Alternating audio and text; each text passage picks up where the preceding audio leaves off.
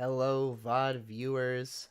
Whether you're a first timer or you're coming right off the heels of having seen the previous live stream that I did last night, welcome, one and all, to Hangout plus Belle Talk. I have had an interesting day today. I'll go through it. I'll go through it with you all because, you know, I streamed just last night for about 4 hours, catching up on what I had been up to, um, in the previous week. And so at this point, we might as well just continue the life story along the way, as long as it's worth telling. And today was funny.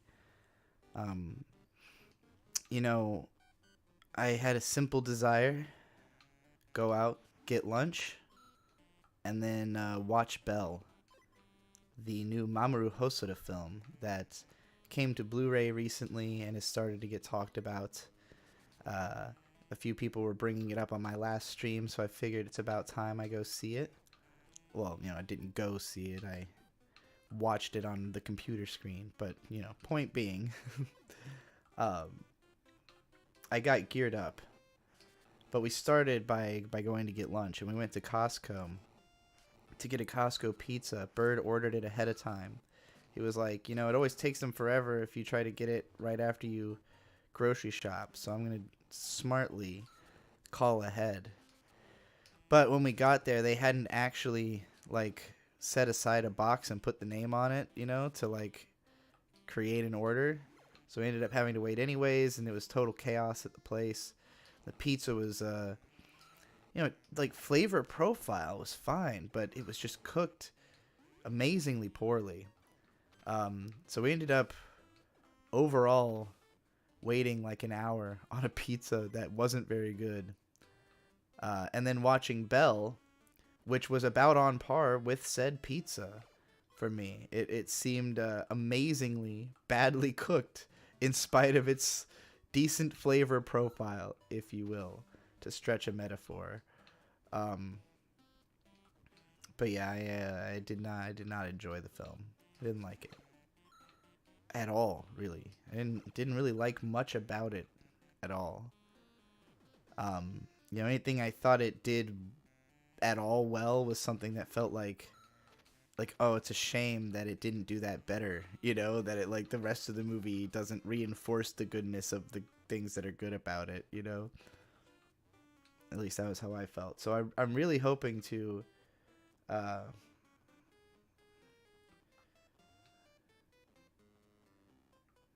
Why is someone screaming "Notice me" in the chat? Hold on. It just says, "Now notice me, notice me, notice me. Notice me, you asshole. Look at the chat. Bro, please notice me. You have been noticed." You're quite obnoxious, though, so I'm putting you in timeout. But, yeah, we gotta talk about this Belle movie because I really didn't like it, and I need to know all of your opinions on it before I go and say anything about it. I'm going to have to watch the movie again, granted, because I found it was a real struggle for me to pay attention. I had a hard time keeping track of what the hell was going on because there's so many fucking characters that play just little bit roles that keep popping up throughout the movie, and I would lose track of what was this person doing again? Just the movie felt like such a total clusterfuck to me, and it's hard for me when a film doesn't grab me emotionally right from the beginning. Even The Boy and the Beast, which I would say was probably my least favorite Hosoda film up until seeing this one. I had found somewhat gripping at the start and in its really emotional presentation, but as it went along, I just kind of stopped caring. With Belle, I just never cared. There was never a point at which it got me. I just spent the whole time going why? Why is this a movie? What is going on? What am I supposed to care about? Who am I supposed to be? I mean, I guess I know who I'm rooting for, but her character was just so one note for the early part of the film. I have a $10 super chat here from Frankie. Not sure what $5 for rants means, but I'm hoping I can hear you rant about No Game No Life, aka the most overrated anime of all time. I strongly disagree with you. I really like No Game No Life. I do have a video about it on this channel called No Game No Life is Deeper Than You Think or something like that, which is basically my way of talking about how I think the show sort of takes an outsider perspective to like otaku media on the whole, because it's created by a Brazilian light novel author who moved to Japan early in life and like as a teenager or something like that, and is a huge fan of anime and manga culture, but as somebody coming to it from the perspective of like looking at the entirety of it from the outside, not unlike how Western anime fans do. And so I think that the reason it's been so successful in the West is that it has a similar perspective on anime to how Westerners feel about it. That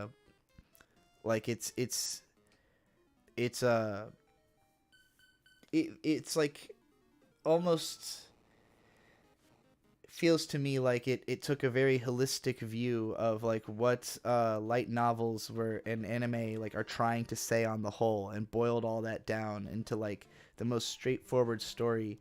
And like a lot of isekai has kind of done the same, I guess, since then, but it's I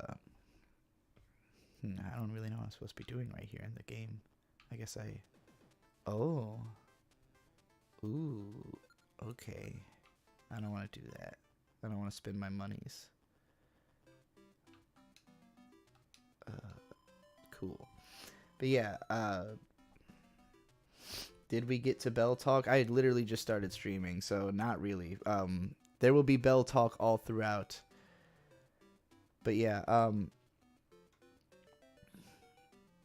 Frankie, you are correct in assuming that $5 for rants means you pay me $5 and I rant.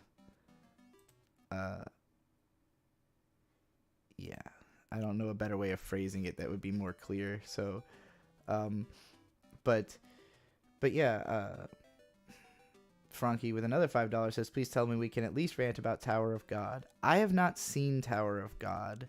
I saw that it's like one of the most popular anime of last year, but I haven't seen anybody actually talk about it. It's a weird thing where, the circles of anime discourse that I participate in on the internet mostly includes Twitter. Like, I don't I'm not a part of like any forums or any like, I don't know, communities that discuss anime outside of Twitter. And most of the people I follow on Twitter are people with, more similar tastes to myself, who are very like deep into anime culture, who know like lots of obscure stuff, and are paying attention to just like the more artsy shit that comes out, basically. So like lots of times there will be a show that the only reason I know about it is that I go to my anime list and I go to the seasonal chart and I sort it by most popular, so that I know what is the most popular shows, so I can check those out and potentially cover them on my channel. But it's shocking to me how often like they are shows that I just never hear anyone mention on my Twitter, that like as far as I know, no one is watching.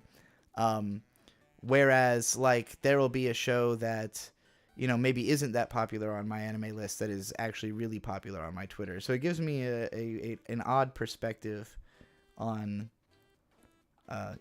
what anime are actually successful. Like on one of these streams we talked about Tokyo Revengers, which is an example of a show that like seems to have been one of the most successful shows of the last couple years. I never saw a single person talk about it until I was like asked about it during one of these live streams. And same goes now with Tower of God. Like I've not heard anybody talk about it until you just asked about it just now in a negative context, which makes me think that's probably why, it just probably isn't something that a lot of, people who I share taste with are into.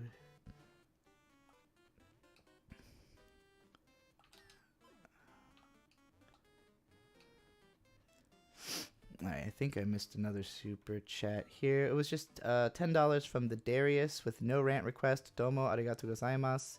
Says I bought a super chat but accidentally didn't type anything before I hit send. Go ahead and just say what your thing was and I'll get it. I'll get you. Just let me know.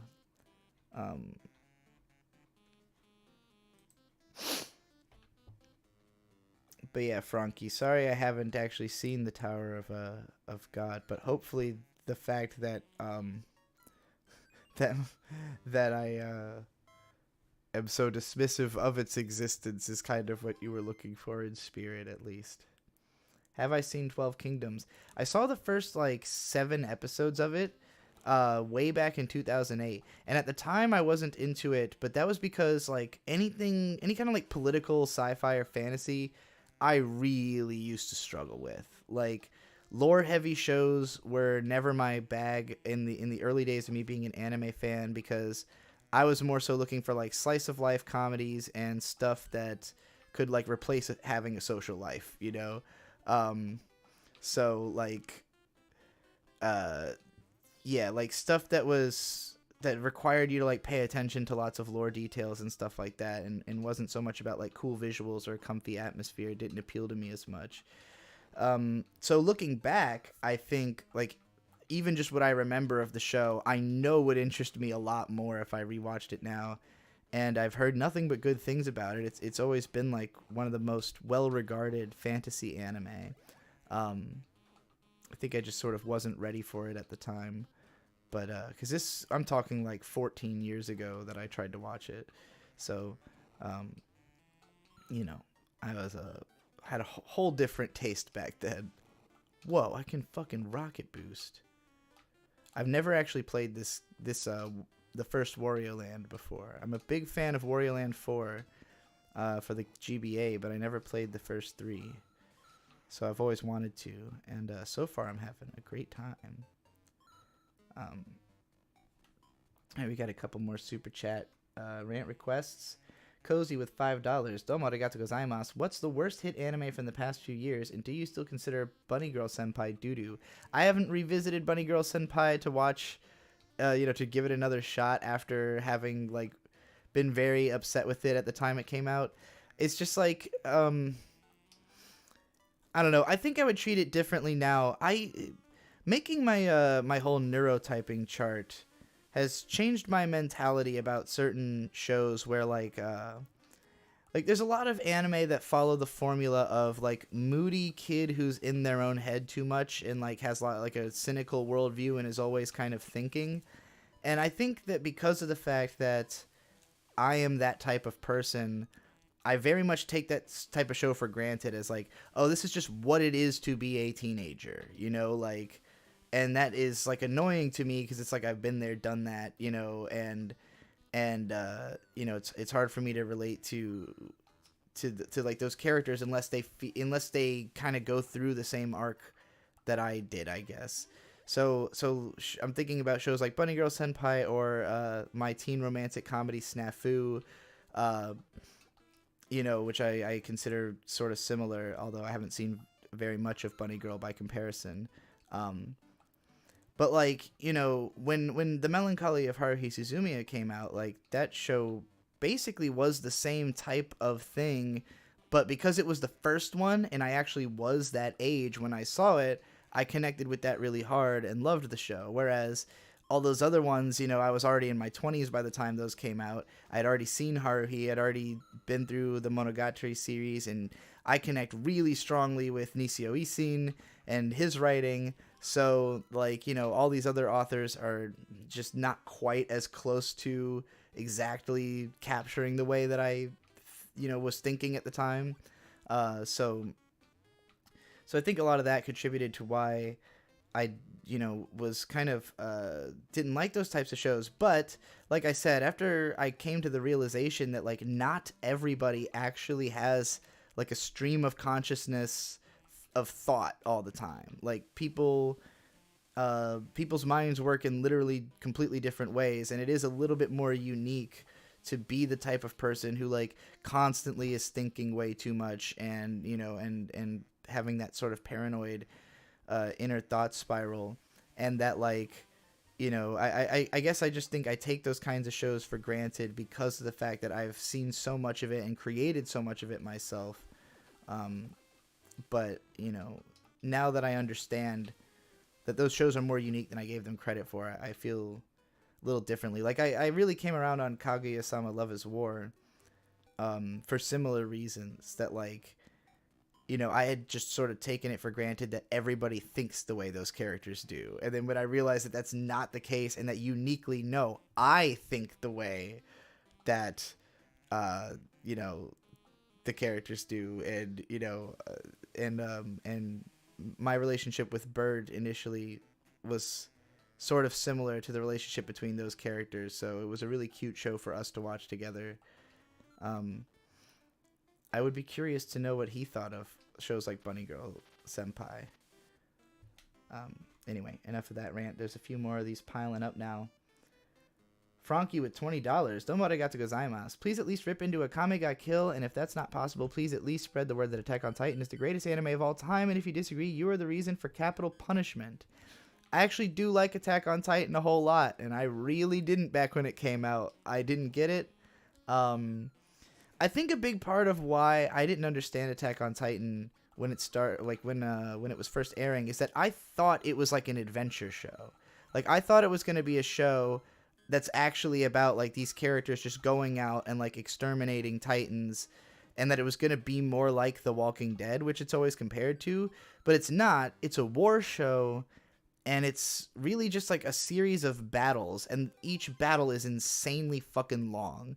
So it's like the first 14 episodes or so, like, well, okay, so you start off with the backstory, and that's like the first 2 episodes, and then you have episode 3, which is the main characters just in training, and then episode 4 is like the prelude to the first big battle. And I think I had made it to episode 5 when I first watched the show, and had just been like bored and kind of surprised, I guess, that we weren't moving on, like, from what, like, I guess by how slowly it felt like the situation was playing out. But I didn't realize that was the point, that like this was going to be this really fleshed out, complicated battle scene that had all these different moving parts.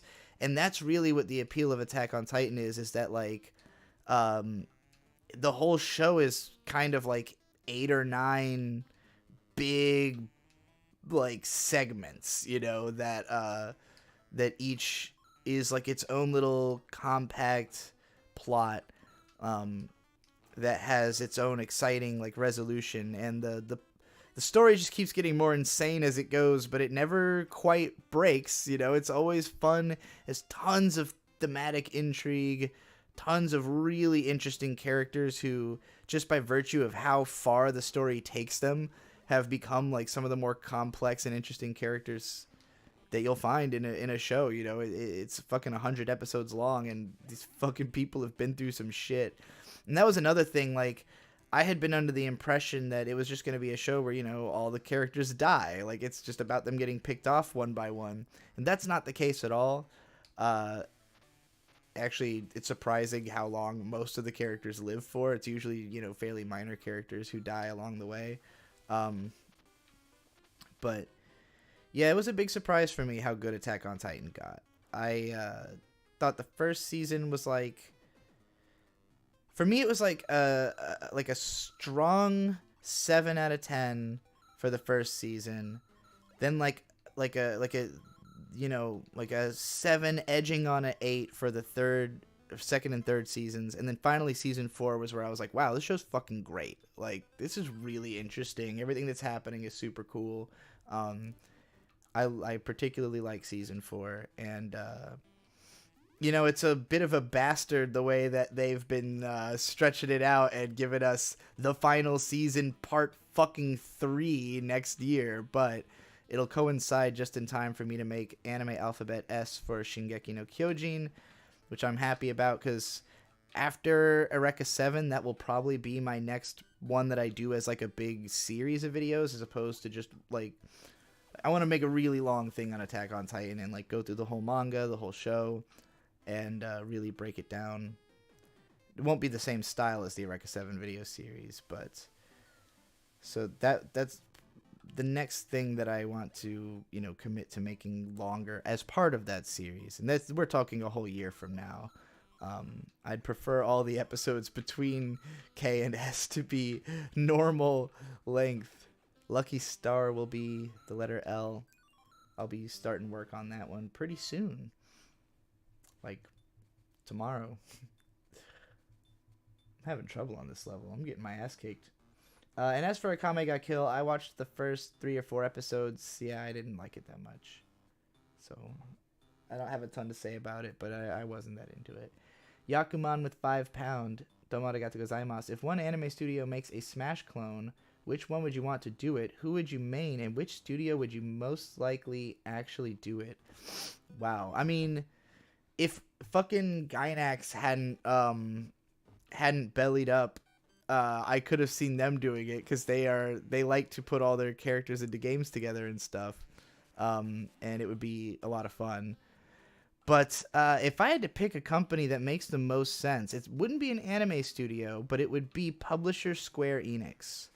And obviously they already have like stuff with their game characters, but Square Enix publishes the Shonen Gangan manga magazine, and they have, ownership over tons of stuff. So you'd have Soul Eater, you'd have Full Metal Alchemist, I think, you'd have Nabari no O, you'd have like, all kinds of great action stuff, because basically like everything Square Enix puts money towards is always some kind of big action spectacle anime.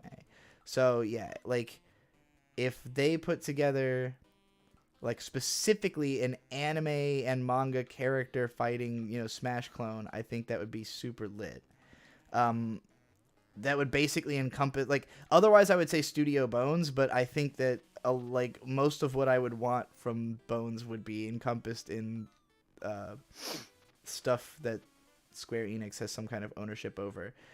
I could also see Sega doing something similar with, well, actually they already did. It's called Dengeki Bunko Fighting Climax. It's like, and I love that, but that's publisher driven, so it's everything that was published in the Dengeki Bunko, imprint. But the game was developed by Sega, so it's also like a crossover with all kinds of Sega stuff. Love that game. I wouldn't call it a Smash clone, but it's, it's an anime fighter with a bunch of characters from different properties. So yeah, I would love a remake of Dengeki Bunko Fighting Climax on the Switch and PS4, and, well, I guess PS5 is whatever, on the Switch and PC. And a Square Enix publisher fighter. That would be fucking awesome. Obviously, Shonen Jump has plenty of Smash clones, so they're covered. Yeah, I can't think of another thing that would be as good as those. Alright, next request. The non-binary neckbeard with $5. Domo arigatou gozaimasu. What are your thoughts on Futurama? I personally never got the big deal with it. Okay, so I've seen a fuckload of Futurama because of the fact that it used to air like every single night on Adult Swim. Because for a long time, like leading into the anime block, because like, it was Saturdays was anime, Sundays was American programming, mostly Adult Swim shows, except for the 2 licensed shows that they had, Futurama and Family Guy, which would air before both blocks because they were just so fucking successful and popular. And, Futurama was always, like, more memorable but less funny than Family Guy, where, like, Family Guy all just kind of fucking blurs together as just this, this weird smog of funny moments, whereas Futurama, you remember the episode concepts, you remember, like, the funniest dialogue that comes from those episode concepts, but, I never really found the actual jokes and humor to be, like, very laugh out loud funny. I don't know. There's good jokes in there. There's stuff that I've quoted over the decades, the whole hookers and blackjack. I'll make my own amusement park with hookers and blackjack. In fact, forget the amusement park, or however the quote goes exactly. But, there's lots of good classic Bender quotes. But yeah, I think the show overall, like, I think the familiarity with it has more to do with people remembering it fondly than it necessarily being incredible, which is true for a lot of sitcoms and older shows like that. Um, there are some that I think hold up better than others because of the acting. Like Seinfeld is a show I can still watch because the actors were all just like performing the characters so goddamn well that like it feels really well realized still. Futurama, I think the voice acting kind of feels stale, and like the characters, they just always do every line the same way. So like when you watch enough for the show, it kind of becomes like just a mumbling voice in your head of like the Futurama voice, like the Futurama delivery. I hope this makes sense. Like people who've seen a lot of the show might know what I'm talking about, but like I think that's what caused it to sort of jump the shark once it got into the Comedy Central days, and like they had brought it back, and it just felt like the characters had become caricatures by this point, you know, like they're, which to me happens to most of these shows when they go on for too long. Like at some point it's just going to be like a bastardization of itself because you're just doing it for the sake of, you're coming up with ideas for the sake of having ideas for a show as opposed to having had ideas and therefore making a show.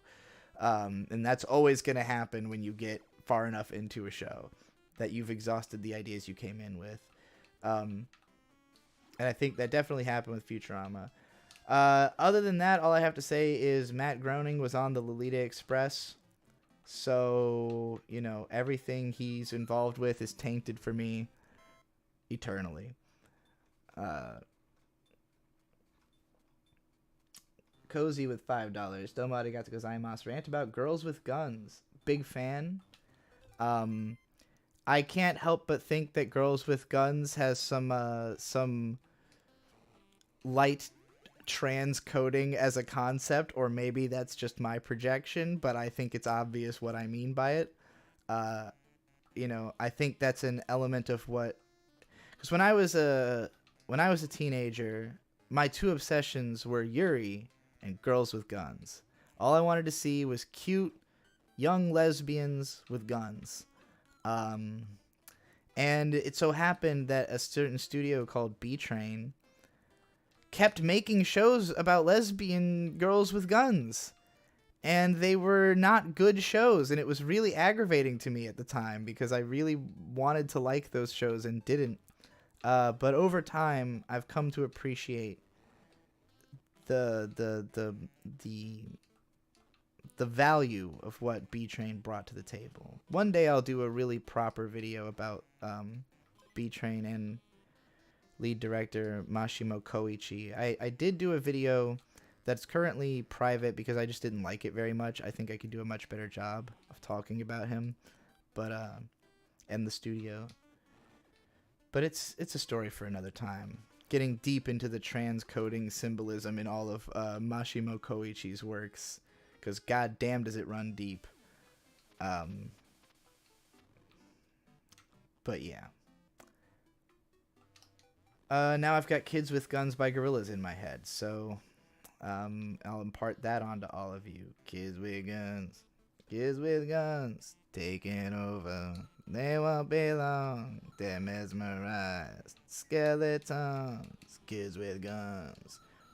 Easy does it, they've got something to say no to. Alright, Whitfield 1999 with $10. Domo arigato gozaimasu. Speaking of Akami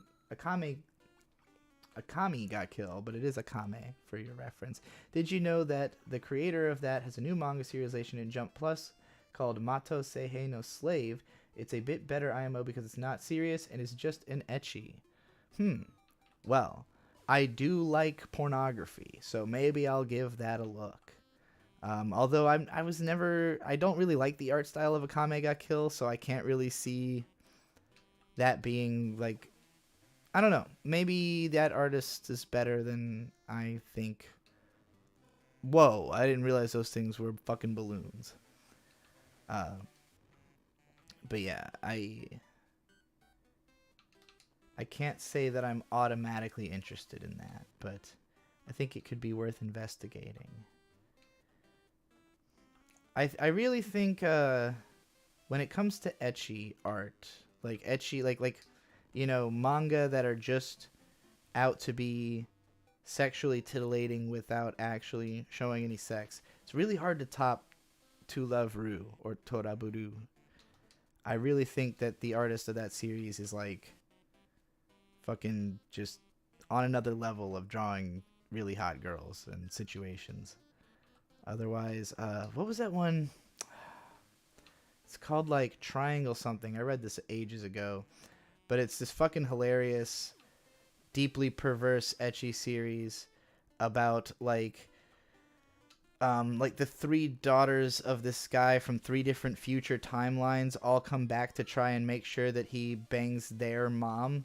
So it's like an ecchi comedy with a guy and the three girls his age, and then the three slightly younger daughters from the future, and then like other characters from different timelines who are related through this and that means, and like it's just a fucking totally out there situational comedy that stayed funny for at least 20 chapters. Don't remember what it was called, but somebody can probably help me out in the chat, I'm sure. Akayashi Triangle? That sounds correct.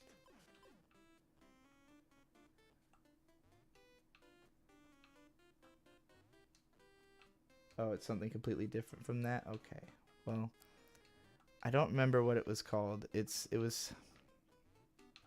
I feel like there was a color in the title or something. I don't remember. This was a long time ago. Get out of here, enemies.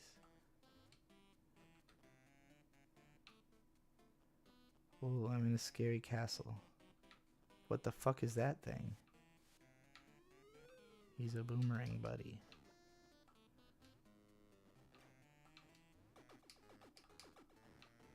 Okay, so I've been here before, but I didn't figure out what the fuck I need to do with these skeleton... Maybe I just don't have enough coins to beat the level or something? Is that how this works? Do I need more coin?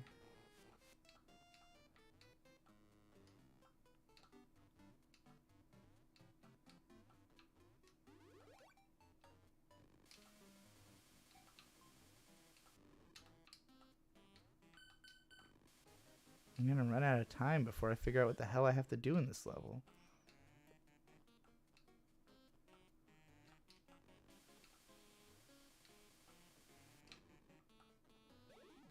Is it that coin? Do I just need to get that coin, maybe? Maybe I need to get every coin before I can win. Up and B, that's the exit door, and you have to make a big coin. Oh, you can jump extra high. Oh. Well, thank you for that. I had no fucking idea you could just, like, fly, basically.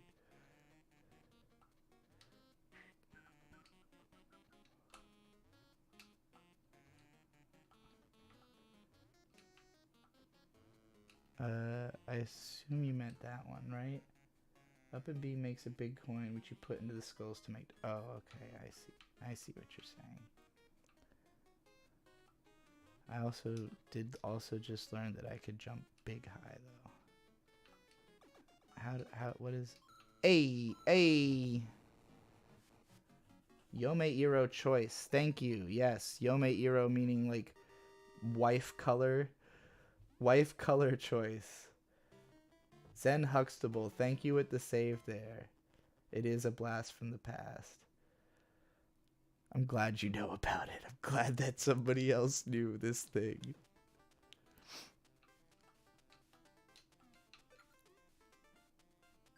Oh. That sad face. Oh. I'm just getting my ass kicked at this drop a 10-ton brick on your head game. Hey, I got money though. Okay, well, I came out at a loss, but that's alright. Did I miss any super chats here? Let's scroll back up and see. We talked about Akame Ga Kill and its new manga. We talked about Girls with Guns. We talked about Futurama, Smash clones. We talked about Attack on Titan. And I encourage everybody now, if anybody has seen it, for us to talk about Belle. Because I want to know your thoughts on this movie.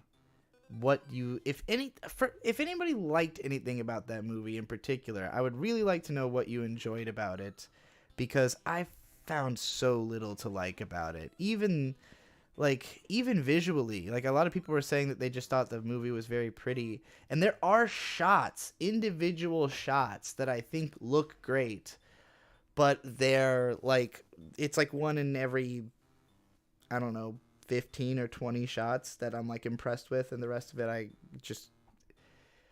don't know, it didn't really mean much of anything to me.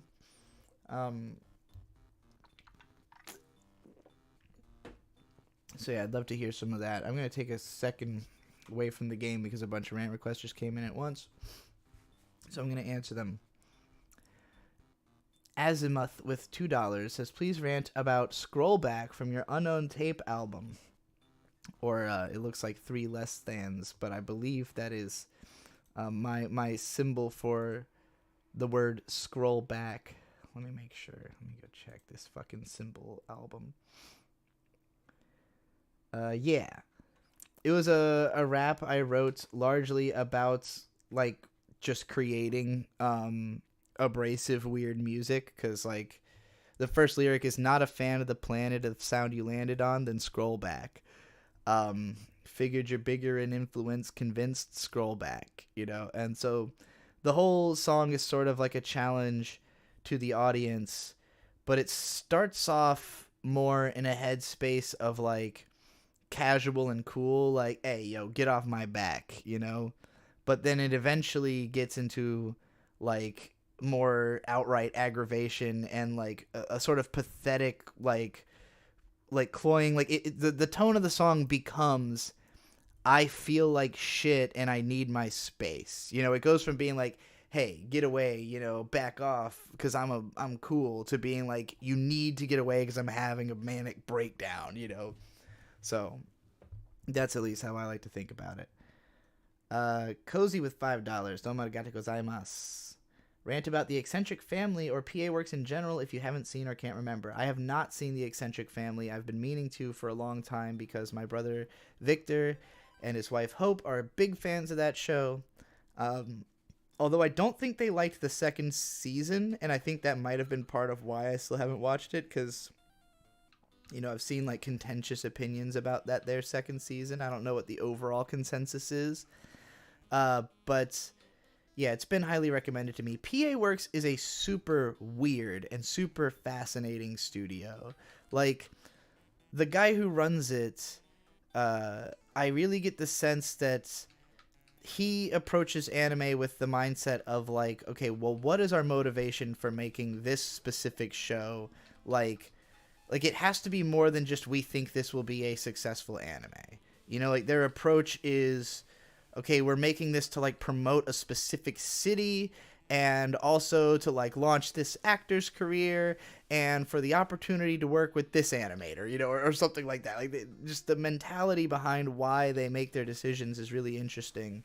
And it seems like it's more driven by what the producers are interested in doing than, you know, just, like, purely trying to make a compelling anime. And obviously they are trying to make compelling anime. They want the audience to like the shows, but, like, you know, they're always trying to work something extra into it. So I find that really fascinating. PA Works created my outright favorite, well, you know, one of my at least top 5, Shirobako. I like to consider it possibly my favorite anime, but it's just as much so as Sangatsu no Lion or Neon Genesis Evangelion. I would say those 3 are all kind of, like, tied in my head as, like, the one, you know, the trifecta of my favorite TV anime. Well, I shouldn't even say TV because I have to really include End of Ava for Ava to be on par with the other 2, I think. Okay, so I guess I offered a coin to light that lantern or something. That was a creepy fucking room.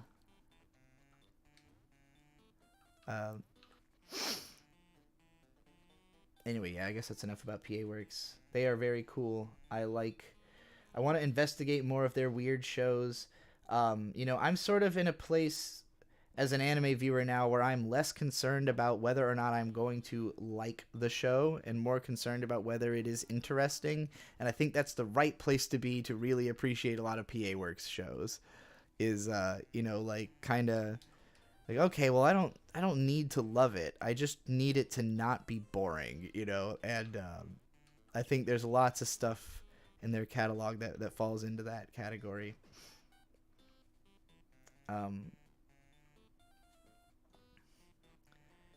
Azimuth with $5 said, "Make that $5. Whoops about the previous scroll back rant." Yeah, I hopefully that was a satisfying rant, because initially I was kind of trying to keep it like short because I was like, oh, there's only $2. It's technically not the full amount. I don't know that I have more to say about Scrollback. I think I summarized it pretty well. Oh, other than that, the music is like, I found a hip hop remix of the music from Phendrana Drifts from Metroid Prime, because that's one of my favorite pieces of game music. And I made this before I actually beat Metroid Prime, so this was just me like reminiscing about how good the Phendrana Drifts music was, and wanting to have it in a song.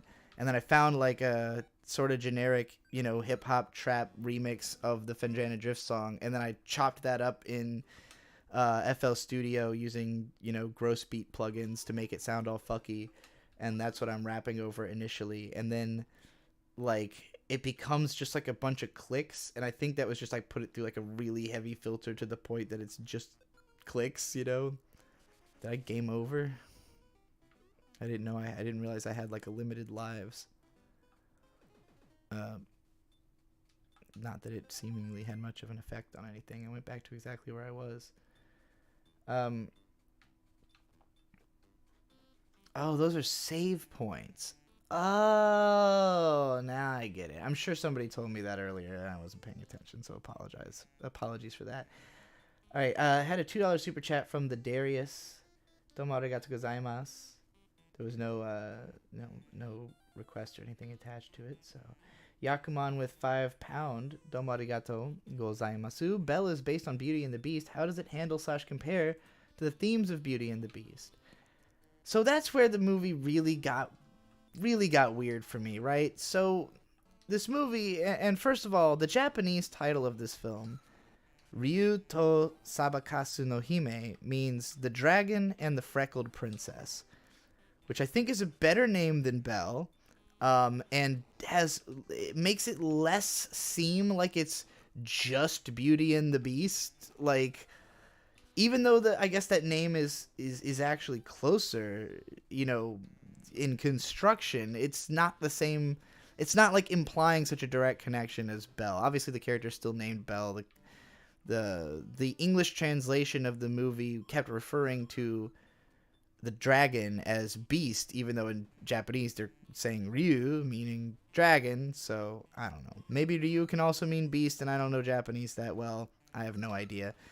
Point being, it's 35 goddamn minutes into the movie when the Beast shows up and is even like, like a character. So like, you have this super, super long period of just establishing Belle and her whole life and everything going on with her. And it doesn't seem like a movie that's like about anyone else. Like, it just seems like it's about her.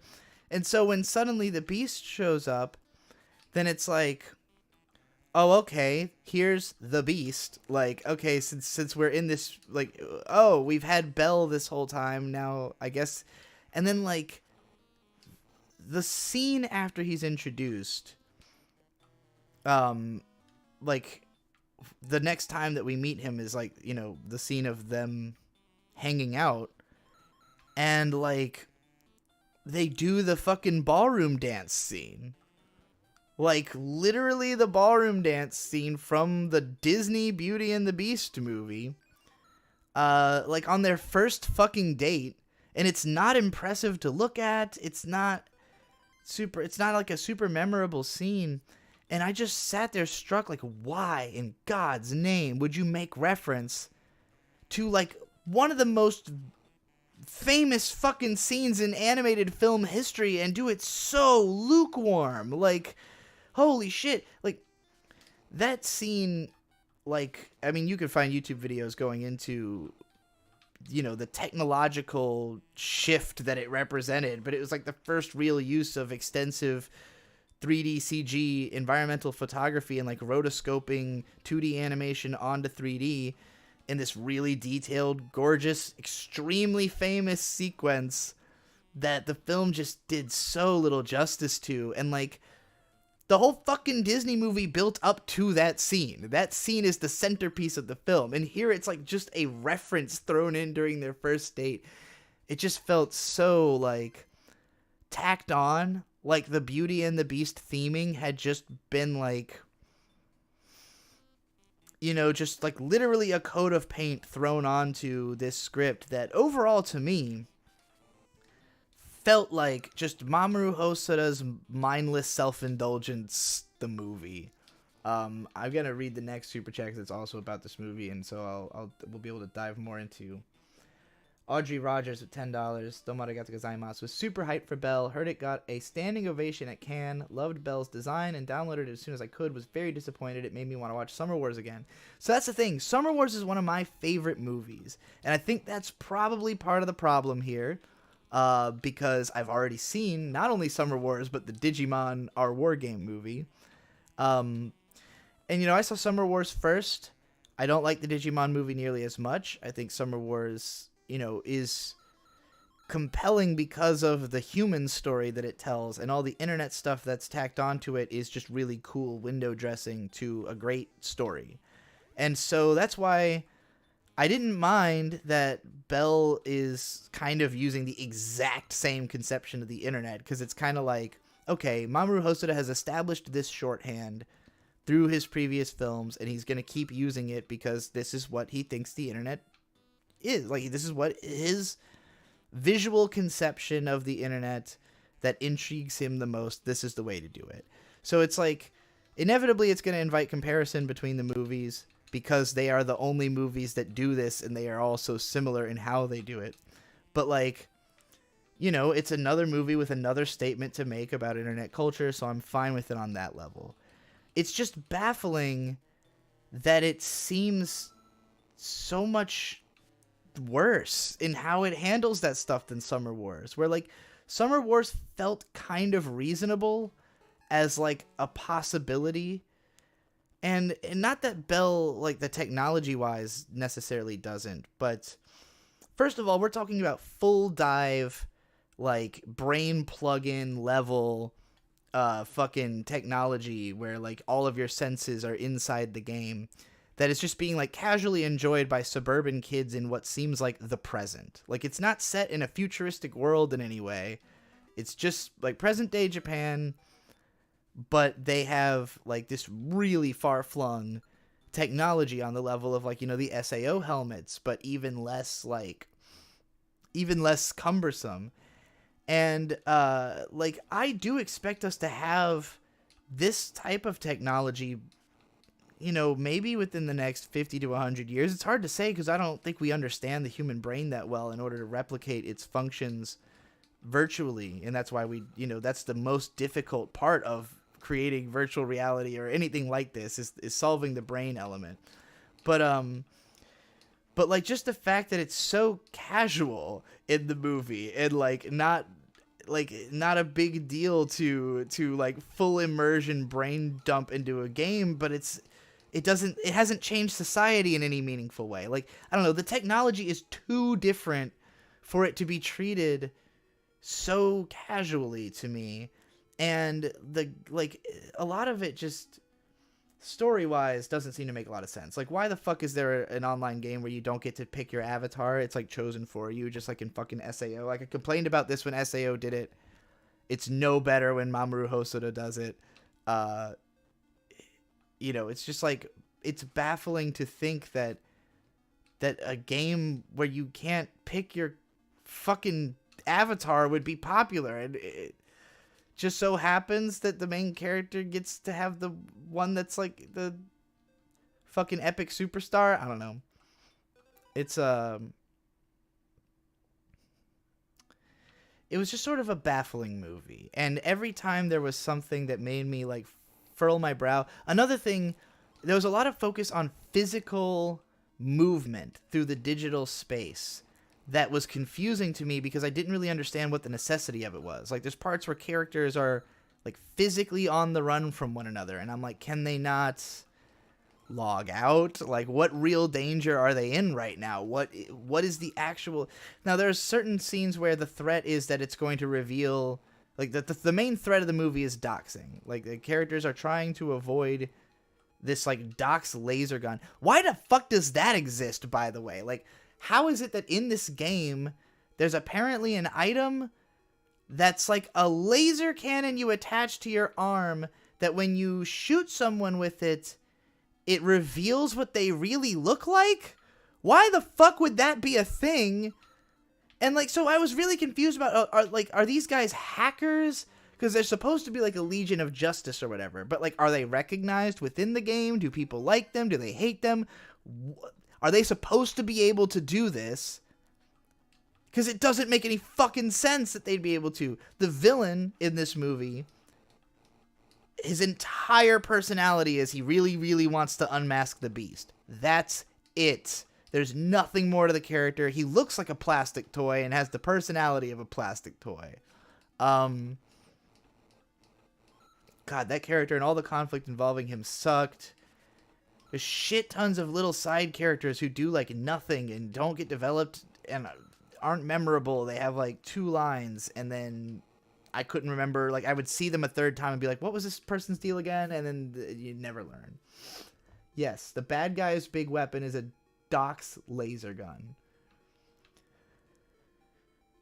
So yeah, I spent a lot of the movie confused and frustrated. And I'm not going to pretend like I understand everything that happened in the plot and paid my full attention, because I got so frustrated so early on that it was like, it just kept getting harder and harder for me to care and be invested. And, you know, by the end, I was just like, wow, I'm fucking amazed with how dumb this script is. This level's hard.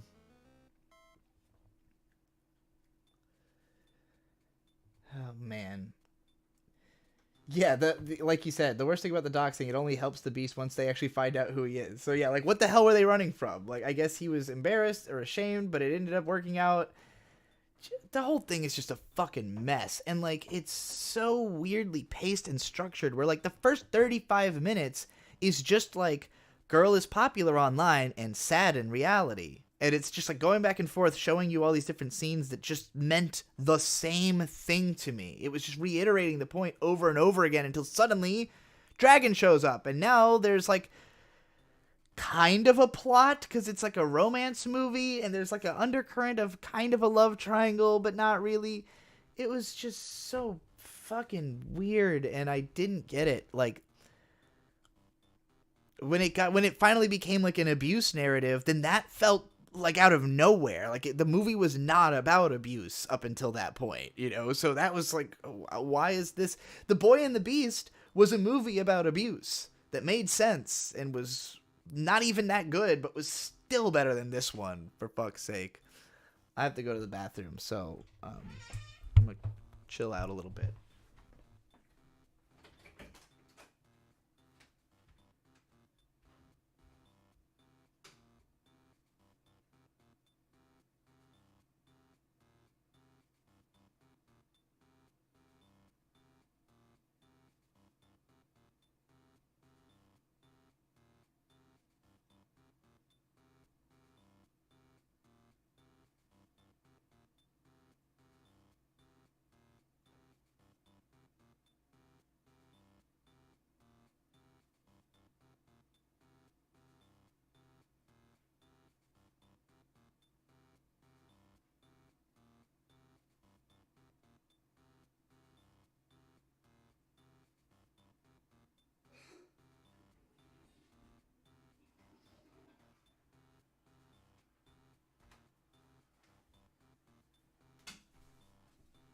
Okay, I'm back.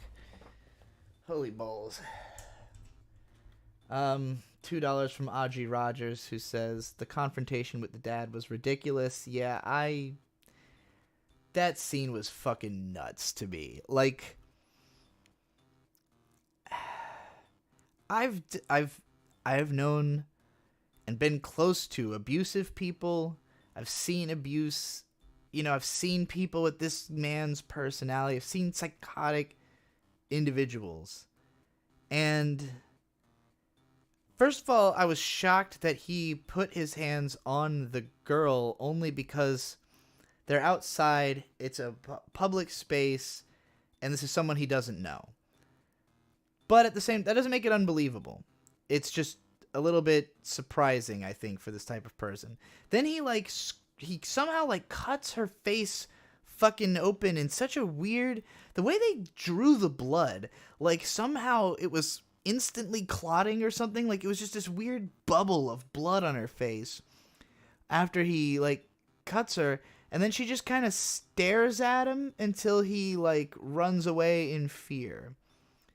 And I get what this scene is trying to say emotionally. I just think it's fucking preposterous, and it comes off so weird in execution.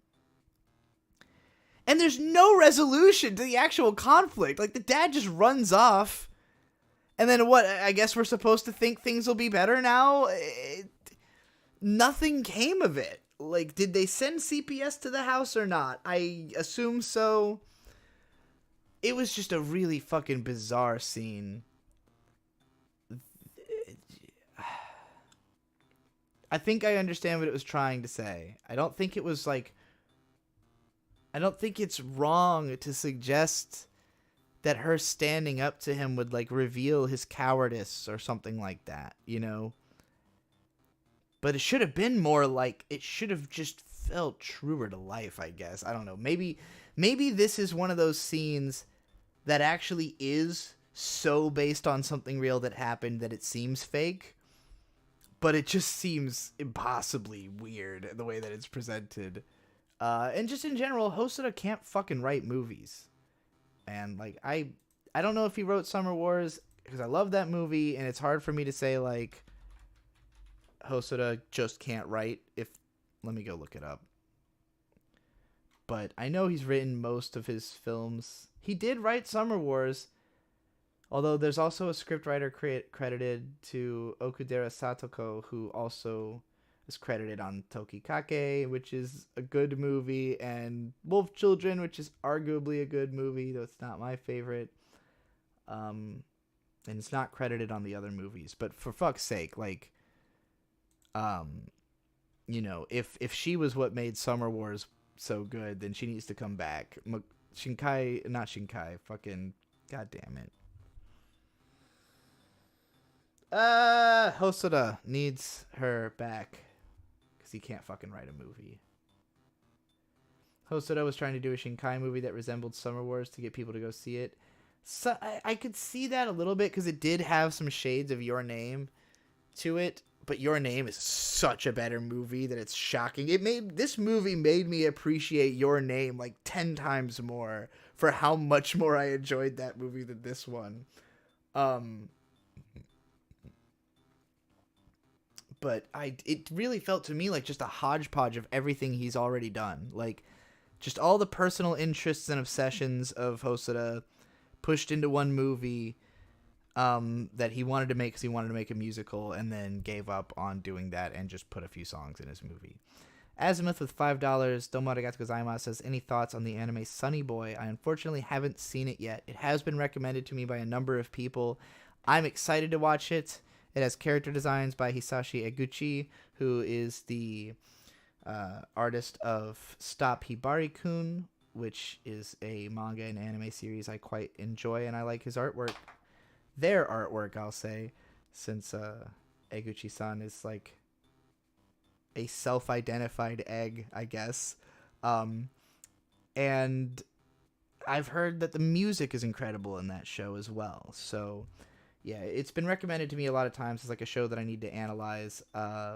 I know that it's another one where the ending is contentious. Probably not as contentious as Belle's ending, which I've seen people who like this movie and defend it, which is why I'm really hoping that there will be, like, I don't want to jump into this movie and be like, this movie fucking sucks and I hate it.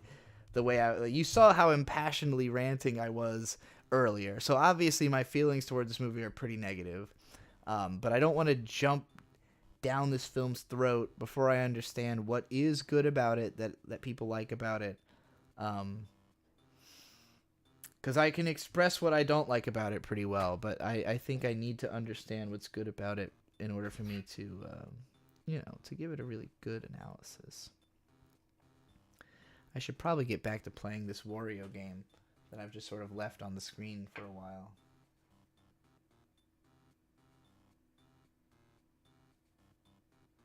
Reminder once again, any super chats of $5 or more, you can request me to rant about whatever the hell you want, and I'll rant about it. Been doing lots of rants this stream. I've been having a good time. It's been a really nice stream so far. Hopefully I can get through this rather difficult Wario level.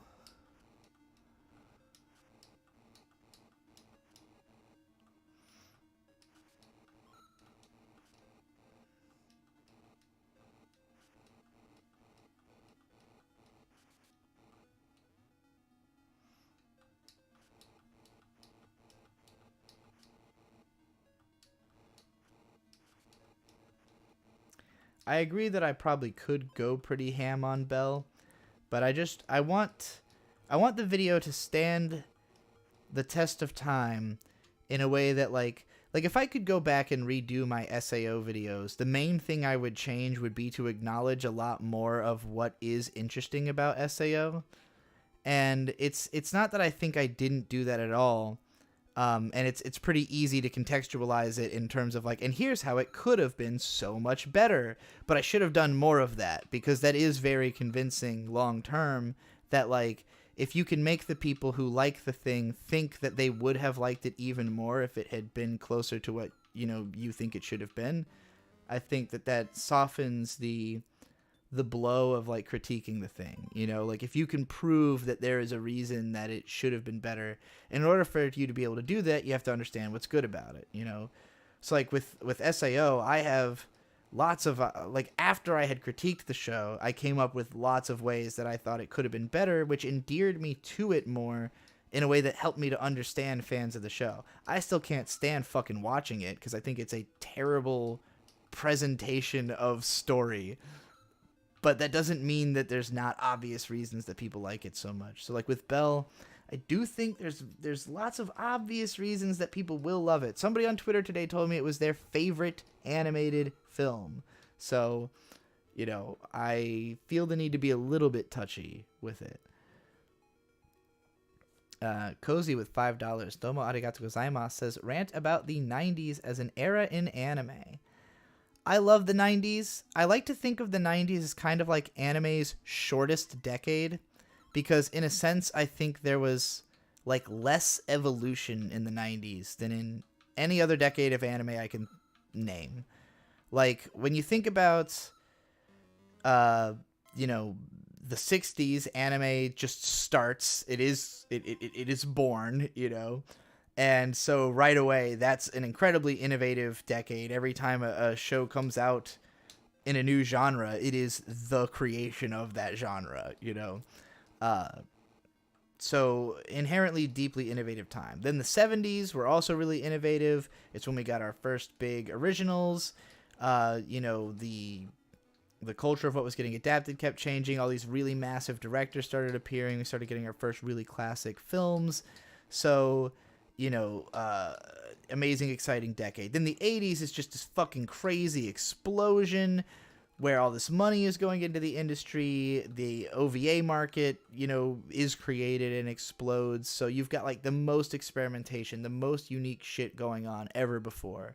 Then you get to the 90s and it's at first kind of like the 80s, but the money's not there anymore. So there's just less of it. It's like the same kind of stuff, but there's less and less, and it's not as good, and it's not as memorable, and it's not as successful, and so it's kind of feeling like, oh shit, things have to change. And then things do change, and you get to the mid 90s, and you have all these really influential original TV anime like Neon Genesis and Cowboy Bebop, and like you get to the tail end of the 90s and you've got this huge boom in psychological and experimental anime. But in a weird way, it also wasn't like, I still don't think it was as varied as like the 80s in terms of like what anime TV shows were coming out, because well, like there's probably a bigger difference between like a Serial Experiments Lain and a Cowboy Bebop than there is between like any two other shows, just because those are so distinctive anime that nothing else is like them.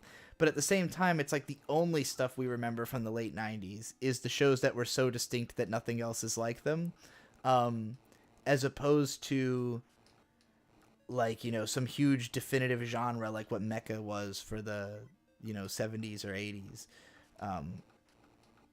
or sci-fi adventure stuff was for the late 80s and early 90s, and what moe was about to become at the start of the 2000s. So then you get to the 2000s, and there's a whole new wave of experimentation with visuals, a whole new wave of experimentation with genre. Different things became popular.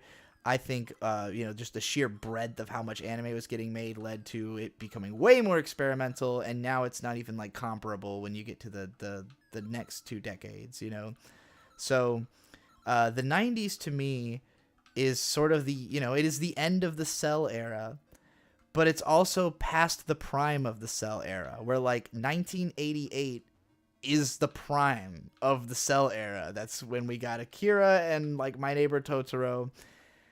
And the 90s, like, it gave us, like, it gave us Princess Mononoke, which is, like, the official moment when, like, Hayao Miyazaki is now incorporating digital, like, CGI into the movies. So, like, it's never going to be the same again. Like, so yeah, I would view it as the changing of the guard decade. And it in my opinion, kind of the best decade in anime history so far. I think because it was the pinnacle moment of 30 years, almost 40 years of experimentation in the medium. Like, it was the highest level of understanding of physical animation that was ever going to come from Japan before digital animation took over. And now where, obviously digital animation gets better year after year, but I don't think we've reached the aesthetic heights with digital animation that were hit with the very pinnacle of cell animation. Like, there's just not a better looking anime movie than Akira. Not even Steam Boy. Maybe you could argue Ponyo, but like, or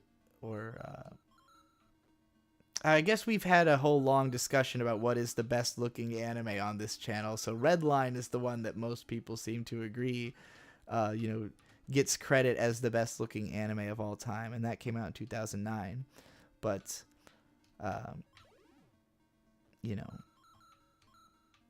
I guess I'm just saying Redline wasn't made with like a new technology that made it, something that was impossible in the Cell era or anything like that.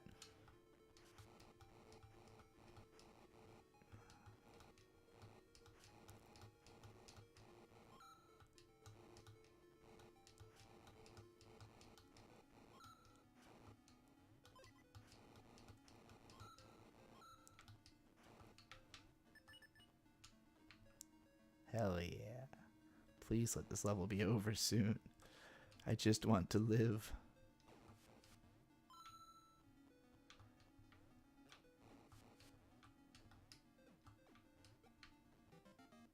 I did it. Redline is boring. I'm more or less inclined to agree. I don't think it holds up that well, personally. I'm going to look through this chat a little bit, see what you guys are talking about for a moment. Char's Counterattack, that's also a really fucking good looking movie. Wings of Honey Mize is also gorgeous. Fucking God, what's it called? Oh man, 5-Star Stories. Aesthetically fucking brilliant film. Kind of short, but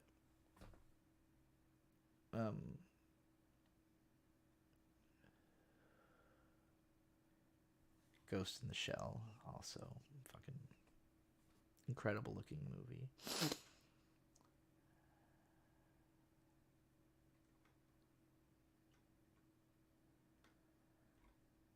All right.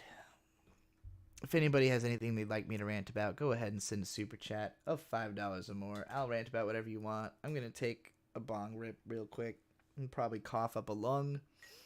So I'm going to move the microphone a little further away from me while I wait for you guys to have a thing you want me to talk about. Besides Belle. It doesn't seem like anybody who likes Belle is in the chat tonight. I'm not sure. Maybe I haven't been paying enough attention, but it seems like I haven't seen a lot of pro Belle sentiment here.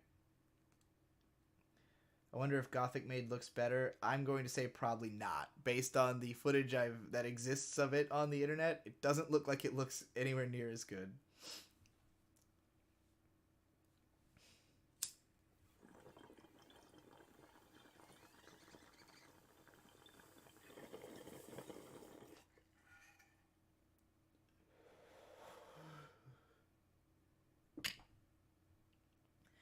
The Night is Short, Walk On Girl is a gorgeous movie, but I don't know if I think it's as good looking as, like, the best parts in Tatami Galaxy, for instance.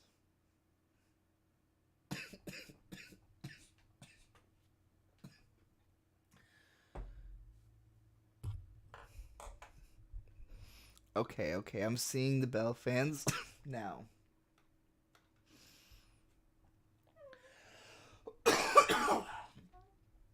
Mr. Man, I went on quite a tear about my biggest problems with Belle earlier. It's hard for me to summarize because, like, I was saying earlier that I kind of checked out of the movie because nothing grabbed me about it. So I am going to watch it again before I go and make any kind of video or script about it because, frankly, I couldn't process everything that was happening in the movie. I was so confused about just the construction of it, what I was supposed to care about, what I was supposed to be getting out of it. I felt like I just didn't understand I just didn't know where the fuck it was going. Like, I spent the whole movie like, where is this going? Why am I supposed to care about anything that's happening in this movie? And it just didn't emotionally connect with me because I was so confused about its presentation. Why did it even open on a flash forward like that? Like, even that part confused me, where it took me a second to catch up to the fact that, like, we had jumped back from that moment and then had to catch back up to it. And I don't think it added anything to the movie. I think it would have been stronger if we hadn't seen that and had just been, like, with the character, knowing that she's, like, a lonely, you know, like, it was weird to have started off with she's going to be the pop princess, then introduce her as a lonely kid who discovers she's going to be the pop princess. We already knew that. Why did we then go back through the discovery process? That already was like a jarring thing to me, and it really threw me off of caring from an early point.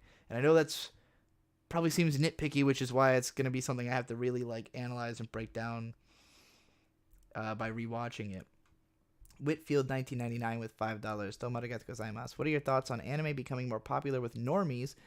Seems like it isn't a social death sentence to say you like anime nowadays. That is absolutely true, although I think we will eventually get to a point where it's just identified as there's anime fans will be recognized as apart from people who like a few anime. So, like, when I was in high school, the kids who called themselves anime fans were by and large fans of just Naruto and Bleach. Some of them only one or the other. But most of those kids didn't know any other anime besides Naruto and Bleach and maybe One Piece. But a lot of them didn't like One Piece. Or at least they didn't want to say they liked One Piece because the art style is cartoony and seems childish and therefore doesn't project coolness or whatever they think they're doing by liking Naruto and Bleach. A lot of these kids would know a couple of other shows. Like they would have seen maybe Elfen Lied or some other edgy thing that was circling around, or something that they could find in the library if they were a manga fan. A lot of the girls were reading more manga than watching anime, reading stuff like Fruits Basket or DN Angel or whatever the hell they could find. So, like, from my perspective, as somebody who is an outsider among outsiders, those kids were normies. Like, kids who just liked Naruto and Bleach and called themselves anime fans were normies to me as somebody who was watching Lucky Star at the time. So, like, I used to hate that there were all these kids calling themselves anime fans, and then I had nothing to talk about with them because I'm not watching Naruto and Bleach, and they don't know anything I actually like. So, as far as I was concerned, that was already anime has gotten popular with normies. Now, retrospectively, those kids are not normies. Those kids I knew in high school. Now, by the time I had a job, there were normies watching Naruto, because Naruto had just culturally propagated to a point in America that very regular people had a familiarity with it. More so than One Piece. Bleach was already like over by this point. So, Naruto was still really popular, and it was in the same, like, I would hear it in the same breath as Avatar: The Last Airbender. It would be like, yeah, I watch Naruto, Avatar, I play Assassin's Creed, and Call of Duty. Like, that's a normie who watches anime and plays video games, Like, the nerdiest guy I went to work with was, like, into Final Fantasy, and that's like his extent of going beyond Assassin's Creed. Like, that's, I guess what I'm trying to say is people don't realize how niche everything except for the most popular shit is. And with anime, this is more true than ever. So, like, Demon Slayer is the most popular anime ever. It's so fucking huge because regular Zoomer kids are into it, who are just like, well, I see, like, 13-year-old girls in, like, Sanjiro or whatever the fuck his name is, his coat, walking around the city. Like, I see it commonly. And I think a big part of why the show is so successful is just simply that the outfits are things that you would reasonably wear. Like, that they're things that would look cool to Zoomers. Like, it's stuff that, that is... I guess Attack on Titan was similar in that, like, the uniform was like a recognizable symbol that was just slightly not so nerdy that it made you get beat up, Like, if you're handsome and you wear it, you're gonna look good in it. So I think that's maybe part of the appeal for the normies with the super big shows. But yeah, like, again, Attack on Titan, like, if you told me you're an anime fan because you like Attack on Titan and Kimetsu no Yaiba, I don't think those people call themselves anime fans anymore. Like, when I was in high school and those kids would say, oh, I love anime, I love Naruto, I love Bleach, now it would be like, oh, are you an anime fan? And they would say, well, I like Demon Slayer, I like, but I think that those people wouldn't identify themselves as anime fans because there's just a greater understanding of how much anime there is. The idea that anime is this big medium with all kinds of shows in different styles, and especially if you do understand, some of the non-mainstream anime, you probably think it's fucking cringeworthy and perverted. Like, there was a huge problem with all these Demon Slayer fans sort of discovering anime fandom, and having a problem with it, and it led to this big conversation on gatekeeping and, like, whether or not we should gatekeep the normies or whatever. I don't think there's any reason to. What the fuck are they doing? Like, what harm are they causing? Just ignore them. Just fucking close your eyes. Just fucking walk away from the computer, dog. No. Yeah, we're people who are really anime fans. We're fucking weirdos, but we've always been weirdos. And, like, I think I like that we've reached a place culturally where there are people who like a few anime and don't call themselves an anime fan. I think that's a healthier place for anime to be at culturally than it was.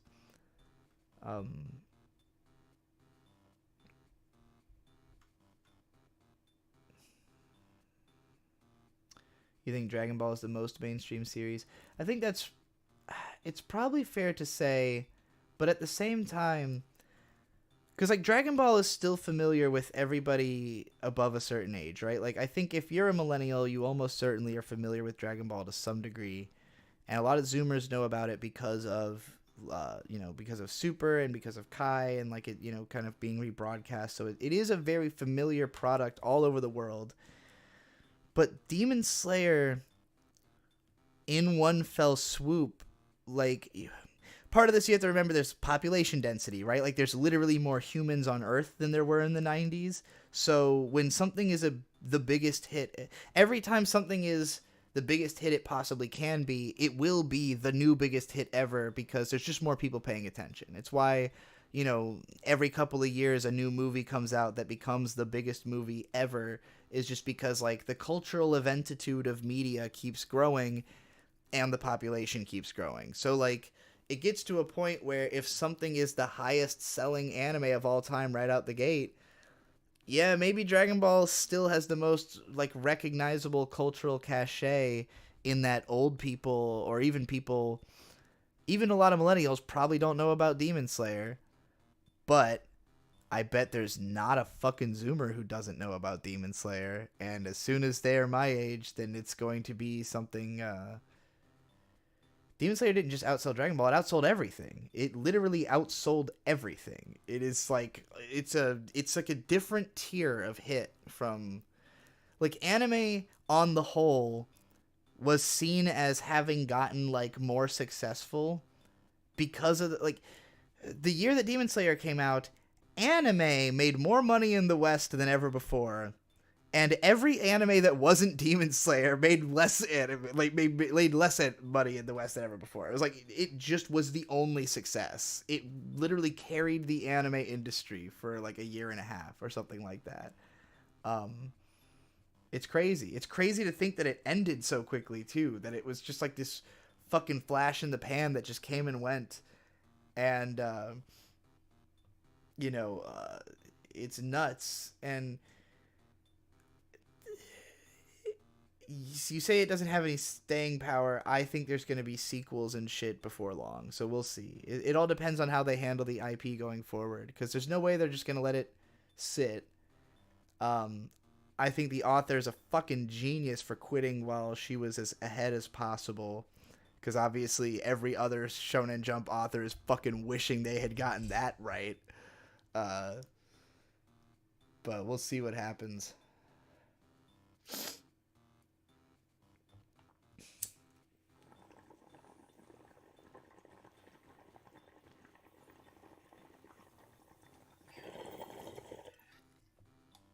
Side stories are coming. Yeah, that doesn't surprise me. We're 100% going to get Demon Slayer Boruto for sure. And Boruto is a crazy invention in and of itself. Like, it is designed, obviously, to last forever. Like, it's just, okay, well, Naruto is a cultural institution that can never die. So now we need to run it for the rest of time. And, like, I watched the first, I think, 10 episodes of Boruto at, over 5 years back when that was all there was, when there was 10 episodes. And then somewhat recently, I believe Bird was just like, let's check in on Boruto, let's see what's happening in Boruto.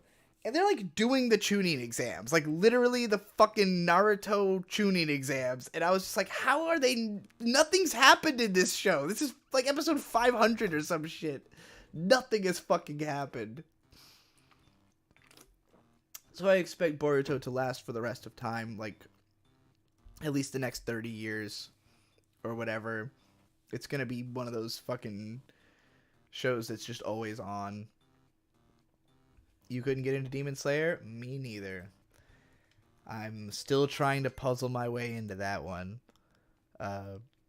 You'll notice I've never made content about it because that was the show where I had reached a point where I had wised up enough to realize that I don't want to be the person known for hating the show that literally everyone loves. But I couldn't find anything positive to say about it, so I have held off on trying to really make any content about it.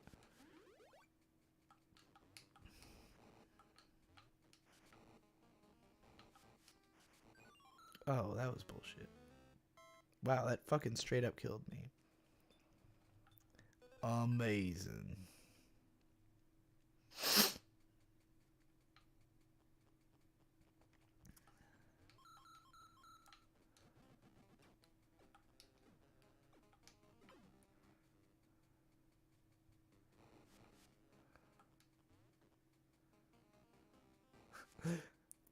RDO says, I watched 5 episodes of Demon Slayer and can say I am a confirmed hater.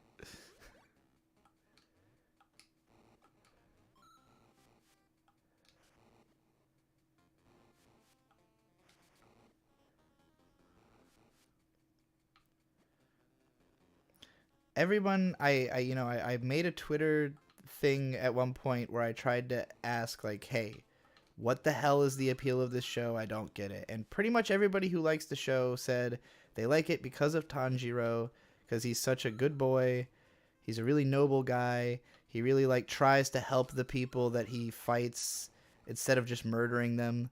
So that seems to be the main thing people like about him. I think a lot of it's just underdog, you know, like everybody loves an underdog. He's a small kid.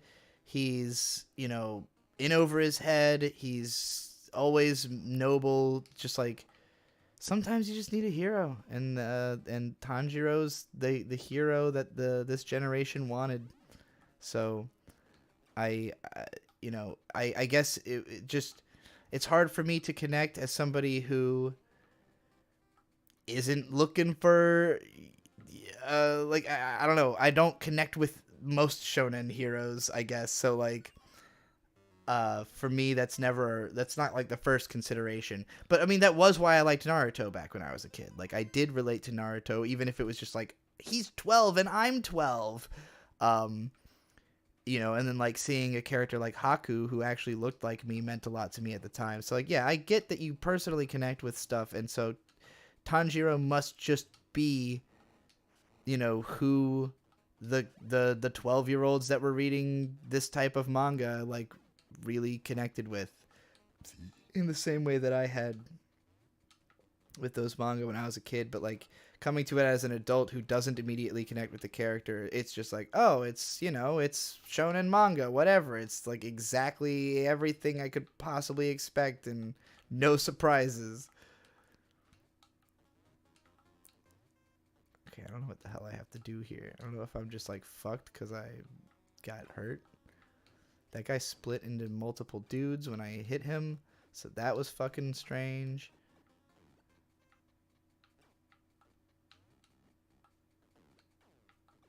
Okay, I need that hat. Wario is a man who wears many hats.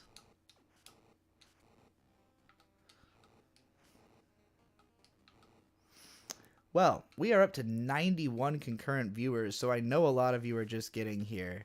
And I'm going to remind you that if you super chat $5 or more with any kind of rant request, which just means like something you want me to rant about for like a couple minutes, let me know, you know? Just send... Oh, I just had to hit this fucking block. Let me know what you want me to rant about, and I'll rant about it. I am the rant queen of YouTube. And my show, The Rant Room, will one day take the world by storm. But you know, that'll be a little bit off. For now, it's Wario Land, Mario Land 3, Wario Land, which I've never played before, and so far is really fun. I'm pretty sure all of the Wario Land games are excellent. I've never been a fan of the Mario games. Don't know why. Something about the structure of the Wario games appeals to me more. Even though this one is pretty similar to a Mario game, but the controls and everything just, you know, it's a slower, more methodical type of game. It's not about fucking flying in and doing crazy acrobatics and shit. It's about being a fat ass and throwing your shoulder into blocks. Throwing your weight around. Anyway, anybody got any rant requests? Anything you want me to rant about? I'll be on the rant. Because I feel like I've complained about Belle a fair amount. I'm going to rewatch it. before I make a video about it so that I can understand it, try to get to the heart of what I think is good and terrible about it. Mostly terrible, because I really didn't enjoy it at all.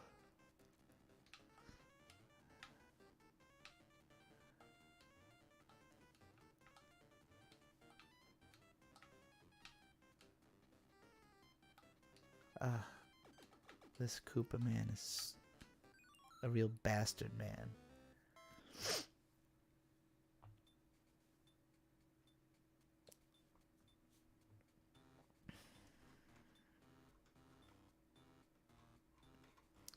I don't remember if I read that Marilyn Paisley sent a $5 super chat without a rant request, but thank you very much. Make sure that there's not... Oh, you forgot the message. It says rant about what you like about Umineko. Okay. Well, I've only seen the anime series, but I enjoy the fucking... I like the main characters being like kind of in this ego battle with one another. They're fun to watch. I like the premise of the weird, you know, time shifting. Obviously, Higurashi had already done it from the same author, but you know, the way that Ryukishio 7 structures the stories is super fucking interesting and unique. Yeah,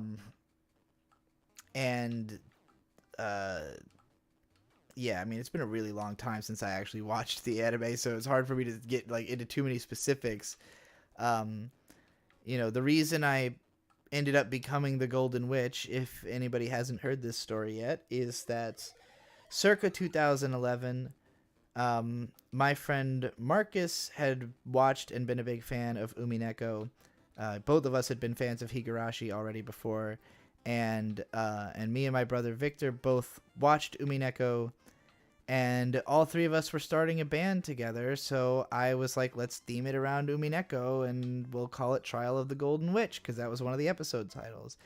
And so I've been releasing music under the name Trial of the Golden Witch ever since 2011, which is even before I was using the name Digibro, so it is technically the first name of the two. Back then, I was going by 21st Century Digital Boy. But yeah, so Trial of the Golden Witch was initially supposed to be a band, but since most of it just ended up being music I made by myself and released by myself, it pretty much just became synonymous with me. I sneezed so hard I clicked off the game? What the fuck? Did I sneeze so hard the game froze? What is going on here? Did I press a weird button? This is serious. I literally sneezed and the game bricked. What the fuck? I'm still live, right? I'm not like... I feel like I'm dead now. Like, I feel like I'm in a fucking... I feel like I'm in a Nega world or whatever. Okay. Okay. It was just paused, but I clicked on it and clicked paused and nothing... Alright, whatever. Game works. That's all that matters. I was talking about... Umineko, yeah, and how I got my name. So yeah, it was just the name of that I released hip hop under for a very long time, and then when I gender transitioned, somebody just sort of pointed out to me, hey, you know that Trixie Beatrice rather, the Golden Witch from Umineko is actually trans. It's revealed, I guess, at some point much later in the story, and I was like, oh, I didn't know that. Perfect. I was trying to figure out what I wanted to, you know, change my actual name to. Why not Beatrice? Especially because the shortened versions of it are B or Trixie, both of which I really like. And so Trixie the Golden Witch became my full internet handle, so that it's distinct from Beatrice the Golden Witch and from, you know, Beatrice being my actual real life name. I don't really want my real life name to be public. So... Wait a minute. My sword is unbelievably dull? Yes, I am. Are you like just finding out? Are you somebody who maybe read my blog way back and are just discovering that it's the same? Yes, I was a blog that originally was called Digital Boys Anime Bloggin', and then became called Euphoric Field for a couple of years, and then became called Fuzakenna for a couple of years, and then became called My Sword is Unbelievably Dull. as it still remains, and I lost the login, so I cannot access that account anymore. But yeah, throughout all of that, I was going under the moniker 21st Century Digital Boy. And then in 2012, I switched it to DigiBro because I felt like I was too old to be Digital Boy. And there are people who had called me DigiBro when I was acting like, you know, like a cool bro. So I was like, yeah, this is a good name. And then I became a brony like right afterwards, and so I became DigiBrony. And that was a lot of fun. Then went back to being DigiBro, then I gender transitioned, and so I got dropped the DigiBro. And then for a little while I was DigiNay, because I thought that would be clever, but then nobody knew how to fucking pronounce it. So then I tried to just be Digi, but then that made the gender transition too confusing for people. And I was like, alright, something's gotta fucking give. I'll just be the Golden Witch. It's already a name I've been using. And once I settled on Trixie, the Golden Witch, I feel like it's, you know, high power move. I don't see any reason I'll ever have to change it, so. Wait, I thought this was the guy who does the Plinkett reviews. Nope. That's really funny. Part 1. Sword Art Online is the most disappointing thing since my son. Hey, I think I heard him. Fuck. Can I even hurt him if I don't have big mode? Like, am I just fucked when I become small? Because I can't do the... I can't, you know, I can't bump him with my shoulder. So what the hell can I even do? It's good to know that my rebranding habit has always been a thing. Oh yeah, I was majorly criticized for it back then. Like, there was a time when Bacaraptor was like, I don't know how you expect to grow this site when you change the name of it every fucking 3 months and nobody knows, like, in your entire writing style. Because I would change the whole writing style all the time too. So I was always experimenting, trying to figure out what I wanted it to be. So yeah, I went through a lot of rapid evolutions back in the late 2000s. Anyway, I have to answer another super chat here from Yakuman with £5. Rant about the otaku hero's journey. Do you have any further insights since your older video? That's just so future reference. It is spelled like insight, like I can see it. What you've written is like inciting violence. Do you have any further insights since your old videos and what you want to see done with it? So the main takeaway of the whole otaku hero's journey thing is just the idea of the mad scientist and living computer dichotomy. This idea that, like, there's always the team up of, you know, the person who's the big dreamer who imagines the possibility, and then the you know, the calculator who is able to figure out how that possibility can be realized. And No Game No Life is the perfect exploration of it because it feels so deliberate. Like, it seems to me like the creator of that series like recognized this paradigm as something that's common in anime writing, and then like strove to create that like two characters who are as much so the two sides of the coin as possible, of like their belief in one another's role as like the thing that completes them is what allows them to work together. And it's just so powerfully stated in that show that my video on that show is kind of all that needs to really be said about the otaku hero's journey, other than to just point out when another show does the same thing, you know? So, like, mainly I wanted to create that, create that idea in people's minds so that they would just like recognize the pattern of it. And mainly what the thematic takeaway of like why it's called the otaku hero's journey is that the idea is that it's always stories about trying to make it so no one dies. Like, how do I save the world and no one dies? pacifist run of reality, basically, is the core of the otaku hero's journey. And so, No Game No Life is in a world where you literally can't die, so like the premise alone precludes death, although it exists in the backstory. And then you've got like what was the other example I just had in mind? Log Horizon precludes death in a similar way. Steins Gate is all about trying to, rewrite history again and again in order to prevent the death of your friends. And trying to make it so none of them has to die. So like that to me is the otaku hero's journey. It's just the mindset that you can save the world and nobody has to die. And that the way that that's made possible is that there is the mad scientist who imagines how that's going to happen, and then the living computer who makes it functionally possible. So, like, those three anime are my three big examples of things that are, like, very otaku-oriented media that all have that strong character dynamic at the core of them and all have that conceit. Whereas, say, like, ReZero doesn't really have a strong... Like, I guess Amelia could be considered the living computer. Not really, though. Like, it's, it's like, it's not as clear, but it does have the same sort of idea of, like, okay, save the world, nobody has to die is, like, the ideal. And, punishing that ideal is a big part of the show that makes it kind of unique. But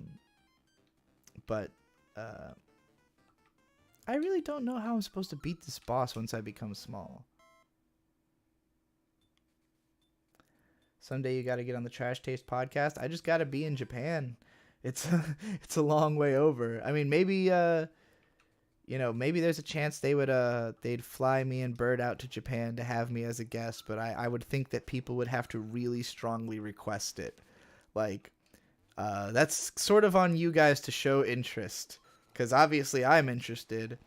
But they will have no reason to bring me on unless they think that it's something people want. So by all means, if you want me on Trash Taste, tell them. The more people insist, the more likely it is to happen. Azimuth with $5. Domo arigatou gozaimasu. Okay, last one for tonight. Despite all your recommendations of Eva, I have not once made it halfway through the first episode. Should I continue trying? I would say so. It starts off kind of slow. What don't you like about it, I guess? Like, are you just bored? Do you just feel like you don't understand what's happening? Because, like, when I first watched Eva as a kid, I watched it with the understanding that it was considered to be the greatest anime by, like, tons and tons of people I'd seen online. So I wasn't initially invested in it very hard at all. My cousin had bought the first 2 DVDs, so I watched the first 8 episodes the first time I saw it, and I didn't really get anything that much out of it. I remember, like, having enjoyed episode 8 much more than all the other ones, because that was the introduction of Asuka, and it was, like, by far the most fun episode. And I have a video called Asuka Changes Everything in Evangelion episode 8 and 9, which is about, like, just how the tone of the show radically shifts and just becomes this way more fun, personable kind of thing once Asuka shows up. So in a way, I would say, like, if you want to stick it out all the way to then, you'll see more of the show's true colors. But then, of course, it tonally shifts again once you get to the teen episodes into something much darker. And so when I was, like, probably a year and a half after having seen the first 8 episodes, I finally watched the rest of the show because somebody loaned me the DVD box set, and when I saw the whole thing, I was massively into it. But a lot of that was because of the ending and the stuff that happens later that was, like, really psychological. So I don't actually know if I would have made it through Eva if it wasn't for the strength of its reputation guiding me through when I was younger. But when I revisited the show as an adult, it was actually the early episodes that were my favorite, because once I understood what the point of the show was and I saw what it was trying to say and I was reading into the images of those early episodes, I felt like they were just so strong at, like, creating visually the tone and, like, and world and everything. Like, nothing that pays off later in the show would have been possible if the setup hadn't been so fucking perfect, you know? So, like, it became that just watching how well the show sets up its drama was even more exciting to me than the drama itself. But yeah, it's a grower. It wasn't a show that I immediately loved or got the point of, and I think that's true for a lot of people. So I do encourage you to keep watching it, especially if you only made it through half the first episode. Kurere-kun says, that's the thing I hate, Asuka. You're not supposed to like all the characters in Evangelion. Just not. They're fucking 14-year-old anxiety-riddled brats being forced to save the world when they had no aspect of life at all. They're not even fucking formed humans yet. Like, of course you hate Asuka. But, like, that's what makes the show good. Languid Landscape Lad with $5. Domo arigatou gozaimasu. Thoughts on Rick and Morty Season 5 and the announced Rick and Morty anime? Anime? Is it gonna be like one of those like Halo Legends, you know, Star Wars Visions type thing? Because that could be really cool, actually. That sounds like it would be a lot of fun to see animators just go fucking nuts with Rick and Morty, because you can do anything with it. That sounds dope. I haven't seen Rick and Morty Season 4 even. Like, I think I saw the first first two episodes of Season 4 when they came out. I barely remember Season 3, honestly. Like, Rick and Morty, for me, I largely lost interest. I still think it was a great show. It came for me at a really, at a moment in my life where it was a perfect show for me at that time. But I don't think it's aged that gracefully, honestly. I think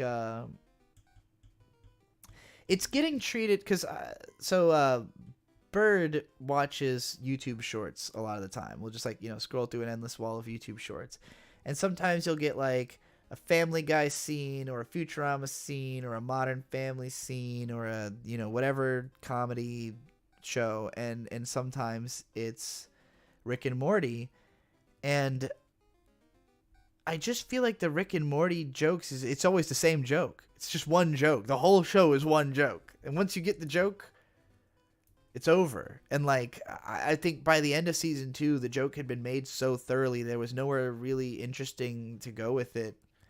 It just became like, okay, well, let's do it to the extreme now, and that doesn't make it better for me. So, yeah, I haven't felt compelled to finish it or revisit it that strongly. I just feel like it didn't hold up as well as I hoped it would. Hayden Decker with $2 says, rant about Elden Ring versus the previous Souls games. Technically, it's $5 for a rant, but I'll give you a little one.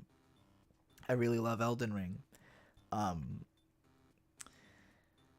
It's when I watched Noah Caldwell-Gervais' long-ass video about the Dark Souls trilogy, I couldn't help but feel like a lot of the emotions I get out of Elden Ring are the same ones I had when I played, or watched my friends rather, play Dark Souls 1, where Demon Souls was captivating, but had never fully caught my attention because it felt like the point of it was just to be like a super hard arcade game. Whereas Dark Souls, by being this open world that could be approached in all these different ways, was like, it clicked with me and I understood it on a deeper level where like I just saw it as like, wow, this is like a revelation in game design. Elden Ring feels like another revelation in game design in terms of how the open world is structured, how it uses the horse. I don't like open world games.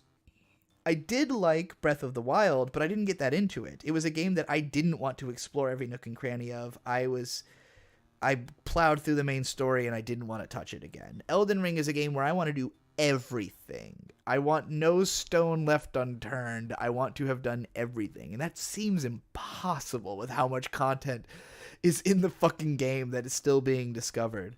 So yeah, that's it. To me, it is like all over again, that moment of clarity of like, wow, I'm playing the best game ever made, but I still know it can be so much better, and that's what's even more exciting about it. Is like there are still things I loved about Dark Souls 3 and about Sekiro and Bloodborne that haven't been fully incorporated yet that could be, that would make Elden Ring even better. For instance, much more vertical environments and some kind of grappling hook. Like, let's just literally combine the Sekiro verticality with the Elden Ring horizontal breadth, and you'll just have the most unfathomably fucking huge, mysterious, crazy exploration game ever made.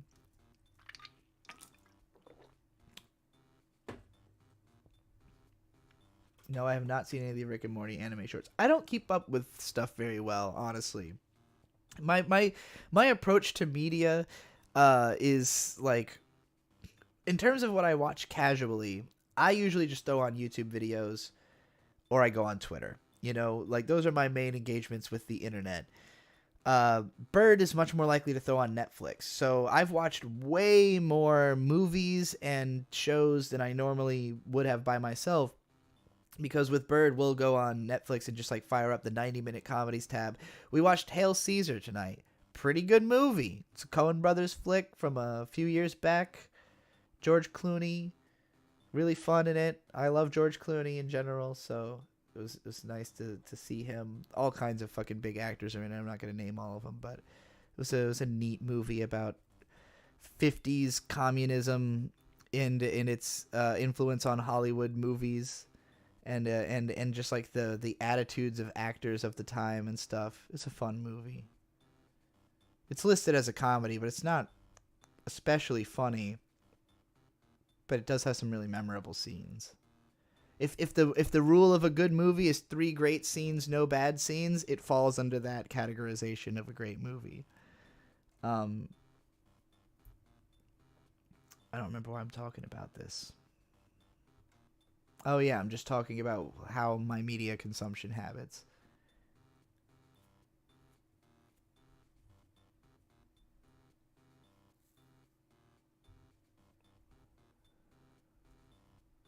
Yeah, the would that it were so simple bit, and then the payoff of that was astounding. I'm not going to spoil it for anybody, but the payoff of that bit later on was perfect. Is Speed Racers 2008 still my favorite movie? Probably not. I've rewatched it.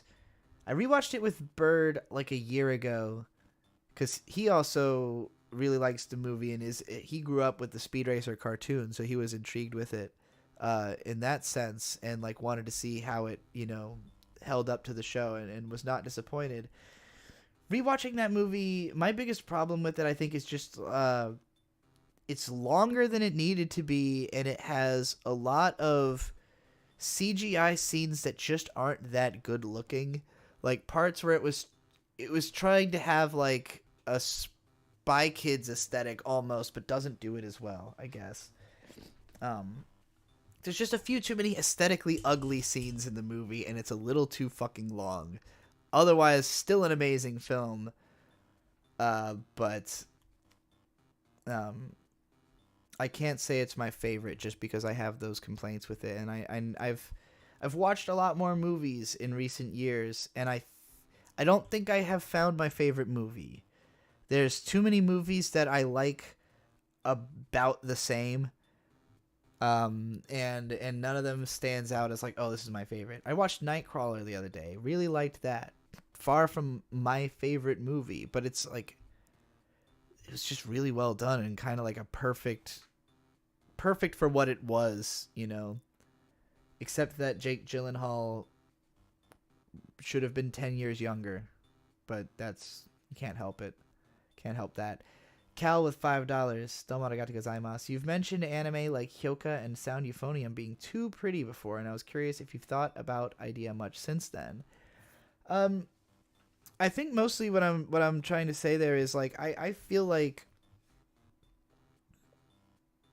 the emotional over the topness of the visuals goes like above and beyond what is actually present in the narrative in a way that obfuscates things. Like particularly with Hibike Euphonium, like my accusation, and this was meant as sort of a joke, but was that because of the fact that the scenes, the like flirty scenes between Kumiko and Reina are so pretty that they have a lot of romantic feeling context behind them, but then it feels like that's under delivered on in the narrative, where like it doesn't seem like the show acknowledges them as a romantic couple, especially when you get into the second season and where it develops.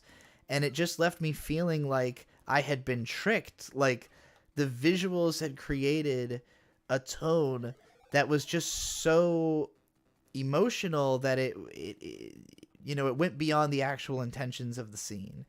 And you know, Hyoka is more so, I would bet my problems with Hyoka have a lot to do with just like not being able to read or, you know, just understand Japanese and not have to read subtitles, because I think the fact that it's like trying to read all this dialogue and look at all the crazy stuff going on screen is like a lot, and it feels unnecessary when it's like, you know, these characters are just sitting there talking. Why the hell is there all this extra shit going on that, like, to me is just distracting because I'm trying to keep up with what they're saying. But, you know, if as a Japanese viewer or somebody watching it dubbed, I guess, if you're just like listening to a character drone on and then there's something visual happening that's more interesting, I get why that would be better, you know?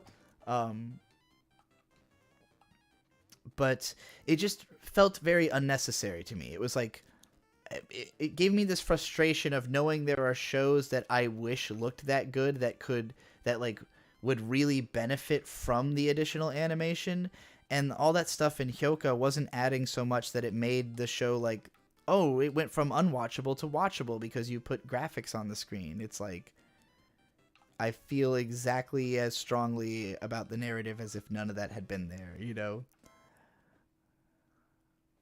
I have not seen any of Solar Opposites.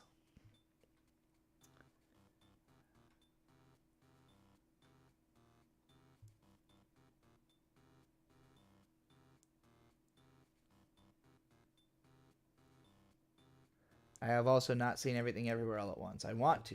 It definitely seems like my type of movie from everything I've heard about it. And I've also heard it's very good. I think I'm going to make one more attempt at this boss, and if I fail, I'm going to play something else. Because even though I really like this game, and I would like to beat it in my own time, I've been playing for 2 hours, and I'm on the first boss. So I don't think this is something I could actually play that well while trying to have a conversation with you all at the same time. Languid Landscape Lad with $5. Domo arigato gozaimasu. Will Ghibli Cast ever return, even if you do it with a new group of people? Maybe. It's not a bad idea, because I did really enjoy doing it. The funny thing about the Ghibli Cast episodes is that, like, a bunch of them got a whole lot of views, but a whole lot of downvotes because of the fact that the views come from them being, like, because each one is like as long as the movie, there are streaming sites that mistakenly thought they were full uploads of the film and hosted them as though they were full uploads of the film. So there's all these like comments and downvotes from people who were like, you know, clicked on it expecting to get the movie and then got a review of it. Pretty funny. I think all of them are private now. And yeah, like, for me at the time, that was a very good way for me to get my head around the Ghibli films, because historically, I am not much of a film viewer. If you can't tell by me also saying that I've been watching a lot more movies lately. Like, I've always been big into TV. I watch lots of shows, which are, you know, bite-sized, compressed pieces of information where, like, you really can think about each individual episode and kind of take your time with it, and they're structured to, you know, decompress the information. Whereas films tend to be really dense, and you're kind of trying to keep the whole thing in your mind at once, and that makes it a lot harder for me to analyze them, because I'm like trying to, you know, contain this whole 2 hours of like usually the most dense storytelling you're gonna find in the medium inside my brain, and like the Ghibli movies being like the highest craft in the medium. there's just so much to go over. So for me, like as somebody who is trying to get my head around the Ghibli movies, it was very helpful not only to have someone else's perspective to share it with, but also like a unstructured format to just talk about every different thing that I noticed. Having said that, now I get those movies a lot deeper. So I don't know if I need to do like a podcast on it again, or if I would rather just do like full dive analytical videos on those movies, because I think I could handle it now. Like Ghibli Cast was sort of necessitated by my thinking I can't handle talking about the Ghibli movies. Now I think I can. So in that sense, I'd probably rather do, big videos on them individually. I don't feel like compelled to cover all the Ghibli movies or anything like that, because there is lots of coverage on them. Plenty of people talk about them. Even just as compared to how much content there was when I was doing Ghibli Cast versus now is night and day. But there's a few films that like I think like, okay, I don't want to do a video on Kiki's Delivery Service because I don't really care about that movie that much. And like my take is that I don't find it mega interesting. There's tons of people with takes on that movie who love it, who have interesting things to say. I'd rather defer to them. Meanwhile, like Grave of the Fireflies is a movie that doing Ghibli Cast made me like really get in depth with and start thinking about in a deeper way. And that's a film that I think I need to do a little bit more research before I could confidently talk about what it's trying to say symbolically. But, like, the process of making those discoveries while doing Ghibli Cast made me feel like, okay, this is a movie that deserves for me to do an in-depth analytical video on it. Actually, I fucking wrote one, and I forgot. I wrote one right after doing the Kino. When I did a podcast, like, early last year with the Kino Corner. Shout out to the Kino Corner. Everybody should subscribe to him. He's probably the closest thing to my channel of talking about live action films. He's really, really good. And we did a long ass Void Gazers podcast where we both recommended all kinds of stuff. He recommended his top 15 favorite or 15 most recommended films, and I recommended 15 anime. And of course, both of us actually recommended like 200 or something, in the course of those 15. But after we did that, I wrote a video on Grave of the Fireflies that I forgot about. That was like specifically with him in mind, as like, I'm writing this for Kino. So I need to revisit that. I could do a video series on Vampire Hunter D. That would be interesting. I don't know about a series. I could do a video on Vampire Hunter D, probably. I've read the first book and like, I think I read the first two books. I think I read the first two and then I didn't make it that far into the third one or something like that. I don't remember if... I think I finished the first two books. And I've seen the second movie. I still haven't watched the first movie, actually. Me and Bird were gearing up to watch it one time, and we got like 30 seconds in and then had to do something else. And it looked really fucking gorgeous, so I was excited about it. But, I agree that Grave of the Fireflies is kind of underrated because it's stuffed into the whole of an emotional crybait film, because that was what had confused me about that movie. Like, when I had watched it, people told me it was so depressing, and like, I watched it, and yeah, it's depressing, but like, the characters are so fucking hateable. Like, it's not a movie where you feel moved by how much you love the characters and connect with them. It's that just the whole situation is fucked. It's like, it's a really, really dark and grim movie. And it's like, you have to have a real understanding of history and what is really going on in the, like, it's a movie about the death of an identity. Like, it's not specifically about the death of these kids. It's about the death of their generation and the promise of their future. And once I understood it on that level and really started, getting my fangs into the symbolism of the movie, because it's fucking ridiculous with like the most powerful symbolic images I could imagine. That was when it really started to open up to me and become like a great, something I appreciated as like, wow, this is a masterpiece, but not because it makes you cry. Like, that's just the, the end result of the mastery. All right, I'm going to go to the bathroom real quick. Reminder that any super chats of $5 or more, I'll rant about whatever you want. Rant about anything. big rant.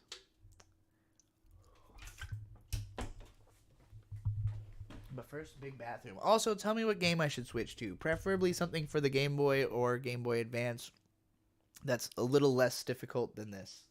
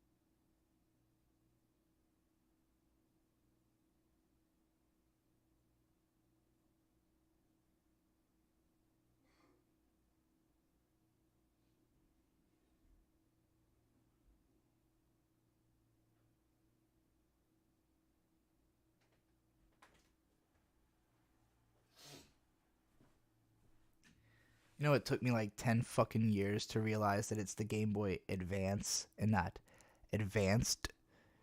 Even though it says it on the console, and I played it every day for years.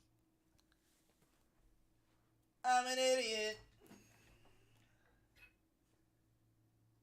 People called me out for it, so eventually I stopped. Realized the error of my ways.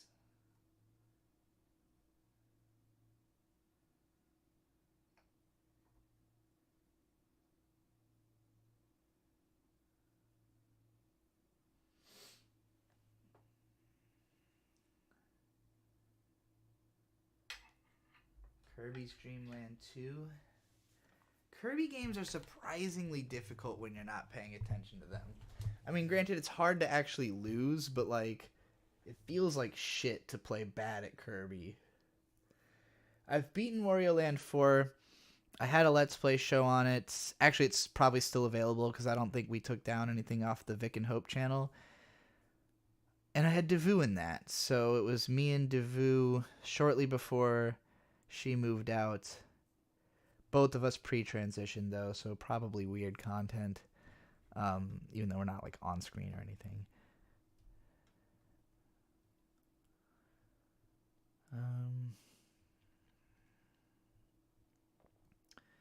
A bunch of people keep mentioning the Dragon Ball games. I'm not sure which one you... Because I've played the side-scrolling... No, I didn't. I've played Astro Boy Omega Factor, which is similar. But I haven't played the Dragon Ball GBA games. Metroid Fusion's kind of hard. Maybe not at the start. I could probably make it a while into that game before it gets hard. Also, it might be that last time I played it on hard mode. I just couldn't get past the fucking spider boss. Yakuza. Fucking giant spider called Yakuza for some reason. Epic Yarn is an amazing fucking game. I could probably emulate that.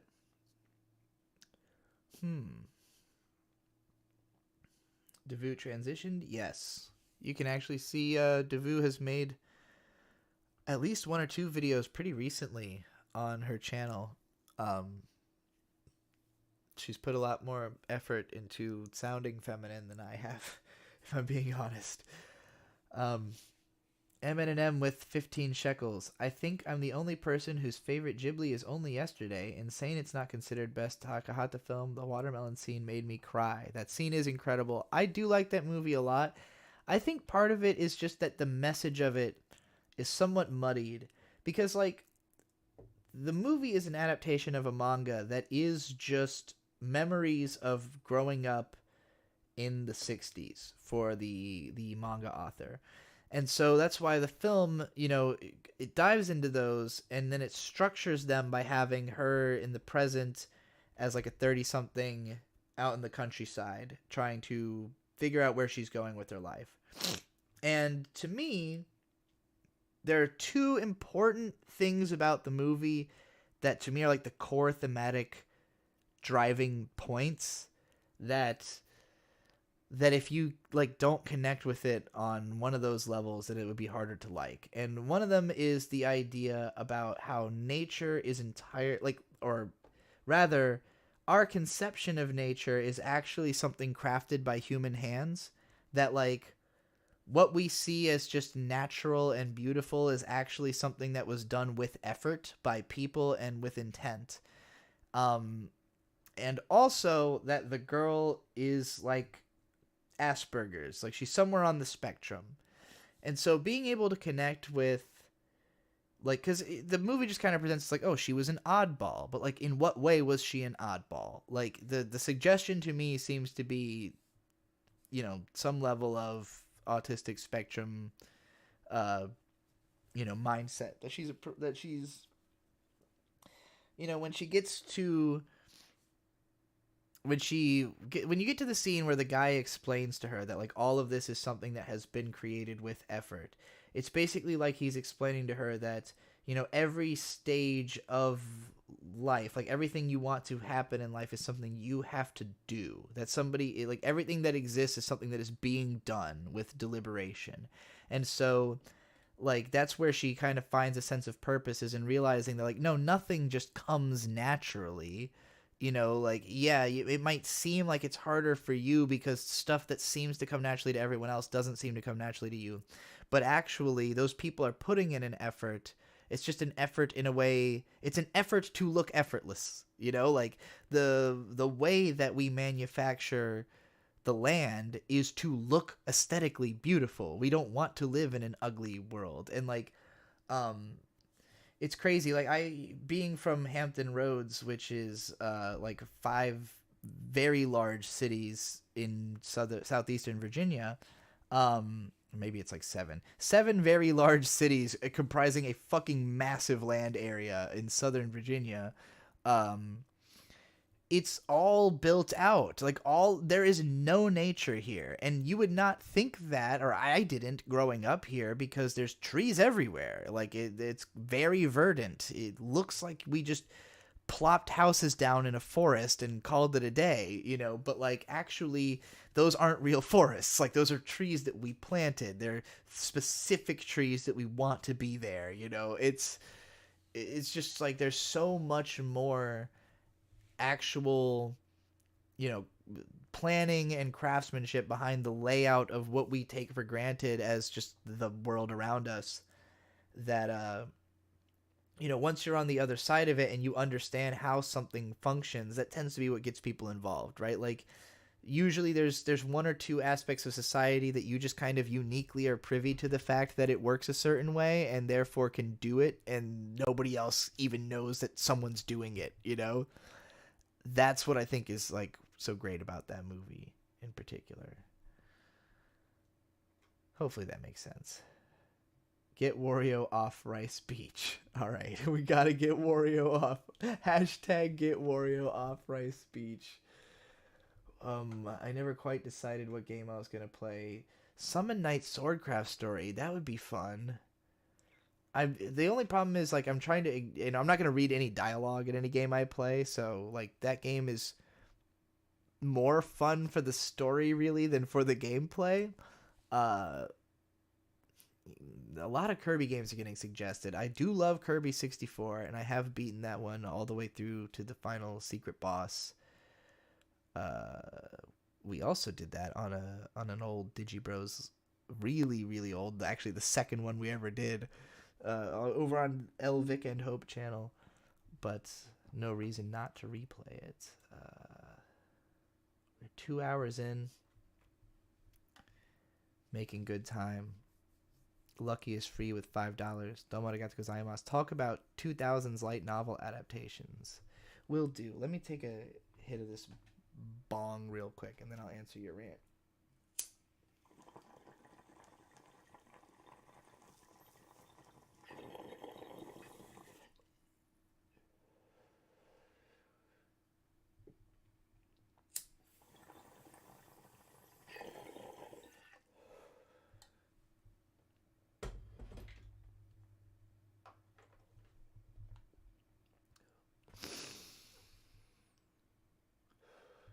So, the light novel that I was introduced to first, as the one that kicked off light novels as we know it as a trend, was Boogie Pop. You had the Boogie Pop and Others book. It got brought to America in 2005. Nobody read it except for me, but I was obsessed with it. I was... Damn. I was familiar with it because I had been familiar with the Boogie Pop Phantom anime. I think I had already seen it before I read the book. And the anime takes place in between the first and second light novels.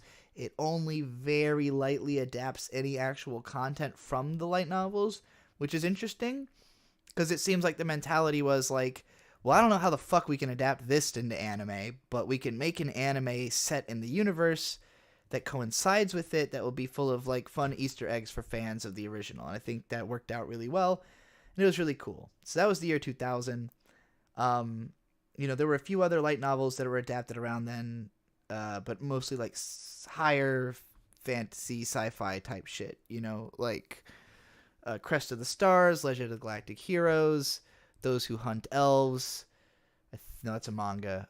No, what's the other one? Elemental Gerard. Was that? No, that was an original.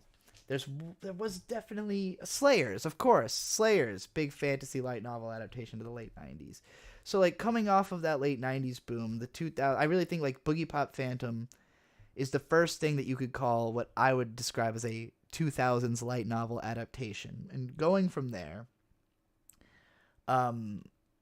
most of the stuff that was popular alongside Boogie Pop at the start of the light novel craze wouldn't actually be adapted till later. So we wouldn't get Kata no Kyokai until much later. We wouldn't get, even, oh god, what was another big popular one? Zaregoto until much later. Monogatari series until much later. So those were some of the big important things from like early into light novels. But obviously 2006 gave us Haruhi, and that kind of changed the game. And I really think that the incredible effort that was put into Haruhi to make it so good not only made it like, okay, we can do like expensive, awesome adaptations of light novels, but also of like moe and of like otaku media. And just, I think it pushed otaku media to the next level where like it was sort of this admittance that otaku had become a big enough buying force that you could make like a high budget show about fucking cute girls dancing and it was going to be purchased, And then we had the Idolmaster and Love Live not too long after that. But that's a different direction from where light novels went. So when we started getting stuff that was like the dark urban fantasy stuff like Bakano and Do-Da-Da-Da, that was right along the lines of what I liked. So initially, like light novel adaptations were my bag. I was obsessed with light novels and their adaptations. So, it was pretty easy for me to assume that a light novel adaptation was going to end up being one of my favorite anime. And I'd say that goes up through Log Horizon. And then, is undercut by Sword Art Online and the influence it ended up having. And then just the boom of isekai and just trashy light novel adaptations kind of ruined it for me. Not to say that I don't love any of the light novel adaptations that are still coming out. There's still plenty of good stuff, but it's usually not the dark urban fantasy with supernatural undercurrents that we got a lot of in the 2000s. Or the like heavily otaku self-referential stuff. Now it's kind of just taken as a fact of life for the characters to be otaku, which is fine. The live-action Boogie Pop film is better than it's given credit for. That's probably fair to say. I was disappointed with it when I watched it, but it's not the worst. It definitely could have been a lot worse. Okay, I finally closed out of Wario because I'm tired of fucking looking at it. Let's go ahead and find out what game we're going to play next. Let me give you some display capture here. Go into my games folder. Let's find a game. I thought about playing Zone of the Enders on this stream, but I'm worried that it's going to be too much for my computer to handle. Because the last stream, when I was trying to pick a game, my computer struggled with pretty much everything above or pretty much everything that was on the PlayStation 2. Now the folder's not even responding. It's trapped in this bizarre visual glitch. So that's fucking fun, I guess. My nose is fucking completely stuffed and clogged. It has rapidly become summer here in the southeastern United States. And everybody's been just snot vomiting all over the place. And now it's finally my turn. Alright, what other games did I decompress today with the intent of possibly playing? I thought about Threads of Fate for the PS1. It's a cute action RPG that doesn't require a ton of thought. I don't know exactly what Pokemon Red Plus Plus modifies about Pokemon Red, but that could be interesting. I got Pikmin 2. I've heard that's pretty relaxing. How bad is my computer? It handles video editing, doesn't it? Not really. Currently, the way I've been handling video editing is I edit about 6 or 7 minutes at a time, and then I render that piece and start a new Vegas file so that it won't constantly crash on me. If I get to a point where I edit too much in the same file, the computer will enter a recursive loop of crashing every time I open Vegas, and I can't edit. So, yeah, my computer is dying, but I can't afford to do anything about it. I'm saving up to buy a house right now. Computer comes next, but Bird is really worried about it. He's constantly looking into computer parts and stuff, and I have access to his PC, which is not dying. It's not amazing, but it can run Elden Ring and stream that at the same time, and it can, it's better at rendering and editing than my computer is. It still will crash if I try to do too much, but it's nowhere near as fucking much of a huge problem as this one is. So I'm not totally shit out of luck, but it sucks. I see a few mentions of Threads of Fate, Metal Slug. I don't even think I have in here. I know you're trying to get a house, but you need a goddamn computer. I mean, yeah, PC parts being stupidly expensive right now really doesn't help. I've thought about playing this game Mendel Palace, because this is like a Game Boy game from Game Freak and I think even the creator of Pokemon, before they did Pokemon.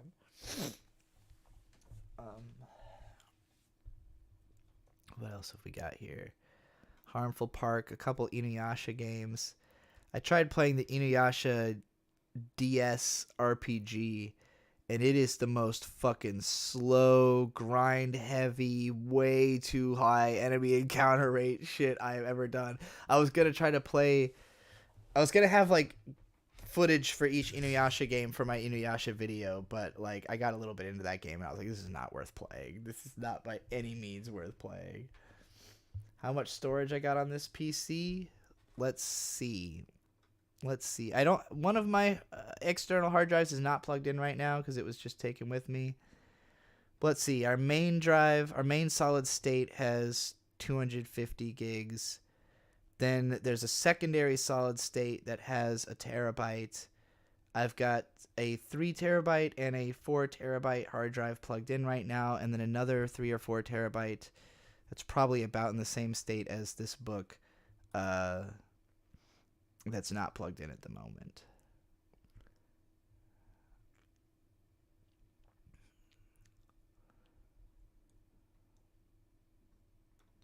Inuyasha being slow seems to translate mediums. Yeah. It's somehow the very beginning even of that DS game is even slower than even like deep fucking filler on the actual show version. Oh boy. We've got Bomberman wasn't working last time. We tried to do Bomberman. Oh, remember, if anybody was here for the last stream and remembers when I started playing 1080 Avalanche and then immediately was like, I'm going to get copyright struck for this music, so I stopped. That happened. I lost monetization on that VOD because of it. I'm just trying to remove, because you have the music, the option to trim out segment in YouTube Editor. Ordinarily, I would never do this on a video that's scripted, but since it's just a live stream, I'm going to try it out and see if I can get monetization back just by trimming out the 2 little sections where it played a fucking pop song for 30 seconds, but I called it and it happened. God, I'm getting like shit fucked by allergies right now. Out of nowhere. Jesus Christ.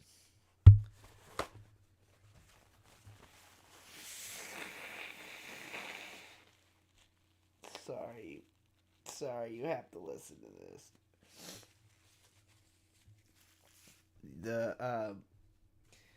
To Connor in the chat saying, the more I learn about JRPGs and high encounter rates, the more I think Repel might be the best RPG design innovation Pokemon made for the genre. I don't know that Pokemon invented that concept, because I feel like there's items like that in Final Fantasy too, but it is a great idea. And when I was a kid, I never bought Repels, because I was like, what's the point?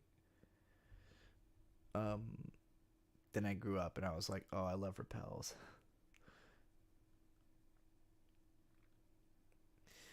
Kudere-kun says, one of your biggest differences in taste from me is that you love filler and you consider it a bad thing for there not to be filler. I don't dislike filler. I have nothing against filler innately as a concept. Inuyasha has some really terrible filler ghettos. It's not that they're terrible because they're filler. I could give a fuck if it's, original content from the manga or not. I'm probably not going to read the manga in most cases. All right. Here's all the video games I have that have not been unzipped yet, since we haven't seemingly been able to settle on one. Threads of Fate is the closest we've gotten to somebody showing an interest in one of the games that I've put on screen. So let's all gaze long and hard into this big fucking list of video games that I've downloaded. As I slow scroll through, we could always just play some Ocarina of Time, or even Ocarina of Time Redux, whatever the hell that is. I've never played Terranigma. That could be interesting. I don't know what the fuck Soul Fighter is. I think that might be Soul Calibur related. Maybe it's like a title of it from another country. I got Soul Eater, Medusa no Inbo for the DS. My critique of Belle is mostly that much of it is filler. Definitionally filler, as we use it in the anime community, is content that was not in the original manga that has been added to the anime adaptation. I definitely didn't critique Belle for being filler. My critique is that it's repetitive and that it feels like it's making the same point over and over again. Maybe you could say I'm accusing it of having fluff, but specifically filler as a term used in the anime community. All right, you're interested in the Soul Eater game? All right, let's check it out. 2 people mentioned it in a row, so that's good enough for me. Where did I put it? Here we go. Ugh.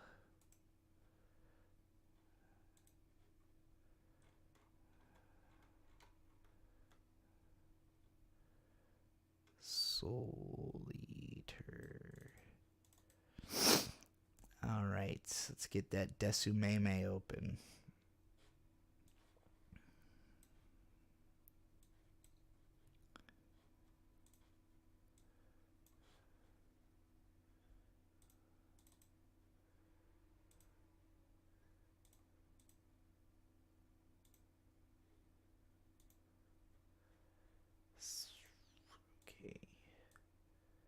So the only problem with streaming a DS game is it looks a little funky. Alright, here's what we're gonna do. We're gonna double up. We're gonna copy and then paste, I guess. Is that how that works? Yeah, there we go. Now we'll make this one main screen and this one non-main screen. This kind of makes sense. Let's put this one on top of the other one. Actually, I don't know if the computer is going to be able to handle trying to do this Yeah, it sounds like it's really struggling trying to output two of the same video at once. So we're just gonna have to. I don't know. What do you think? Both screens kind of visible, or do we just cut out the bottom screen and only look at the top? I don't know how important the bottom screen is going to be yet. It's usually not very important to look at in DS games, but we'll be finding out soon. Just trying to move it into position. There we go. Okay. Call in show when? I have to be in the rant room again, so it's going to be a little bit. I don't have a dedicated studio space where I live. I kind of am just taking opportunities where I can to get live streaming in, but I don't really have the space to like have a permanent setup. The rant room was like I had Mint Salad running the Discord on the phone next to me, and I had Bird running the timers on the other side of me, and I had a whole studio space, and so it was a very organized production basically, and I can't just willy-nilly jump in and do it any night of the week. So once I've got a better permanent studio setup and more access to the people who help me do the show, there'll be more. But I plan to do that show very long term. I want that to be eventually, hopefully, a live show, like not just live on the internet, but live in person. Okay, it doesn't seem like it's reading my controller, so let's go ahead and figure out what's wrong there. Emulation settings, that's not what I'm looking for.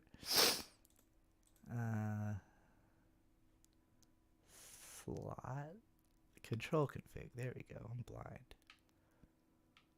Oops. Well, okay, it seems like the controls are already correct, so I don't know. Maybe I have to... Yeah, okay, I have to click it, because it's a DS, it's a touch screen,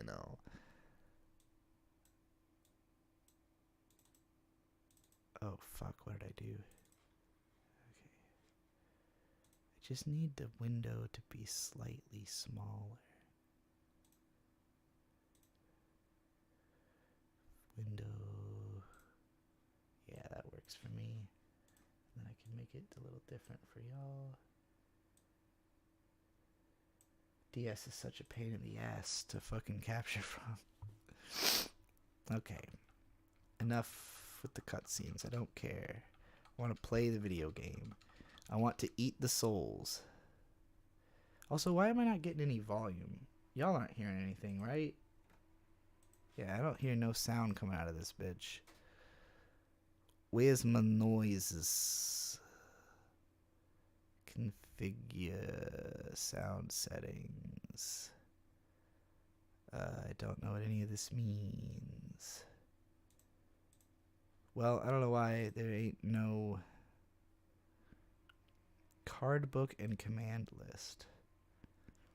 Blaze rare card. Okay. Is this a card game of some kind? Or just maybe the cards are just like cool pictures you get? I guess we gonna find out. Languid Landscape Lad with $5. Domo arigato gozaimasu. Says, thoughts on Mappa. Shame they seem destined to fall apart because I love the kinds of shows they're trying to make, carrying on that Madhouse legacy. Yeah, I would say that, when Mappa first got started, it was Masao Maruyama leaving Madhouse, forming a new studio, and then he didn't actually stay in charge of Mappa for too long. He ended up leaving and creating a whole other studio, basically because his health was in decline, and I think he just, couldn't be in charge of something as big as what Mappa was becoming. It's crazy how big Mappa seemingly has gotten, where, the first couple years that they were doing shows, it really felt like this startup studio that could only handle one thing at a time, and most of their shows, Mappa sort of had this curse of starting really strong and then instantly falling apart. they had lots of shows where like the first 3 or 4 episodes just like look unfucking believably good. Like I'm thinking Shingeki no Bahamut Genesis, or fuck, what was something else?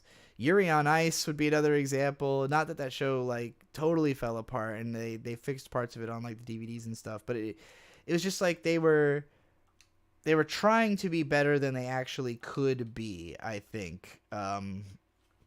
Do I have to like click to attack? Oh god. This is not going to be a game that's easy to play on a PC setup. It's entirely reliant on clicking for attacks. So now I'm playing with controller and mouse. At least Maka's adorable though. But yeah, like initially, my impression of Mappa was like in over their heads, overworked, you know. But over time, there's like I expected a lot more inconsistency from like Attack on Titan season 4, for instance, which while it wasn't quite on the visual level of season 3 in certain regards, it also was doing more ambitious stuff with the cinematography and with staging of scenes, and like I think it ultimately came out really good. You know, I've been happy with the consistency of that show overall. Jujutsu Kaisen had just fucking ridiculous action animation coming out all the time. Everything we've seen from Chainsaw Man so far looks to be incredible. So I feel like little reason to think it won't be baller as hell.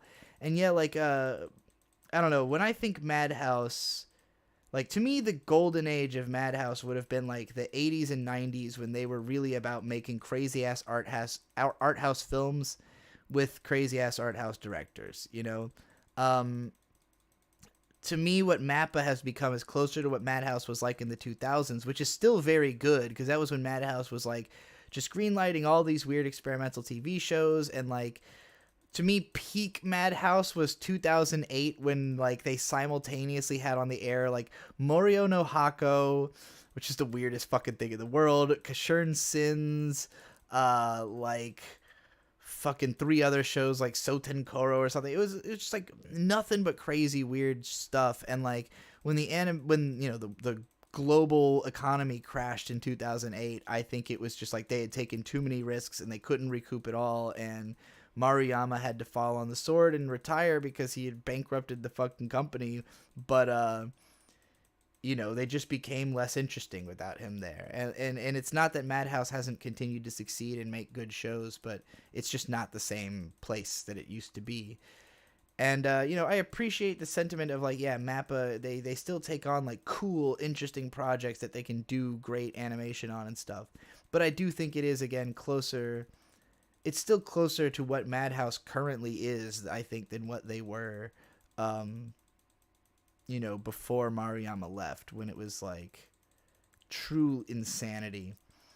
Because Maruyama just obviously as a producer is like willing to take risks that no other producer was, and it did it until he couldn't no more. Love that man to death. Masao Maruyama, probably the most important person in the anime industry to me personally. So shout outs to him.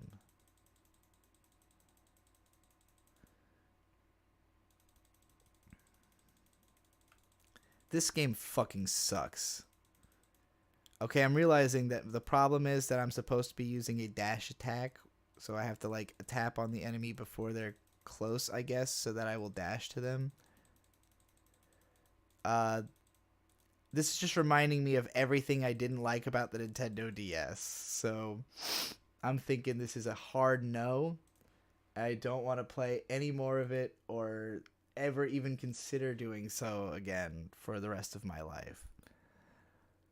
I may even just delete it, but I'll keep it in case of needing it for a future Sword Art Online Soul Eater content. Wow. I was so disgusted that Sword Art Online came out of my mouth instead. It's just what I'm used to being angry at. Fucking old lady yells at Cloud. Sarazanmai didn't fall apart. It was just Ikuhara going insane as usual. I forgot that was Nappa. I never finished that, though. I got halfway into it, and then I kind of couldn't tell what the hell was going on anymore, so I'll have to try that again sometime.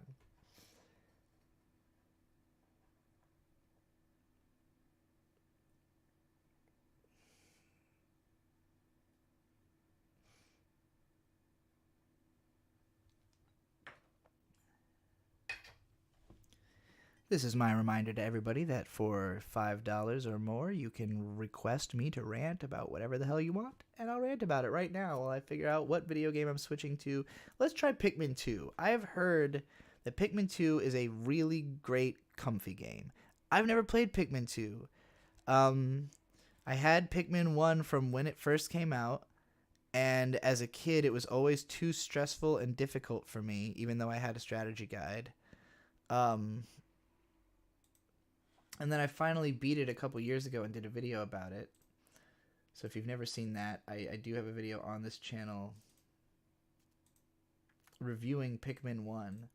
But I've always heard that Pikmin 2 is better, and also that it's a comfy game because it doesn't have the time limit like the first game did. So you can actually just play it at your leisure. Why do I have two of these? Okay, that was bizarre. So, you know, I came to not so much mind the time limit when I actually beat Pikmin and did it without a guide because I'm an adult now and I understand how the video game works. But,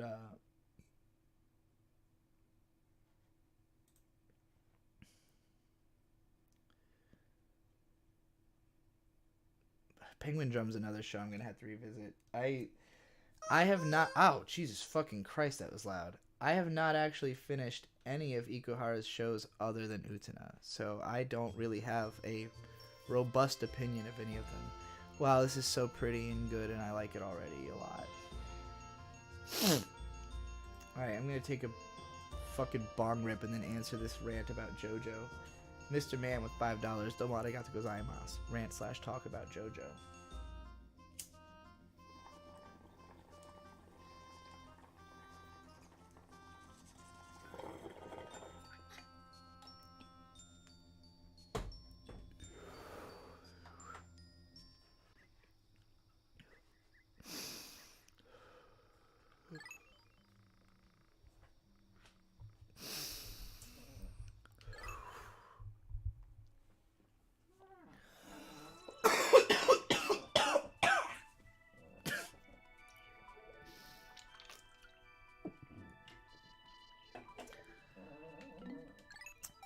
So,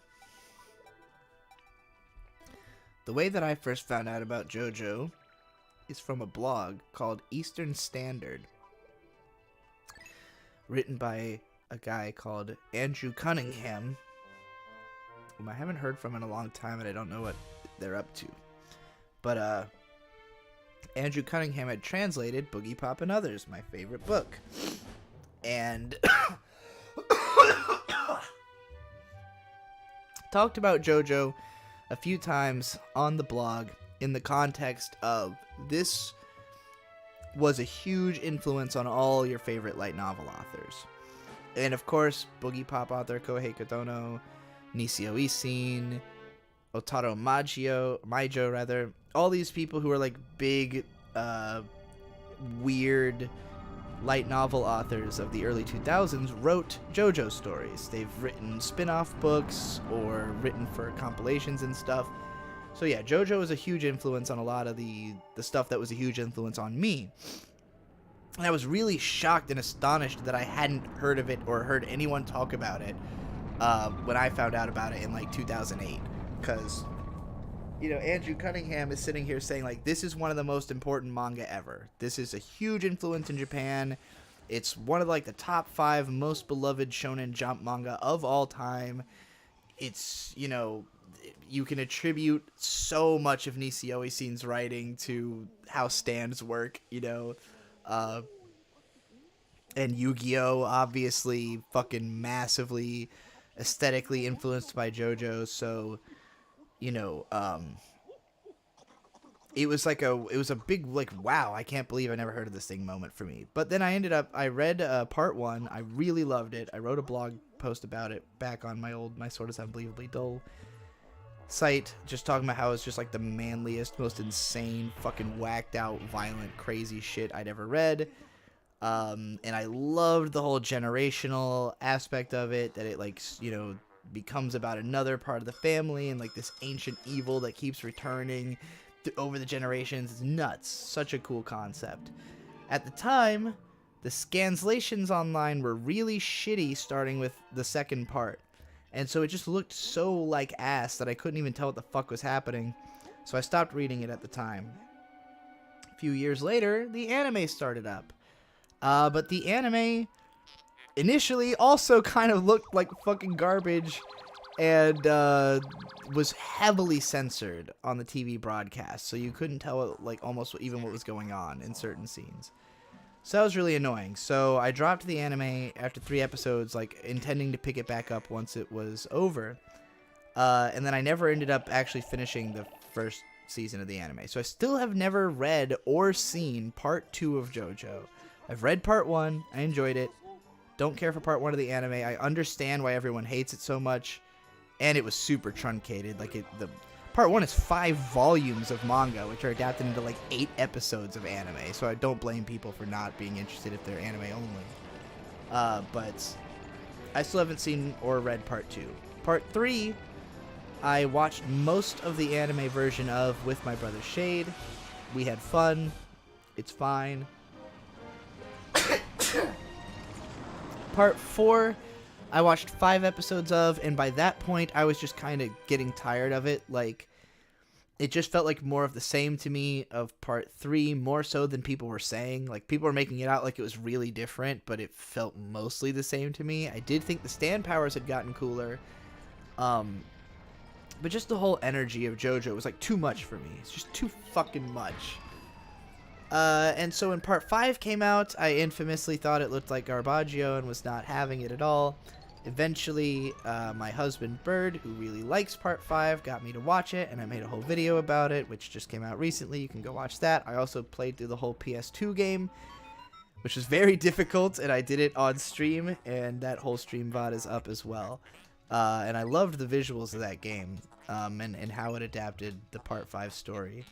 So part 5 is my favorite of the ones that I've consumed. Still not having finished part 4 or any of part 1. And I've seen the first 12 episodes of the anime version of part 6, and so far I've enjoyed it. I think Jolene is the best actual JoJo, like, because she's the only one who's like a really proactive character who fucking like you know, isn't just kind of at the whims of the plot, and like while all the other characters are more interesting. I like all the JoJos just fine. None of them's like a terrible character to me. Bird really doesn't like Jotaro because he's like, you know, he doesn't give a fuck. Why should I give a fuck? I definitely get that. Fucking Bruno Bucciarati is the best part of part 5. He pretty much makes that.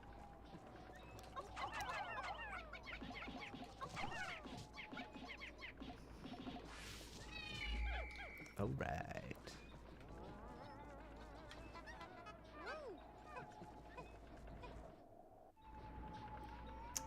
Next up, Yakuman with 5 pound. Domo arigatou gozaimasu. Rant about mahjong and mahjong anime such as Akagi and Saki. So I don't know fucking anything about mahjong the game. I don't understand how it's played. And in spite of watching 26 episodes or whatever of Saki, I never got a sense of how it was played. Like, I watched it, it was just kind of like, okay, I kind of get it. But mostly I'm just relying on the fact that the visuals convey the emotions of the scene, and the characters will tell me like why whatever's happening is surprising or whatever. And I know it's like extremely unrealistic mahjong.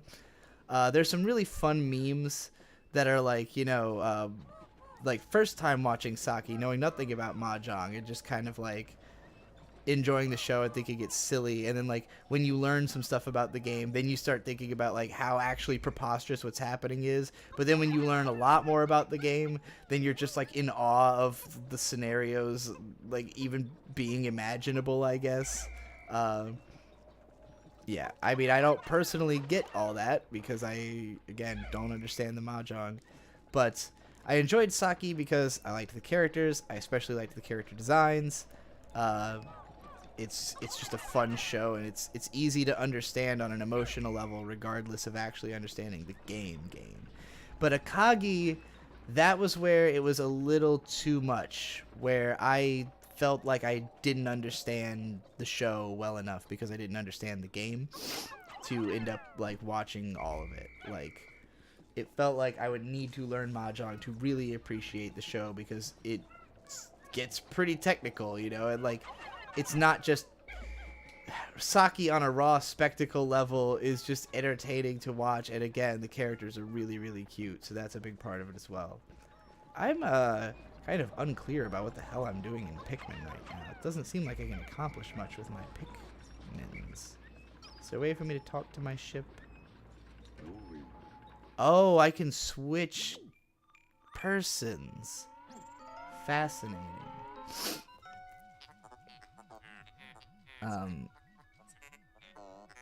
But yeah, so Akagi I can tell is a good show because it's entertaining and the main character is really cool, and I like Kaiji, and I know that everything Fukumoto's done is considered great, but yeah, I think I would have to actually learn mahjong before I would be as interested in watching that show.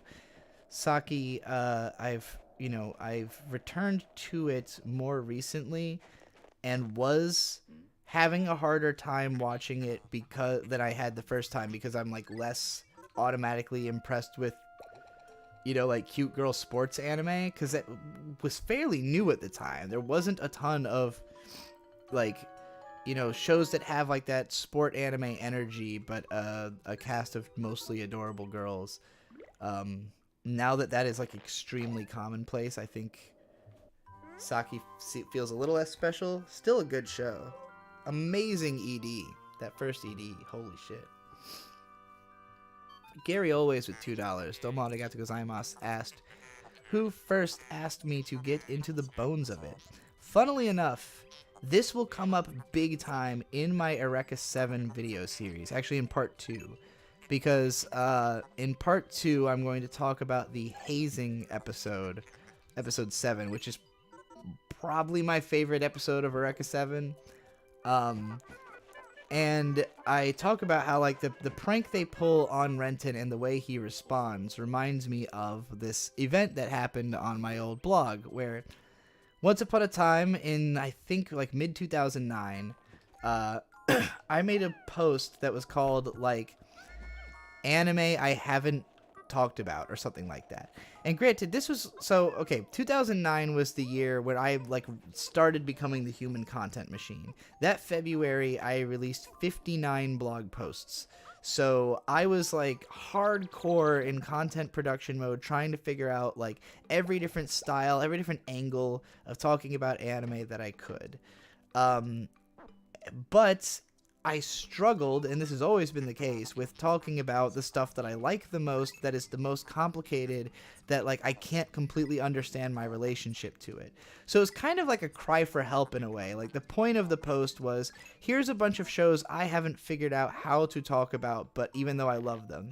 But like I wasn't saying anything about them other than I don't know what to say about them, which is kind of a weird, you know, tack as a writer. And this was at a period in my career where I was really desperate for attention and constantly like lamenting that nobody read my blog and nobody commented on it. So it was a friend of the blog, an older writer at the time. He was like 30, I was like 16. But he's called Oto-san, and I believe he's at Cinco_Bagina on Twitter still. Or Cat Dad, as a lot of people know him, because he's always used the Cat Dad from Azumanga Daioh as his avatar. But it's Cat Dad as Quattro Bagina, aka Char, from Zeta Gundam.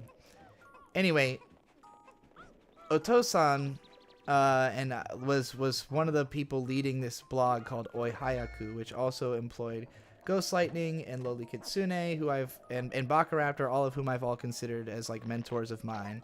Basically because I begged my way into writing for this site with all of them. That was like the high effort anime blog site for cool writers that had been amassed by this dude who like ambitiously wanted to start the site. I mostly just wanted to be there so I could hang out with and talk to these older writers.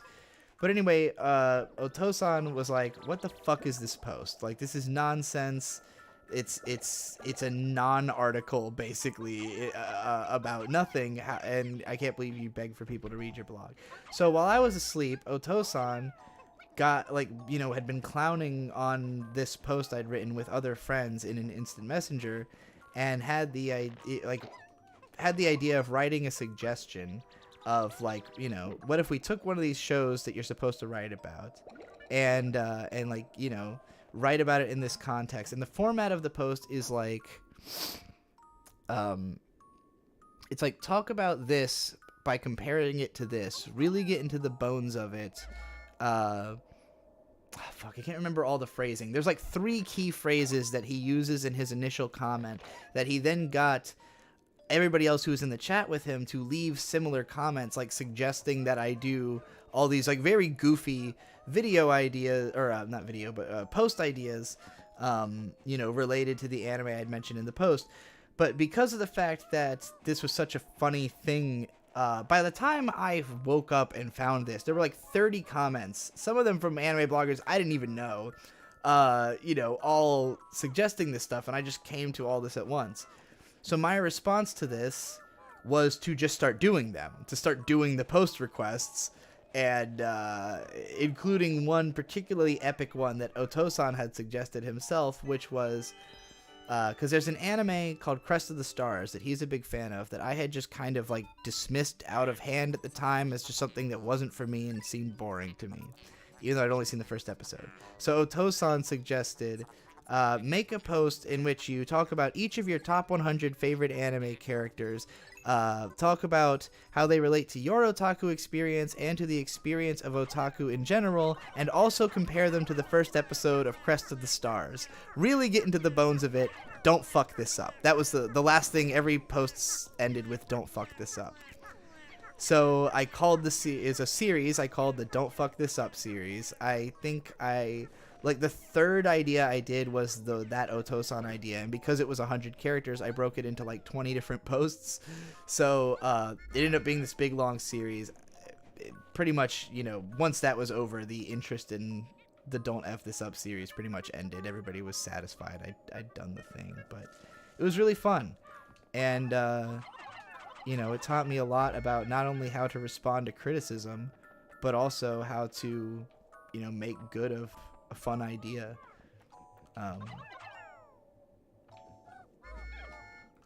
But yeah, so that's where get into the bones of it comes from. And I think I say it early into the Eureka 7 video in part 1, I say I'm gonna get into the bones of what Studio Bones did here. But much later on in part 2, I will get to a point where I actually explain this whole story I just did more succinctly. Alright, I've got a few super chats I have to answer now. I ended up going on way longer about that than I intended to. Slinky with $5. Domoarigato gozaimasu. Superb tone versus life-changing themes versus compelling pace versus immersive world. Rank these in order of your preference. Hoo boy. Okay.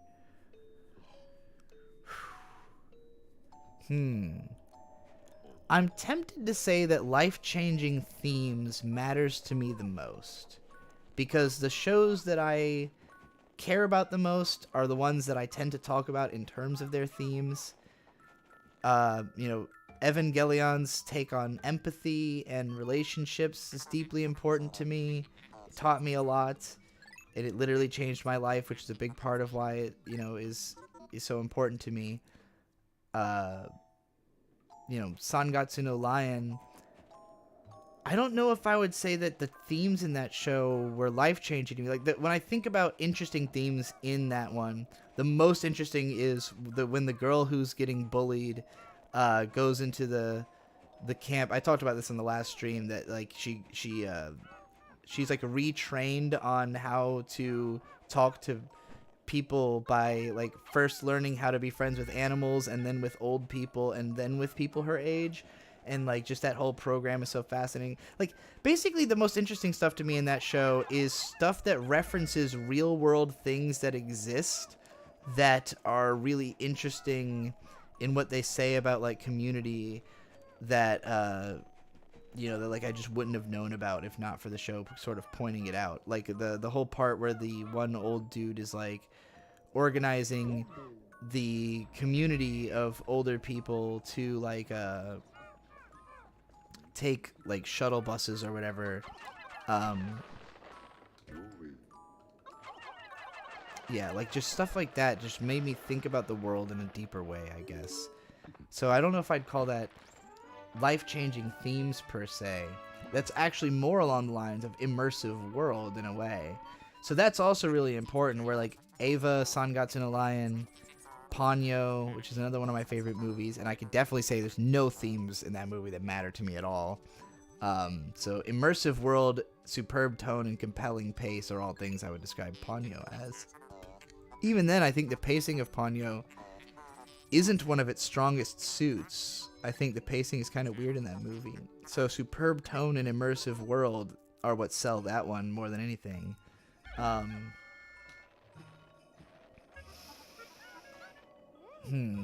Like my other favorite Miyazaki film, The Wind Rises, life-changing themes, superb tone, immersive world, not as much compelling pace. Compelling pace definitely matters to me in that like some of my favorite media, the pacing, like Kill La Kill or Panty and Stocking with Garter Belt or something, anything Imaishi directs is like satisfying specifically because it's paced so perfectly.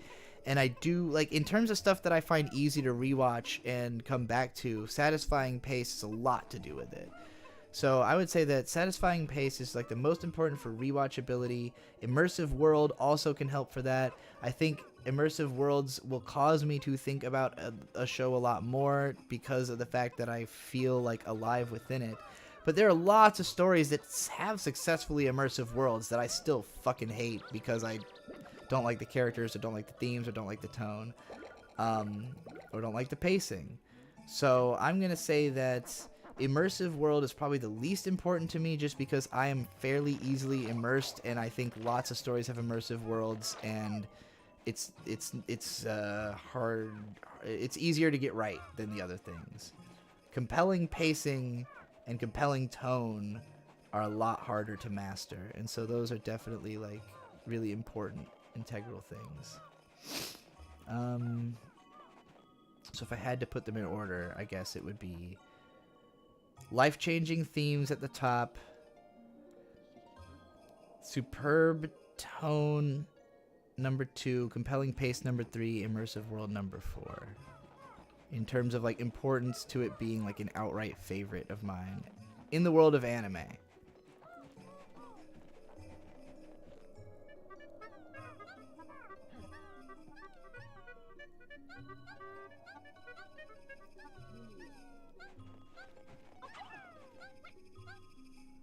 Alright, just Lexi with Canadian $2. I'm Weed. Rant about being weed. Well, there's only one way to rant about being weed, and that's through doing weed. Are you Machine Gun Kelly? Have I been graced by Machine Gun Kelly today? Because I heard that he was weed.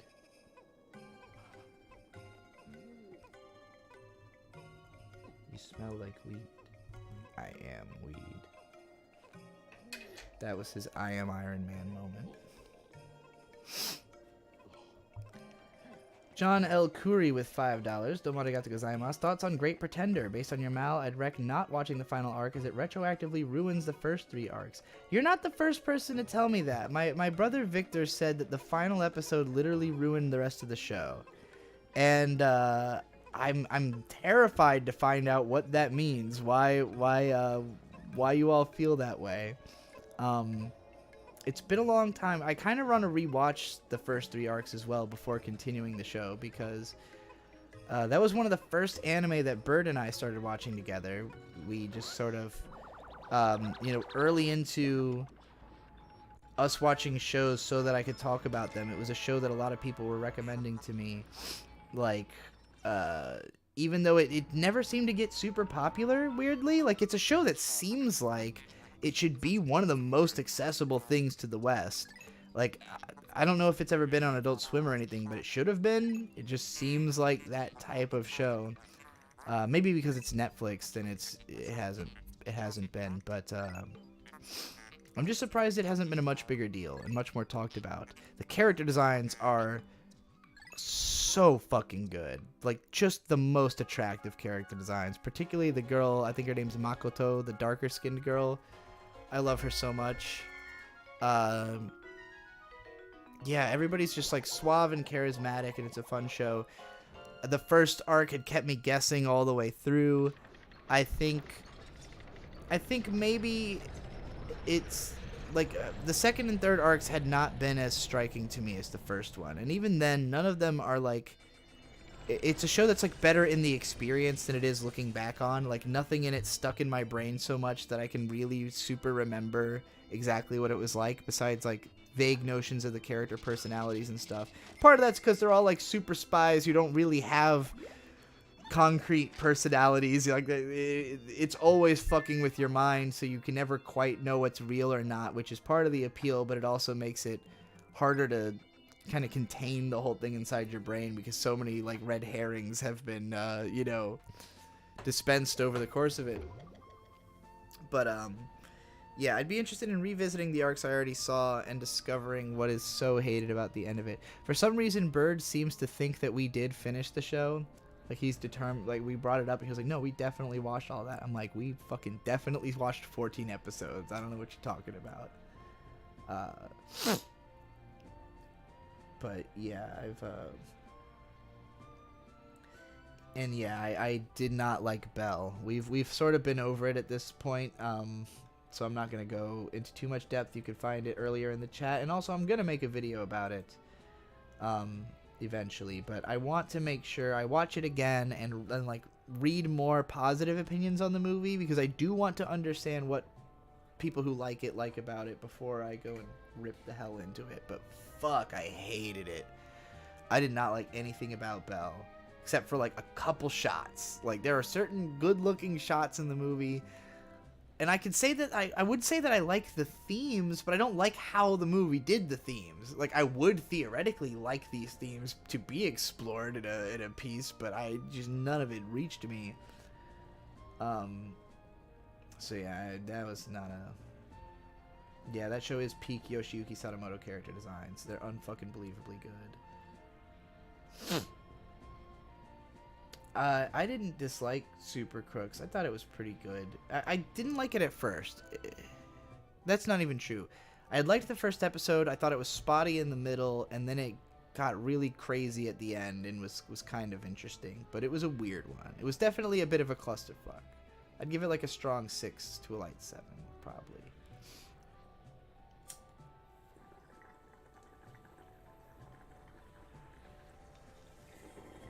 Whereas Great Pretender, like, from the 3 arcs I've seen, would probably be like a solid 8.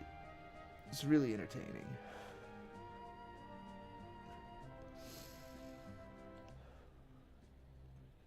Belle, more like dumb as hell. Okay.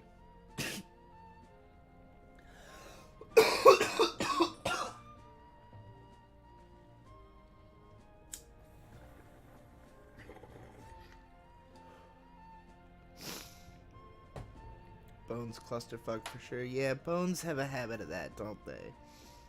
Like Zetsuen no Tempest. It's like 13 episodes of like, wow, this is cool and fun. I really hope it amounts to something. And then 13 episodes of, oh, man. Alright, I gotta go to the bathroom again. Send your super chat rant requests, and I'll get to them when I get back.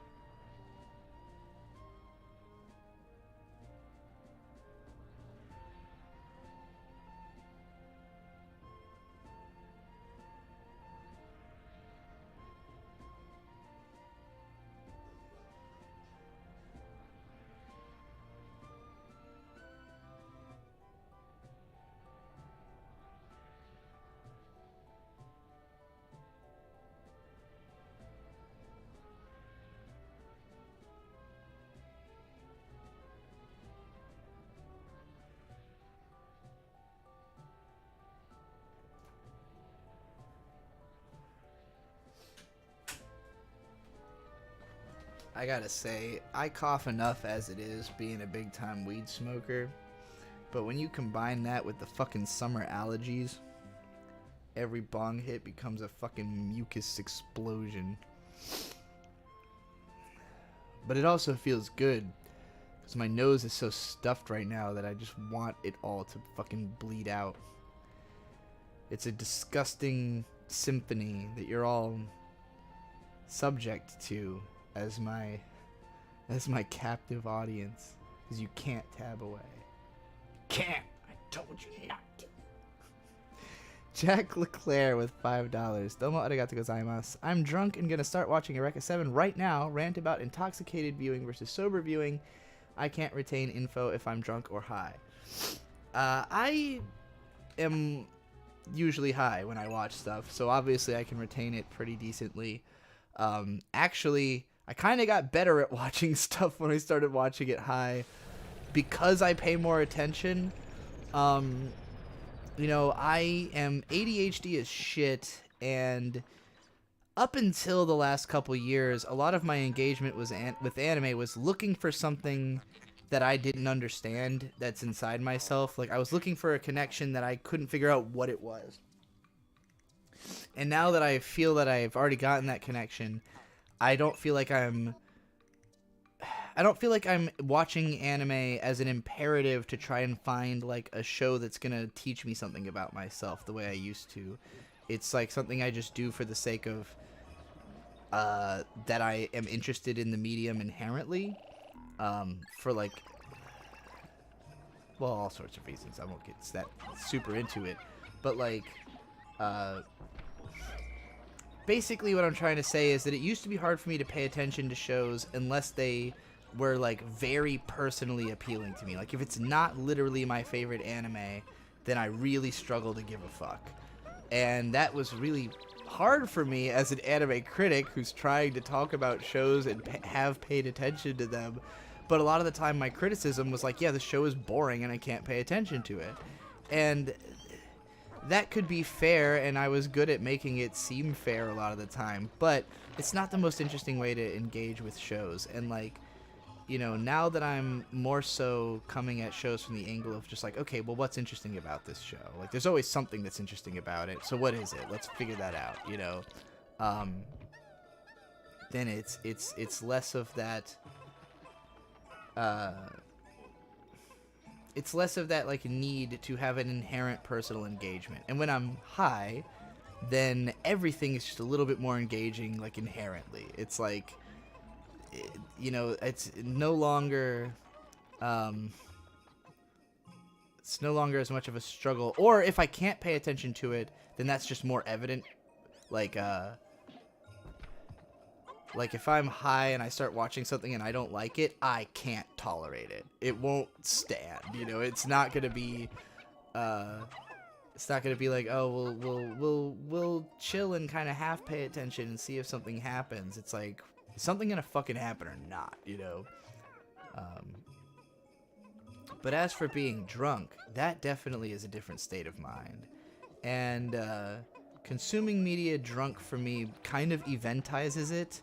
It like makes it into like, this isn't just about consuming the thing anymore. It's about my emotional state of mind while I consume the thing, you know, because getting drunk makes you emotional, whether that's positive or negative emotions.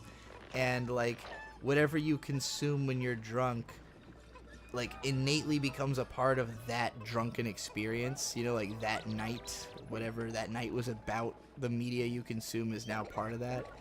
So like, you know, I've had very memorable drunken experiences with like BoJack Horseman and stuff like that, where, you know, like the media is about the state of mind that you know, being drunk put me into. Or Kanye West, My Beautiful Dark Twisted Fantasy, another good example of like an album that means something different when you're inebriated, for better or worse. I think a lot of the times watching dumb shit is a lot more fun drunk, you know.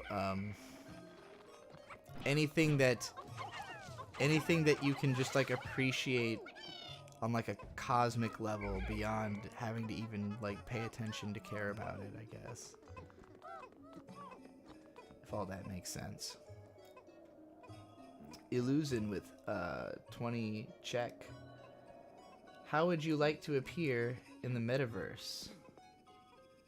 I mean, probably pretty similarly to how I tend to have my character drawn. Like, this is, I already have the option to be presented however the hell I want on the internet. I generally tend to be pretty true to myself. Like, I don't like to try to represent myself too off from how I actually look, because I find a lot of strength in appearing really secure with myself, I guess. So, I usually try to make it, like, my animated character, like, clearly resemble myself to some degree. But, I won't say idealized, but just, like, closer to the sense of how I see myself, or something that's more revealing of my personality immediately than how I actually look. If you meet me in person, I'm pretty fucking stoic. My face is not very emotional. I have a notedly unemotive face, unless I am, like, really excited.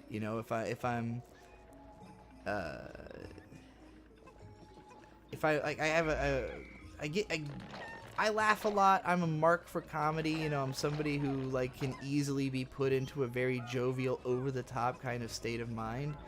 But it's like the only emotions I can really express very well are, like, laughter, happiness, and, like, frustration.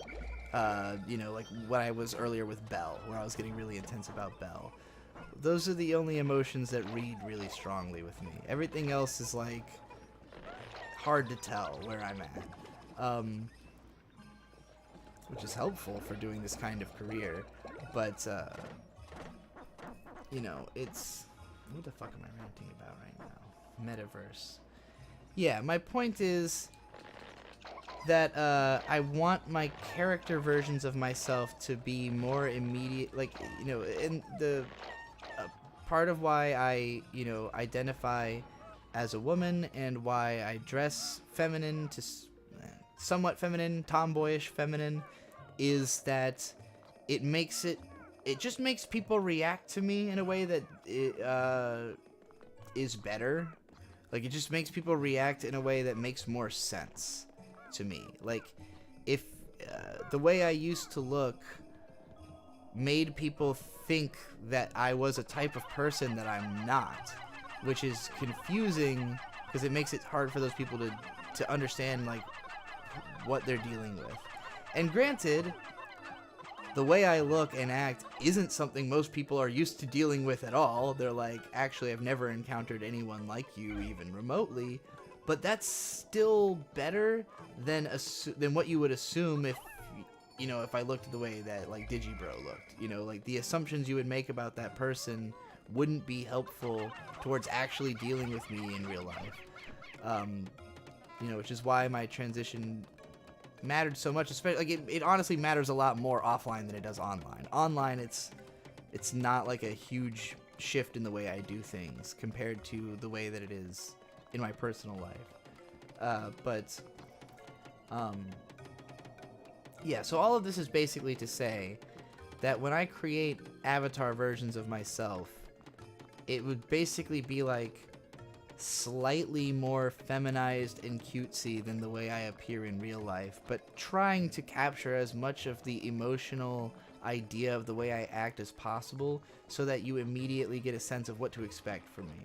I think the fang-toothed, cartoony, like, vaguely anime, vaguely CalArts-ish, like, style avatar that I have on Twitter that Mint designed for me, which is not too dissimilar from the VTuber design that I've had made for me that I haven't had rigged and been able to use, but I have a VTuber avatar that's not that dissimilar from the way that my character looks on Twitter. So, like, that's just the way I'm probably always going to choose to represent myself, is, like, a foul-toothed, witch-like, blue-eyed, hair color changing witch character. Yakumama 2 pound rant about the best cocktails. My personal favorite is the Blue Motherfucker otherwise known as a blue whale, but even a blue Long Island iced tea, because that's pretty much what it is. Basically just a combination of a bunch of different liquors and blue curacao. You can also just make a blue tequila and pretty much get the same effect. Like, if they can't make me a blue whale or a blue motherfucker, I just ask for a blue tequila. But generally, I really like the taste of blue curacao, I don't know how you say it, in liquor. I also like purple, what's it called? Blackcurrant liquor. You can combine that with what's it called? Champagne to get a Kir Royale, as made famous by Jing King of Bandits, but it's also actually a great drink. Love Kir Royale. Love mimosas. I don't know if these count as cocktails. I think they probably do.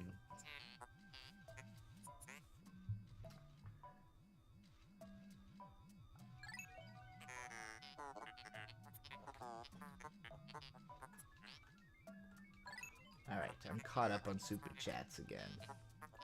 So if anybody wants me to rant about anything, just drop a line and I'll do it. Meanwhile, Pikmin 2. So far, this has been exactly as relaxing and fun and pleasant as I always heard. Seems really easy, which I don't know entirely how I feel about yet. I say as I like walk my Pikmin straight into water they can't survive in, but I also don't know what's going on with this creepy... Oh. Enter this hole with my... Oh, it's like a dungeon. Oh, this is neat. Hell yeah.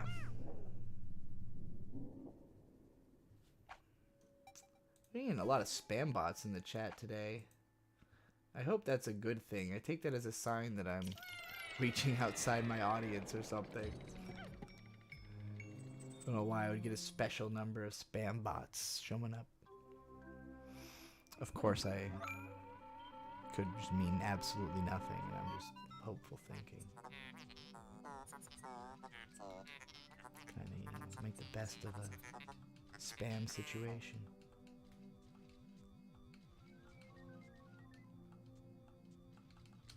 Am I not clicked on the video?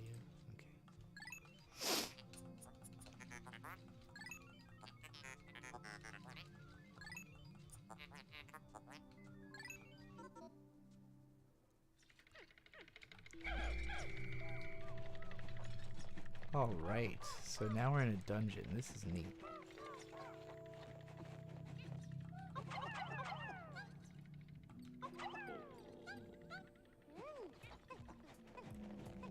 Ooh, spooky dukes.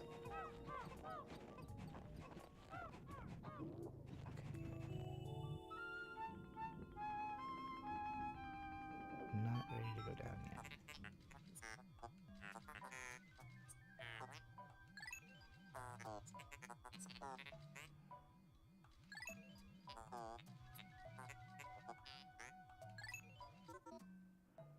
I don't want to go in there. I want to kill these things first. Oh, they're easy.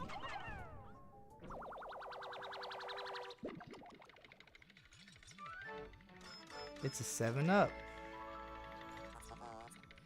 I wonder if 7-Up, like, sponsored this game? It straight up said 7-Up.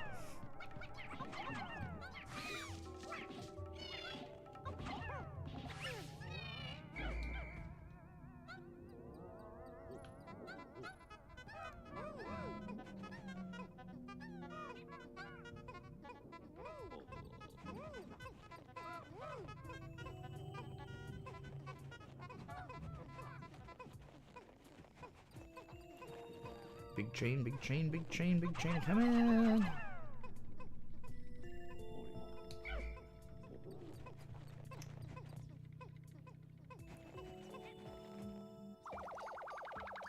I think the Pikmin lore is that this is Earth after the apocalypse or something, that's why they're branded stuff in the ground. I do believe that is the case, but I mean, for them to outright put 7-Up, like... Surely they needed permission, right? Like, I don't think that counts as parody. I don't know. Nintendo wouldn't risk something like that.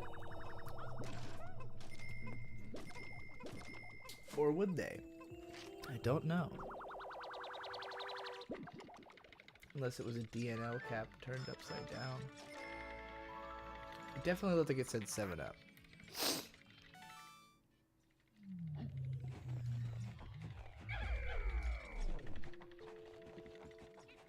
Big man!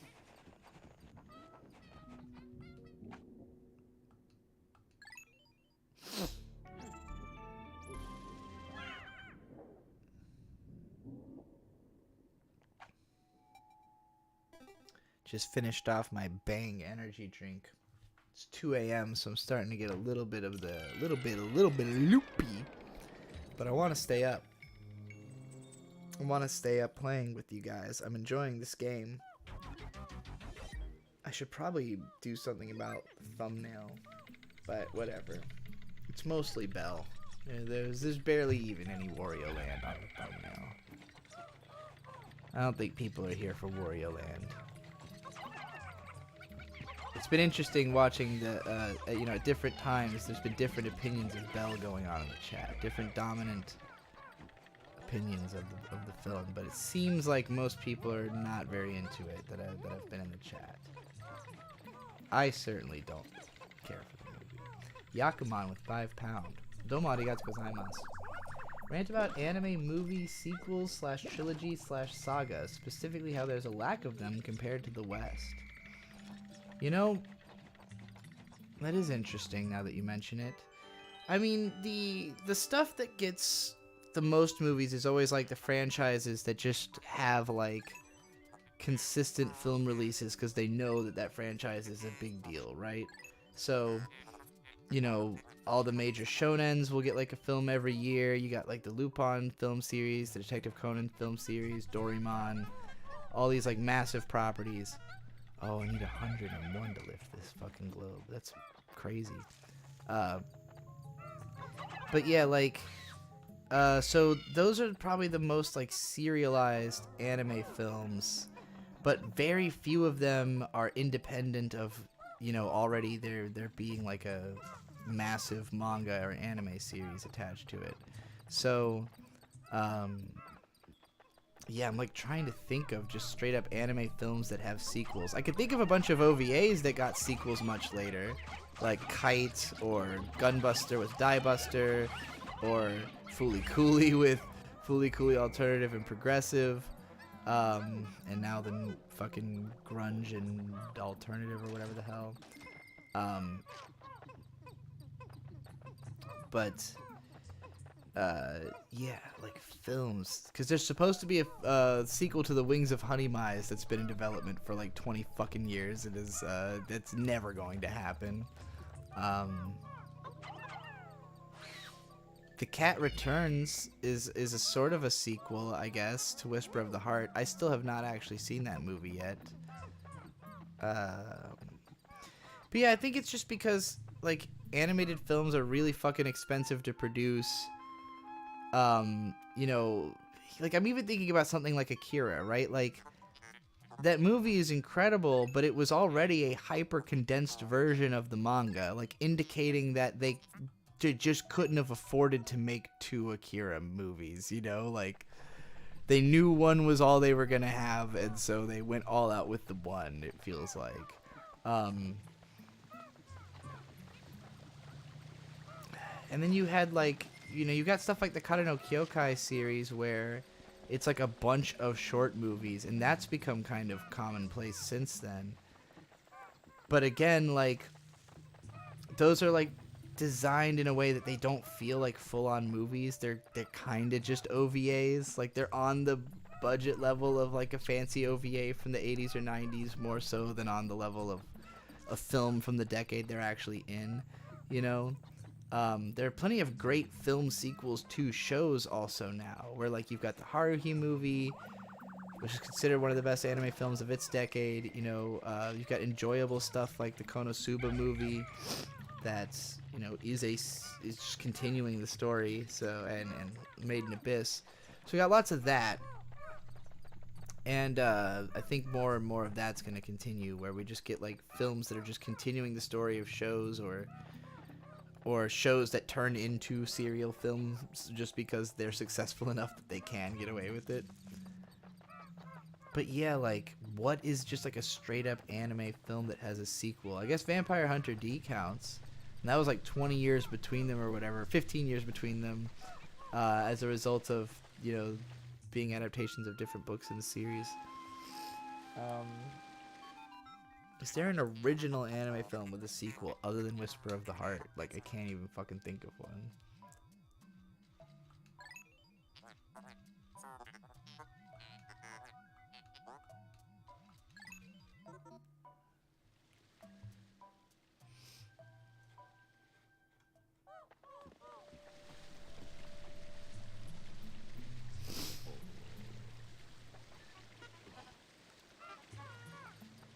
Am I just like not able to proceed? Is that what's going on here? I can't go further till I have water Pikmins or something. Can I fight these? No, that seems like a bad idea.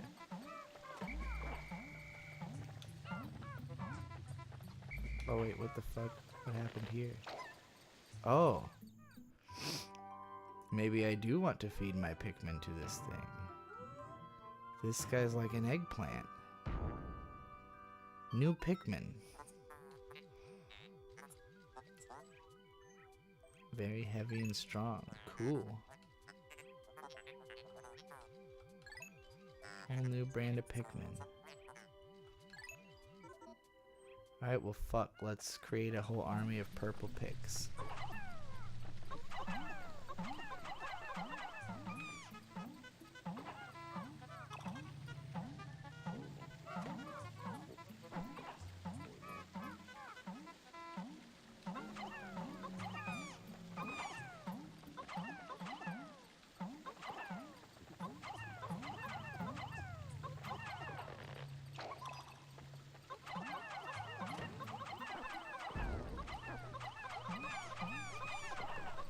Purple Pikmin.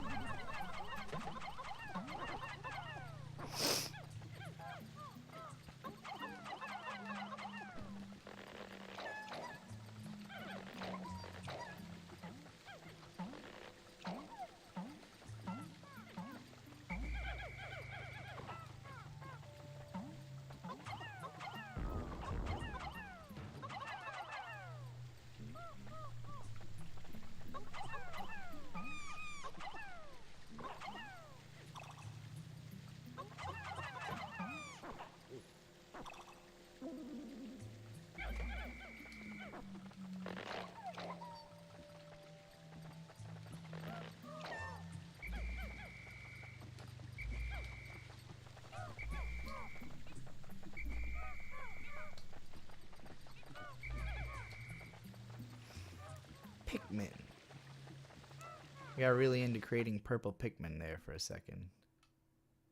Alright, let's get the hell out of here. What flavor Bang Energy am I sipping on? What was this? I would never personally buy Bang, but Bird had an extra one. It was Blue Raz. It was fine. They all taste exactly the fucking same.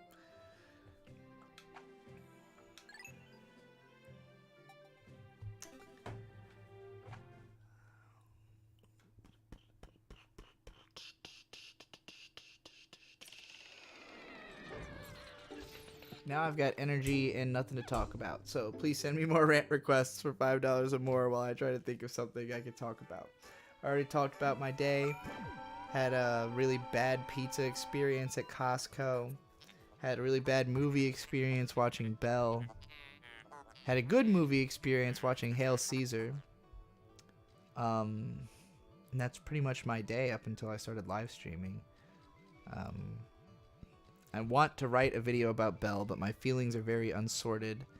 I was hoping it would just be a simple, like, oh, I'll watch this movie and crank out a video, and instead it was like, wow, I'm not sure what the fuck to make of what I just saw, and I definitely need to see it again, and hear what other people have to say about it, and if I'm gonna shit on it, I have to really make sure I, you know, I'm careful about my approach, so I had to get this stream out there just to vent.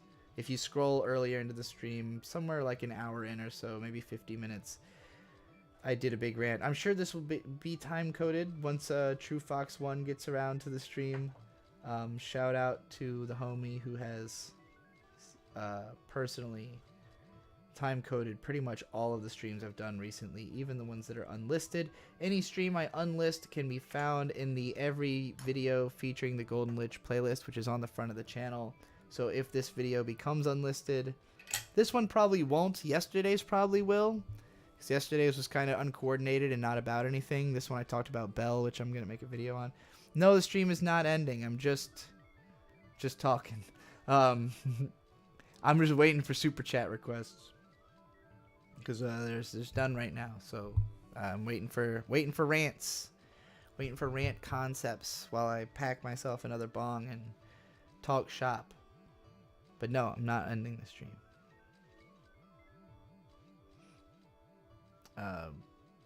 Because I am enjoying Pikmin 2. It's pretty good.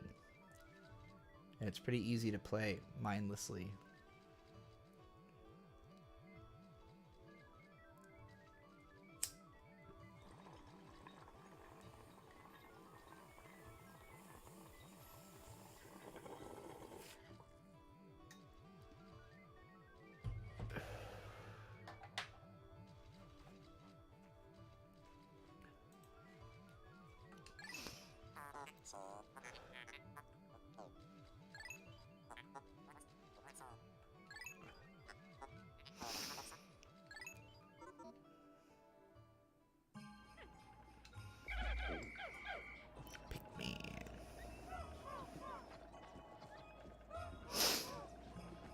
What should I sick my Pikmin army on today?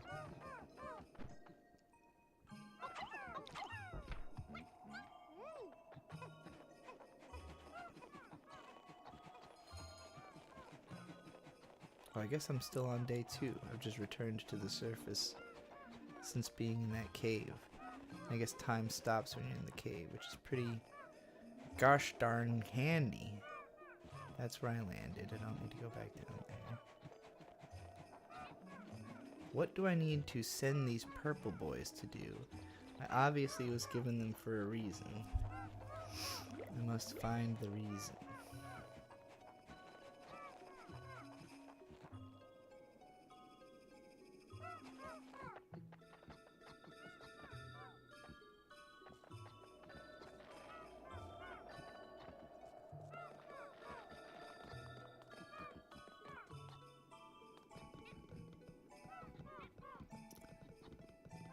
Pikmin gang on the run all day. I remember opening this gate, and then I'm pretty sure that that whole cave was just not far. Yeah, it was just right there. The purple guys, I don't think they can swim. Pretty sure only blue Pikmin can swim, so they're not gonna help me get across this lake. I mean, was there something we missed in the cave? Is that possible?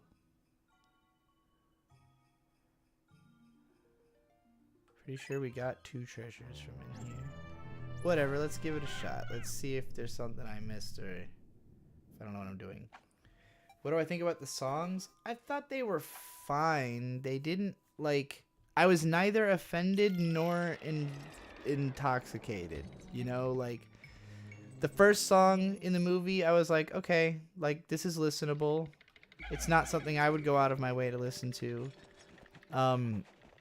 I was kind of surprised to realize that the singer is the voice actress, because, like, I could tell right away she was not a voice actress, like, not an experienced voice actress, because she sounded that way that non-actresses do in anime. And I was kind of unsure about it, like, you know, there's like, again, a tendency where, like, non-actors have like a certain way of approaching that always kind of ends up being the same, so it's almost like a generic sound of a non-actor actor, but the singing was really good. I actually thought it was Maya Sakamoto singing at first, so that's a pretty high compliment. It was just like, you know, and she did a really great job of pretending she couldn't sing. That was why it was surprising to me that it was actually the voice actress singing, because when she pretends she can't sing, you know, towards the start, she does a really convincing job. But yeah, like, None of it was like music that I felt like, oh, I'm gonna listen to that after this is over. Like, almost not a chance.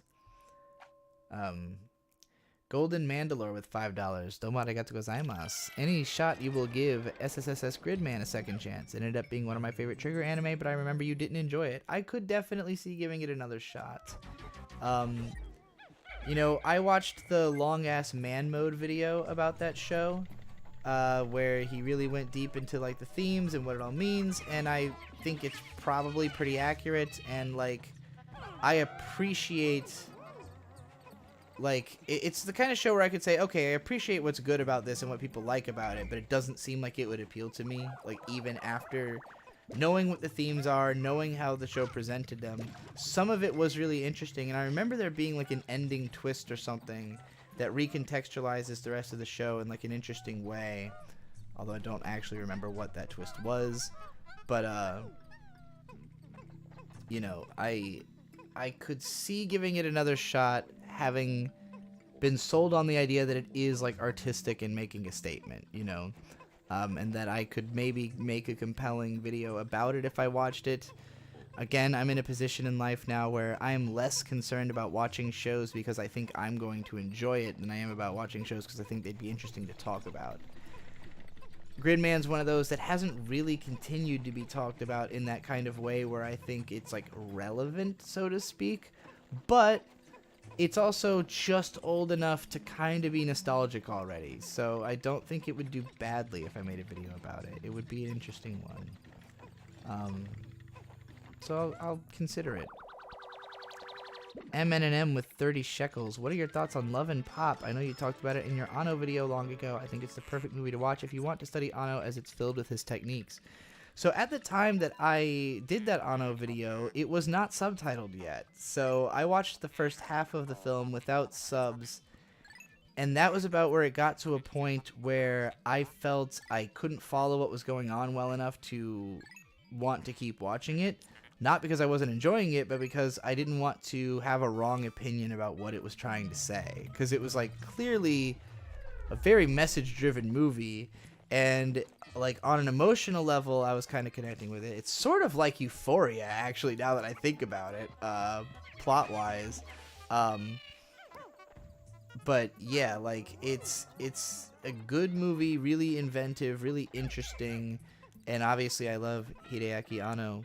So I would love to, you know, watch the rest of it, finish it, probably talk about it. I would love to do videos on all of his live-action films because they've all been severely under-discussed, I think.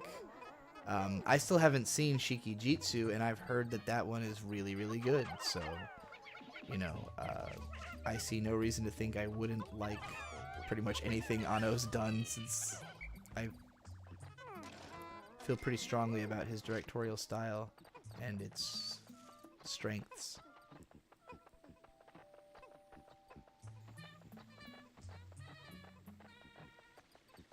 Whoa, my Pikmin are singing cool song. That's G shit.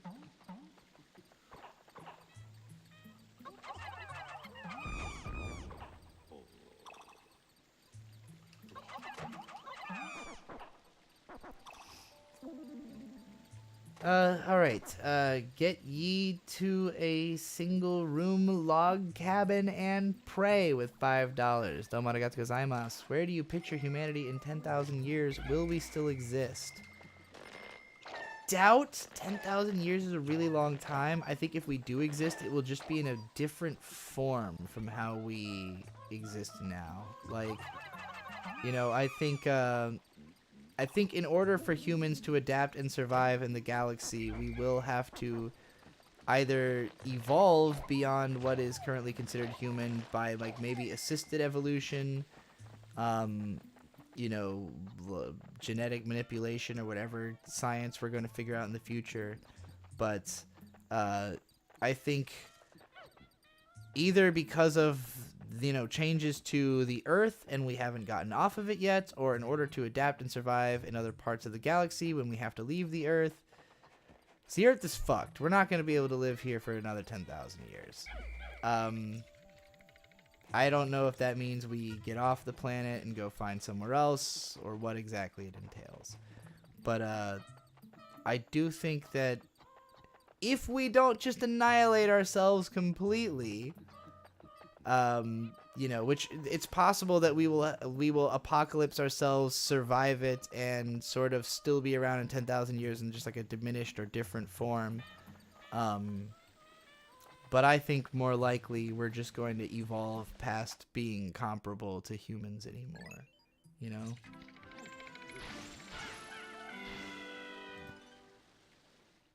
Become data, yeah.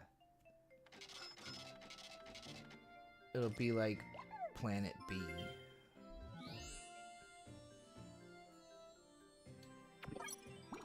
Why is my stream always so infested with bots? I don't know.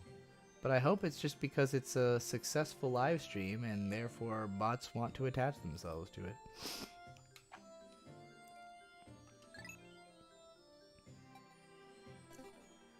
Written history is already at 7,000 years old and we only just got a couple people to the moon. Well, I mean, you could look at it that way, or you could look at it only took us 7,000 years to get to the moon, and technology, you know, multiplies at an accelerated rate, like in terms of what it can do, so...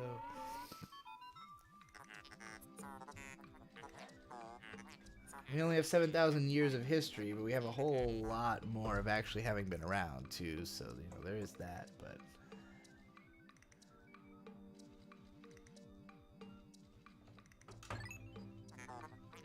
What do I think about the website TV tropes? I read, like, all of it 1 month in, like, 2011 or 12. So I'm pretty familiar.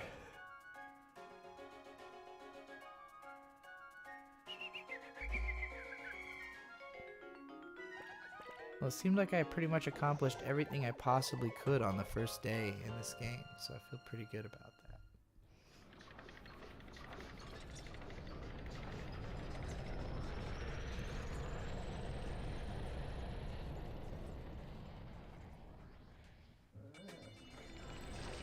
I hope that some form of humanity definitely makes it past 10,000 years.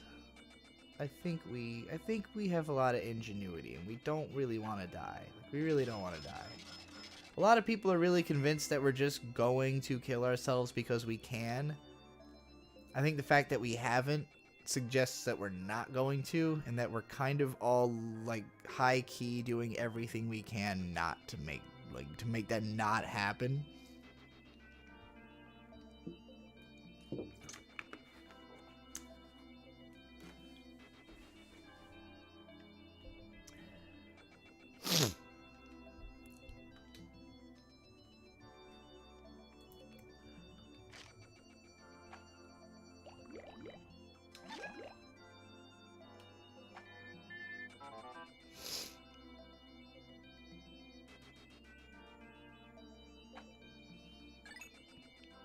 This game is really strange, like, tonally as compared to the first game.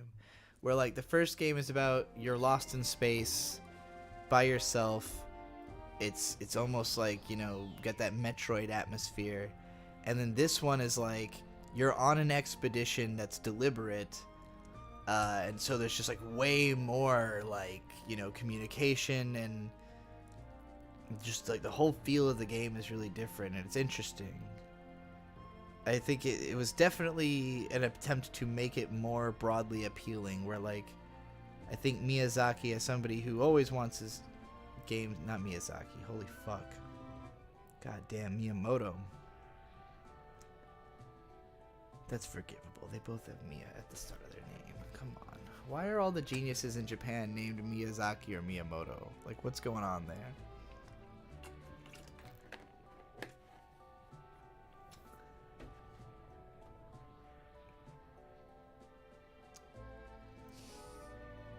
Oh god, my fucking nose.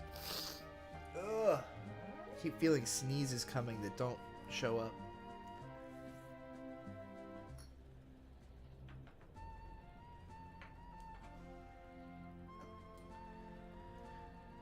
Oh boy, it's 2:30 in the morning, so I can't keep this up for too much longer. I think we're gonna aim to maybe make it to 3. Depending on how many more rant requests I get. If I can't get any more, I might shut it down because, you know, I gotta have a turn. I gotta have a turnover for my time investment, because otherwise I gotta get.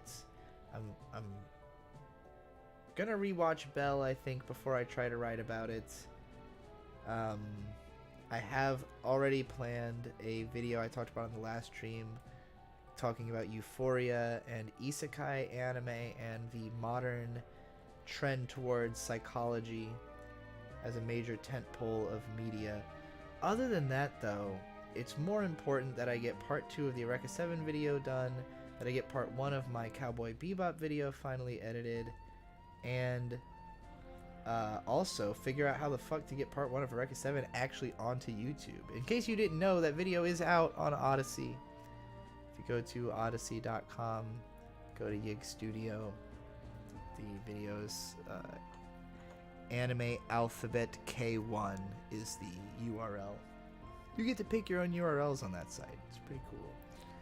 You can also replace video files after they've already been uploaded, which is nice, because I had fucked up the original upload and didn't have to create a new upload.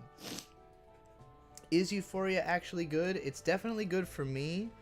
As a trans woman and drug addict, which is what the 2 main characters of the show are. So it also helps that, like, for me, the reason I knew I was going to end up watching the show, and the reason I ended up enjoying the show, is largely that Zendaya and Hunter Schafer are like the 2 most attractive people in the world to me. As someone who is personally, like, fascinated with and attracted to, you know, both, like, deliberate femininity and androgyny, as, like, the like, Zendaya's, like, genderless performance, and then Hunter Schafer being the most beautiful trans woman I've ever fucking laid eyes on, and then the 2 of them having, like, a yeah, they sort of have a romance going on. It's the most watchable romance you could ever have put on television for me. So in that sense, yes, the show is good. Wish fulfillment for me on that level. The cinematography is really interesting. It's a show that I watched when I was kinda high and felt like I should have been a lot more high and or drunk in order to fully get the effect of the wooziness of the show. Script-wise, it is good. I think it's not amazing. I've seen 4 or 5 episodes, so I can't say if it gets better, but I would give it like a solid 8 out of 10 for what I've seen so far, probably. But again, significant amount of that is that Zendaya and Hunter Schafer, especially as a couple, I could not ask for something I'd rather look at on the television screen. Anyway, Zack Attack with $5. Domo arigatou gozaimasu. I find it weird how Mamoru Hosoda criticized Miyazaki for having idealized female characters and then made a movie with blank slate female MC. Well, that's not idealized. Like, a blank slate character is not an idealized character. You know, I think it's an unfair criticism of Miyazaki to say that his female characters are idealized. Like, obviously they are Miyazaki's personal ideal girls, but I don't think they're presented as, like, unreachable standards of humanity or something. Like, other than Nazca, but that was the fucking point. Like, Nazca is a Christ figure. Like, it's a gigantic epic, you know, with a religious character at its heart who literally represents Miyazaki's values on, like, the deepest level. And, like, a lot of his characters kind of derive from her, but, like, Princess Mononoke is not a fucking idealized person. She's, like, a ruthless beast. She's not even, like, a human, you know? Like, she acts like a feral animal. You know, Sen from Chihiro, from Sen to Chihiro no Kamikakushi, is, you know, a brat, and the whole movie is about her becoming less of a brat. So yeah, I don't know. Mamoru Hosoda deeply out of pocket with that criticism, and a lot of people have made that criticism. It's not fair. Nazca is the only idealized character in Miyazaki's films, and it's literally the point. Mamoru Hosoda, I would say that Mirai comes off just as idealized as any of Miyazaki's girls. So does the girl from The Girl Who Leapt Through Time, like, what's her fucking name, Makoto, something like that. I just think I don't think Mamoru Hosoda has legs to stand on with that criticism. I wouldn't say that Belle is an idealized character in the sense that, like, the movie does focus a lot on her flaws. Like, that's what Hosoda is trying to say, oh, your girls are flawless, and it's just not true. Like, other than Nazca, they're all flawed characters, so I just think he's full of shit. Having said that, Gary Always with $2, how do you say that's a no-no bro in Japanese? I guess it would have to be, これは no no ni ni? これは no no ni ni? Or would it be sorewa? Sorewa no no ni ni? Yeah, something like that. Glad you asked me that, because then I had to think of it and actually come up with it. Kore wa no no ni ni? Oh god. E-Just Edge with $5. Domo arigatou gozaimasu. What's the best character in fiction? I really like Reinhard von Lohengram from The Legend of the Galactic Heroes, because it is basically like, you know, the author asked himself, like, what would be the caricature of, like, the greatest conqueror of human history, and, like, you know, all the traits you could put together and still make him a likable character and, like, somebody you'd root for even with the touchy elements of their character. And the way that arc comes to an end at the end of the show is really powerful. Yusuke Urameshi is my favorite young character in anime for having, like, a really fleshed out story, like a really fleshed out origin, and then, like, you see every single stage of the growth in his maturity, and it's very believable, and at the end he becomes a great person. So and then the Sana Kurata from Kodocha, this is all me sticking to anime, but these are, like, my favorite anime characters. I'm trying to think outside of anime if there's a character that I think is as good as those ones that I know of. Some good characters in Homestuck, but I don't know if I'd call any of them the best character in fiction. Char Aznable from Gundam is, in my opinion, the most fascinating anime character.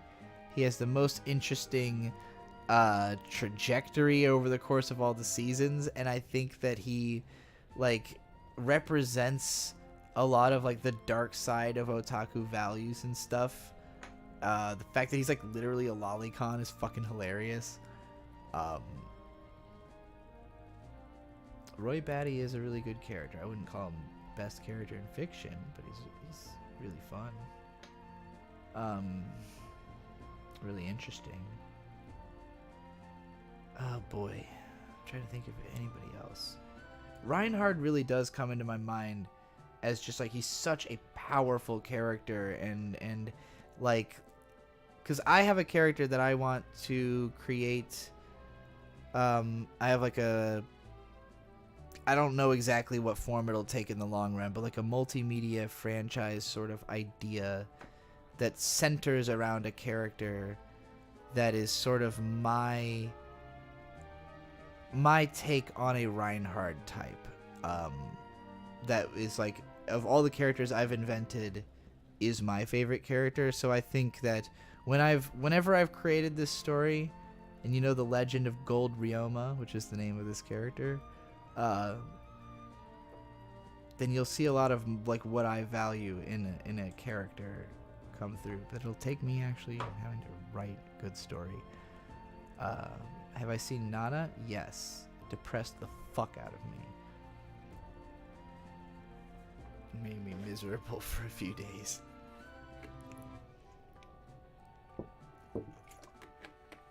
Anne of Green Gables is close to being your favorite fiction character. I've heard a lot of really good things about that show and character. I will definitely watch that eventually. That's sort of become the go-to of anime of my example when I tell people of why I have certain shows that I know I will like, that people have recommended to me countless times, but I'm deliberately holding off because, like, not only do I know I will like it even more if I watch it when I'm older, but I just like the idea of having stuff I've never seen that is supposed to be good so that I know it's out there, that I haven't exhausted all the good shit. Like, if I was so desperate for something to watch and I felt like, oh man, nothing good is coming out, I can't, I've exhausted all the good stuff I know about, I'm desperate for something great that's really gonna mean something to me, then I'll bust out Anne of Green Gables. But I'm not in that state of mind. I'm in a, like, I'm excited about everything I watch kind of state of mind. Like, I'm probably less passionate about consuming the product and more passionate about thinking about it than ever before. But whatever the case may be, consuming media is more fun for me than it used to be just in general. So I'm not struggling to, you know, like, watch to scoop up all the best shit and make sure I see it. It'll be a shame if I die never having seen it, but that's true of everything good, so whatever. But you know, it's good to know. It's good to have something in the chamber that you're like, ah, one of these days I'm going to sit down and have 50 episodes of delight with Anne of Green Gables.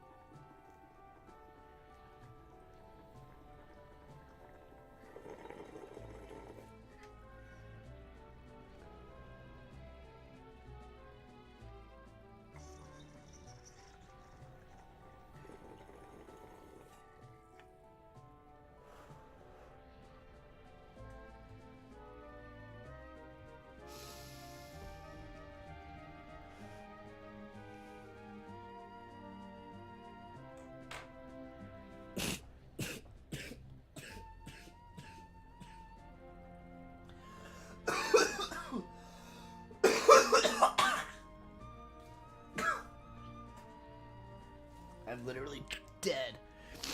Actually dead. Okay. Let's do it. Let's play more Pikmin. I'm ready to keep streaming. I had a bowl. I had some caffeine. I'm still awake. I'm still in the game.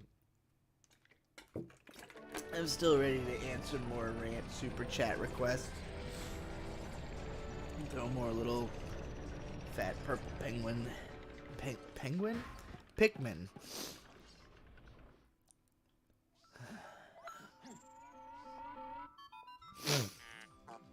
Good morning.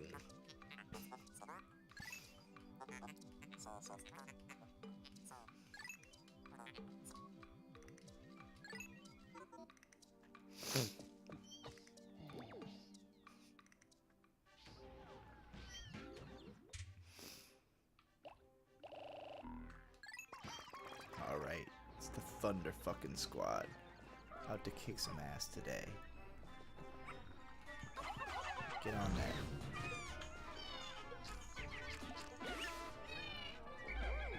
I think I lost one because I didn't strategize well. But this time, the strats are back. That's how you do it. Oh, I see. Each of these Pikmin has the strength of 10 Pikmin. It's impressive. No doubt.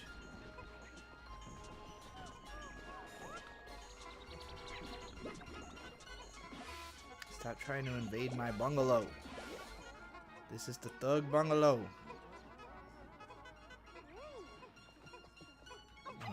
bungalow?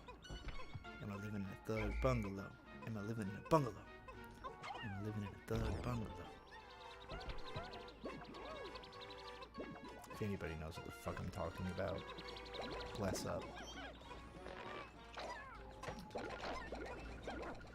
Have I had C19? I don't think so, because that doesn't sound familiar.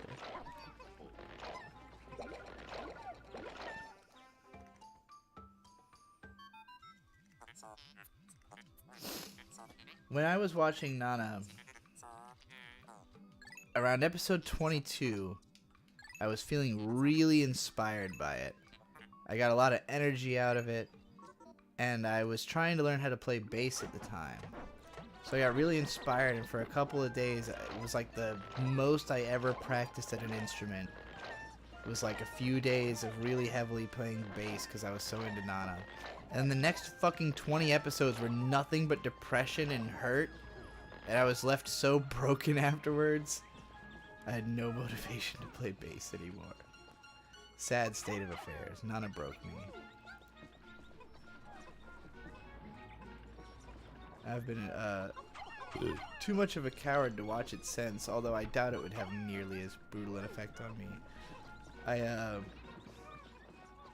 I've come to a point in life where I always expect myself to be like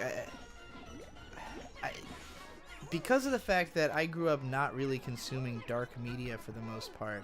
In my teens, when I started consuming dark media, it would always haunt me really badly. Like, you know, when something really gets into my head, it really gets into my head, and I can't stop thinking about it. But at this point, I've seen enough fuck shit that I've started getting to where, like, stuff that I expect to disturb me a lot more than it does ends up being like, oh, okay, well, that wasn't so bad. Like, watching Nightcrawler the other day was a perfect example of a movie which, you know, I heard it was, like, crazy and torqued and fucked up. And it kind of is on, like, a more on a character level than in terms of, like, what actually happens in the movie. It's more like just the fucking way that the main character thinks and manipulates people that is fucked up, but it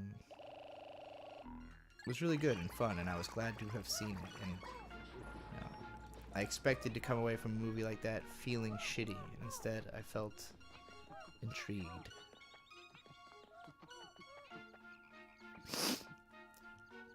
If anybody has seen Nightcrawler, you can confirm or deny for me, but I think that the point of that movie is that the main character is basically meant to be, what if a corporation was a person? That's my read. Jake Gyllenhaal is a human corporation, and that's why he acts like a complete sociopath.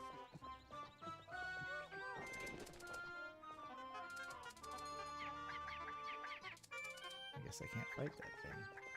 Back here, you can't fight that.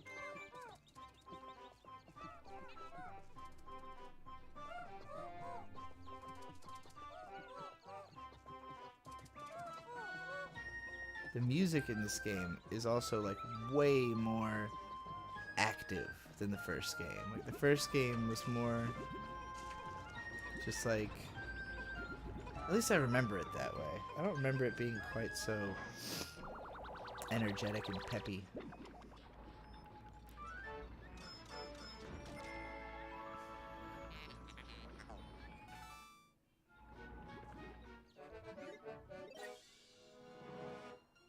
%of debt recovered. Okay, so I guess this game is a debt recovery sim or something.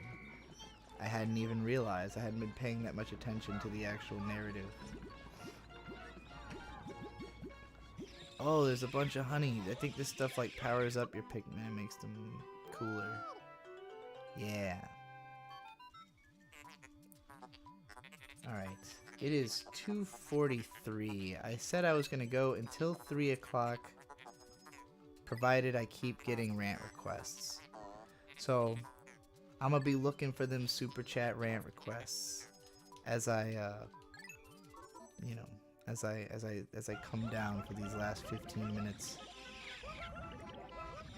I do like this game a whole lot. I will definitely stream more of this game and play it to completion and do a review of it at some point, because I already reviewed the first game, so I intended to do that eventually anyways.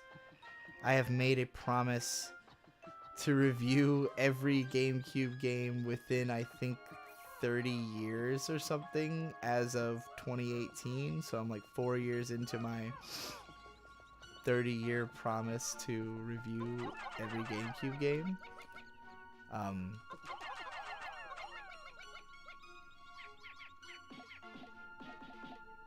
I definitely regret having made that promise because there's definitely more shitty GameCube games than there are good ones.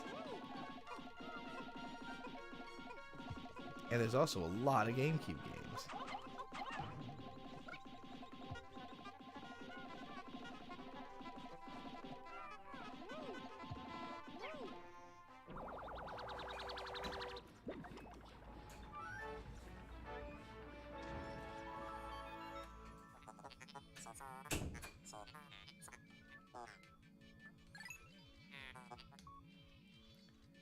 Ah, fuck, I've been looking forward to Trixie talking about Belle, and it turns out I missed pretty much the whole stream. Well, don't worry. You can just go back to, like, around 45, 50 minutes in after the stream's over. You'll find the main part where I was really ranting about it. It's come up here and there throughout the stream, but mostly I went on sort of a big tear about my problems with the movie, and there have been plenty of fans of it in the chat. I haven't gotten the strongest sense of... I mean, I've heard a lot of different things that people have enjoyed about the movie. A lot of it on the thematic end, connecting with the characters, connecting with the visuals. A lot of which I did not... I just didn't connect with anything, so... the main takeaway I've expressed throughout the stream is that I want to rewatch it before I go out of my way to talk about it, because I want to try to understand it fully, like... I don't think I'm going to like it. I don't think rewatching it or hearing other people talk about it is going to make me like it. But I want to understand it fully. And I did not feel I did that from watching it just the one time.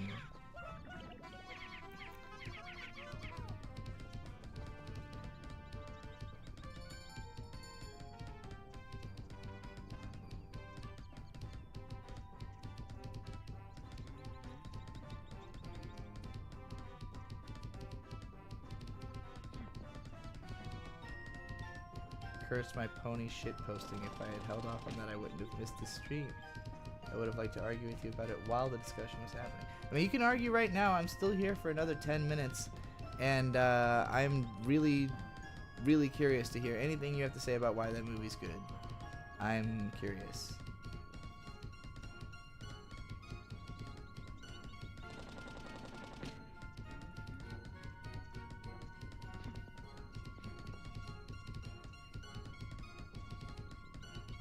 Mopu, I'm definitely not talking about Sam Hyde without getting paid. Sorry.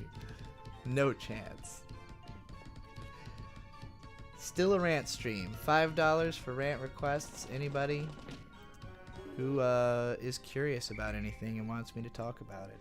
I'm here for about another 10 minutes just to answer rant requests that come in before 3 a.m. when I'm clocking out. So get it in now while the getting's good, or forever hold your peace.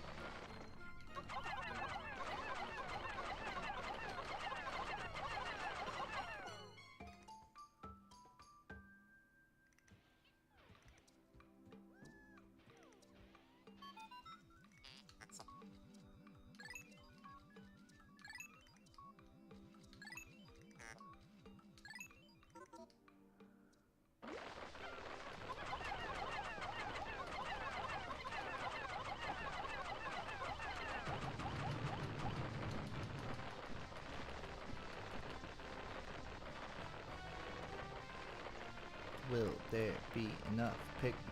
How long does the box take to count? Okay. Gotta bring some more Pikmin.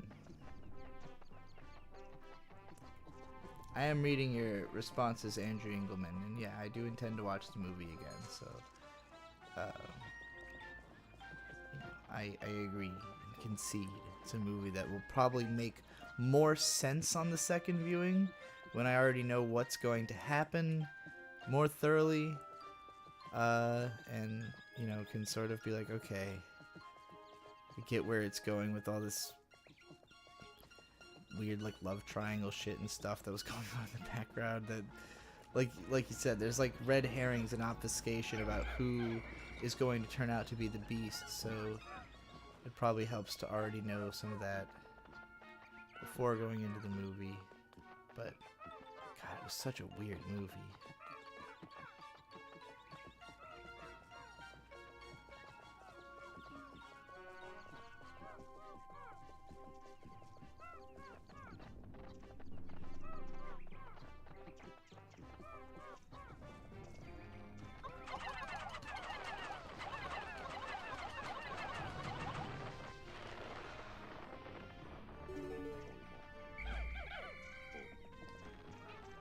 Do you think the success of Spy Family will lead to a new trend of shows that are normal? I really don't know what you mean by that.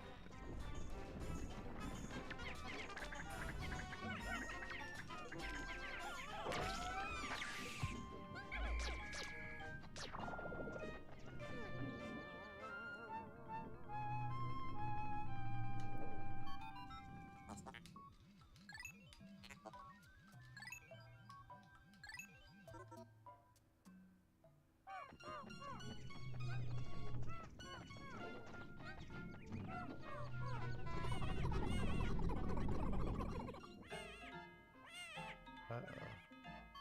This doesn't seem good. Oh God. Emergency Pikmin are suffering. What a phrase. Everybody get the fuck over here. None of you hang out by that shit. That shit sucks. No more of that. Only this now. Oh, okay, we're gonna get some yellow Pikmin. Thank God. My demolition squad.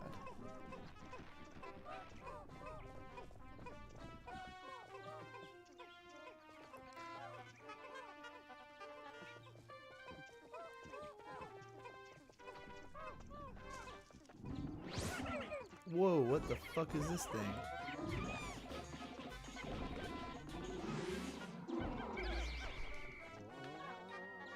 Terror is what that was.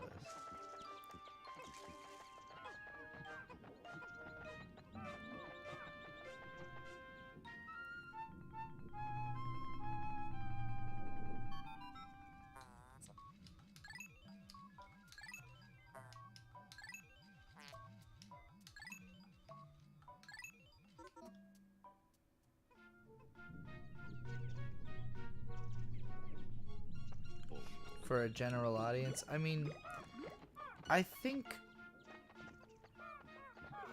like, I mean, Kimetsu no Yaiba, I would even more so attribute to being like for a general audience than that. They're both Shonen Jump, you know, like it's not surprising to me that a Shonen Jump media would sort of have mass appeal. I think Chainsaw Man is going to be the next big thing that appeals to a really huge mass audience and everybody ends up loving it because it's not too, particularly fetishistic or anime tropey heavy, and just has such an inventive concept and is so well written. Spy Family author worked as an assistant for a while for the Chainsaw Man author on Fire Punch before creating Spy Family, so I just think they are sort of the wave right now. Like they're what's hot, and that's the style that's going to catch on with a larger audience because yeah, it is more accessible, but it's not going to be easy to replicate that. Like there's not going to be a ton of anime that are capable of copying Spy Family or Chainsaw Man because they're just absurdly good, like I can't see anybody just easily, let me knock out a little Spy Family clone or anything like that, you know.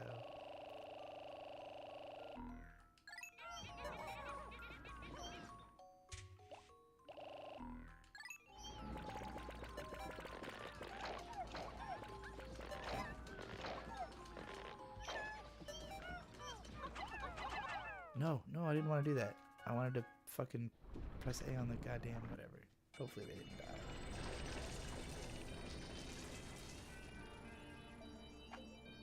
Alright, that's it. This is the end of the stream. Thank you everybody for coming out. Thanks for watching. Thanks for listening. Thanks for talking about Belle. Thanks for those of you who tried to help me understand it a little bit more. I'll definitely be rewatching it and studying it and trying to make a video about it. Yeah, I'll definitely play more Pikmin 2 also, because this game fucking rules. See you later, everybody. Good night.